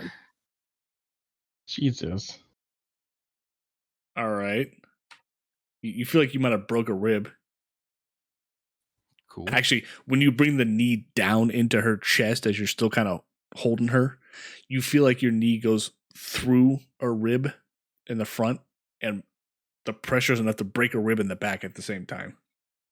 You could tell the osteoporosis has really set in. Right? That was the goal. Okay. And my offhand. Okay. Jeez, good hit. Right.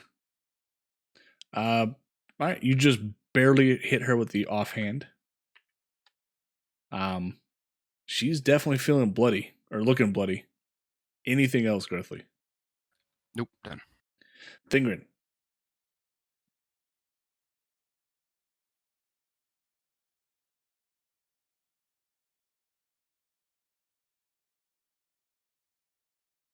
Oh, wasn't looking over there. Okay. Flail comes down, hits her in the stomach, and she's feeling a little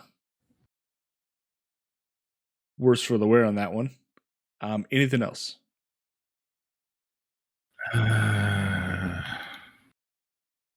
Let me go ahead and no.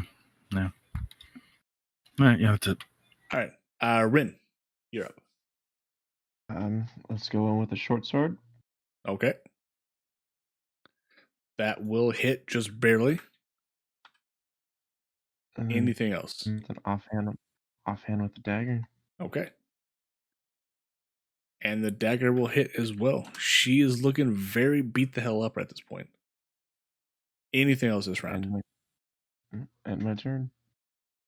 Grim. All right.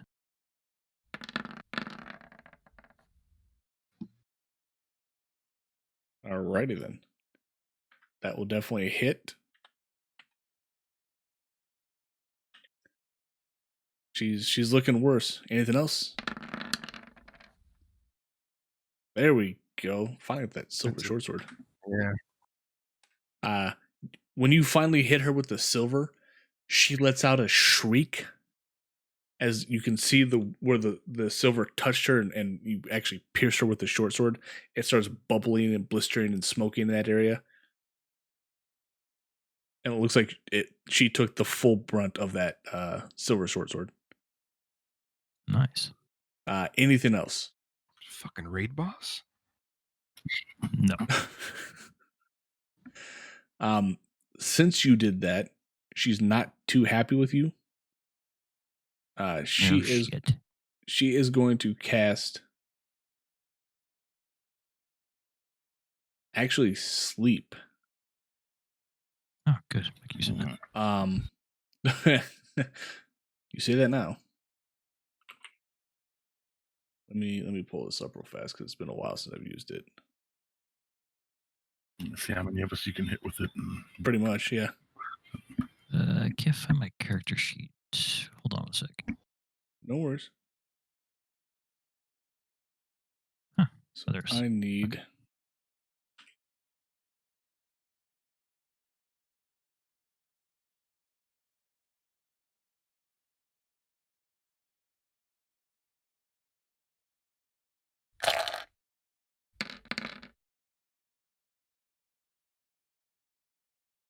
Rough. That is not going to be a lot.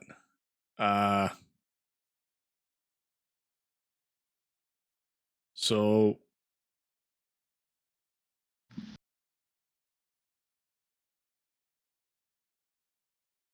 think it does anything, does it?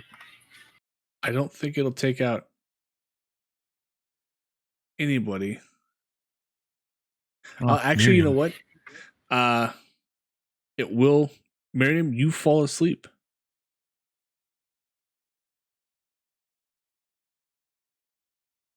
Or Miriam. He got it. Meringue pie. You Meringue are you are currently Why am I sleeping.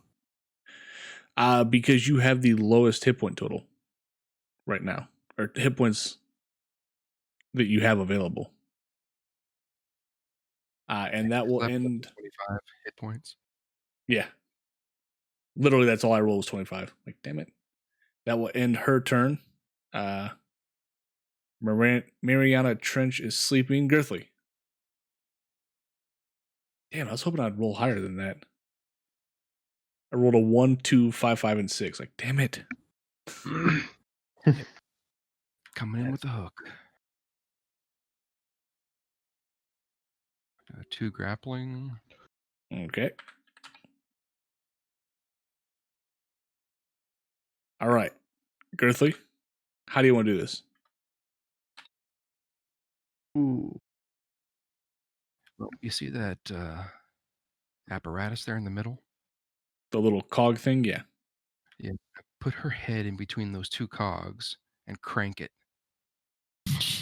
Fucking spaghetti out of her.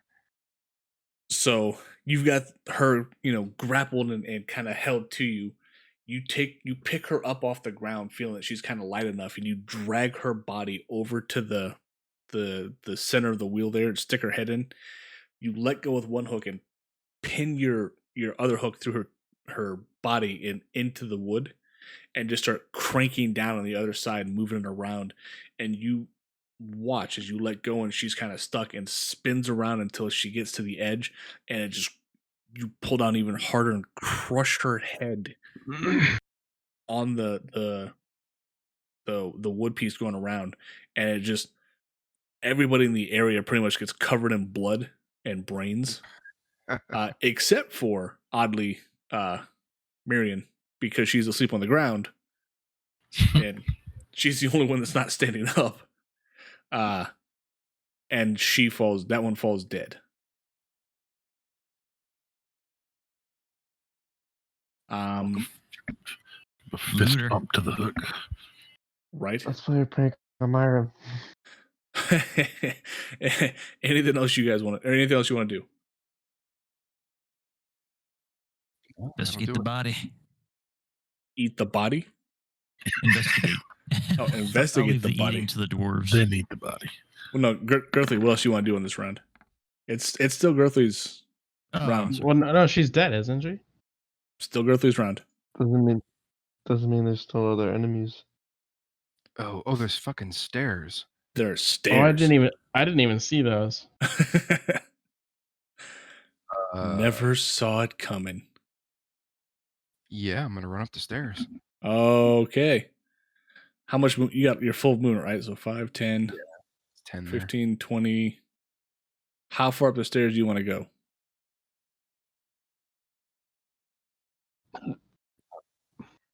All the way up,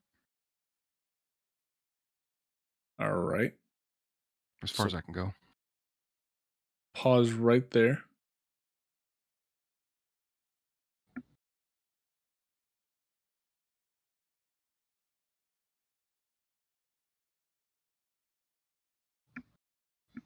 Come on, you stupid thing.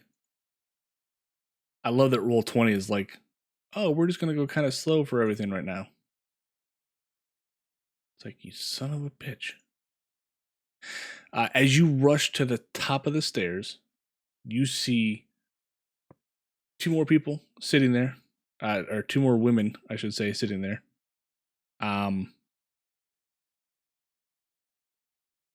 We're in 3, right? So dancing around a thick wooden gear shaft in the center of this cramped circular room are 2 ugly young women wearing silk shawls and gowns of stitched flesh.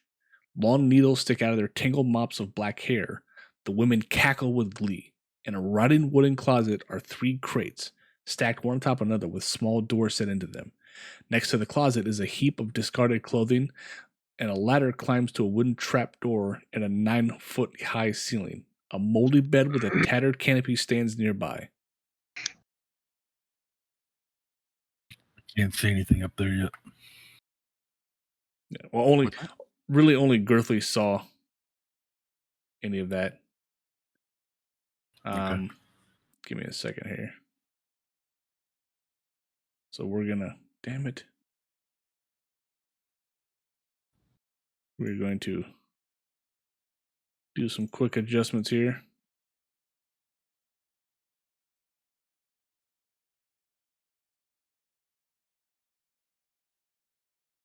So this is gonna be Red's.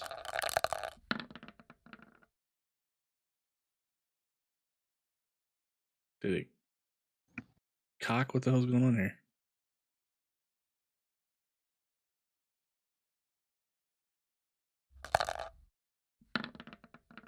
Okay.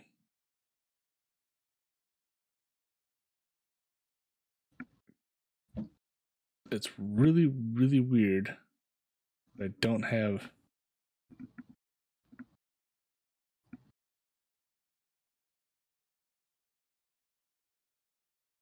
Oh. Okay. Anything else, Girthly? Is that as far as I That's- can move? That's as far as you can move, right? I don't know how the stairs work. Okay. You Think were of it. here. Yeah, so the stairs will start 5, here.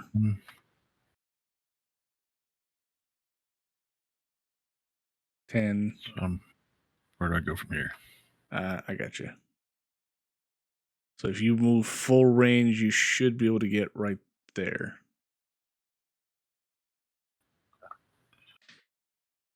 Now it's 1:50, or I don't know what time it is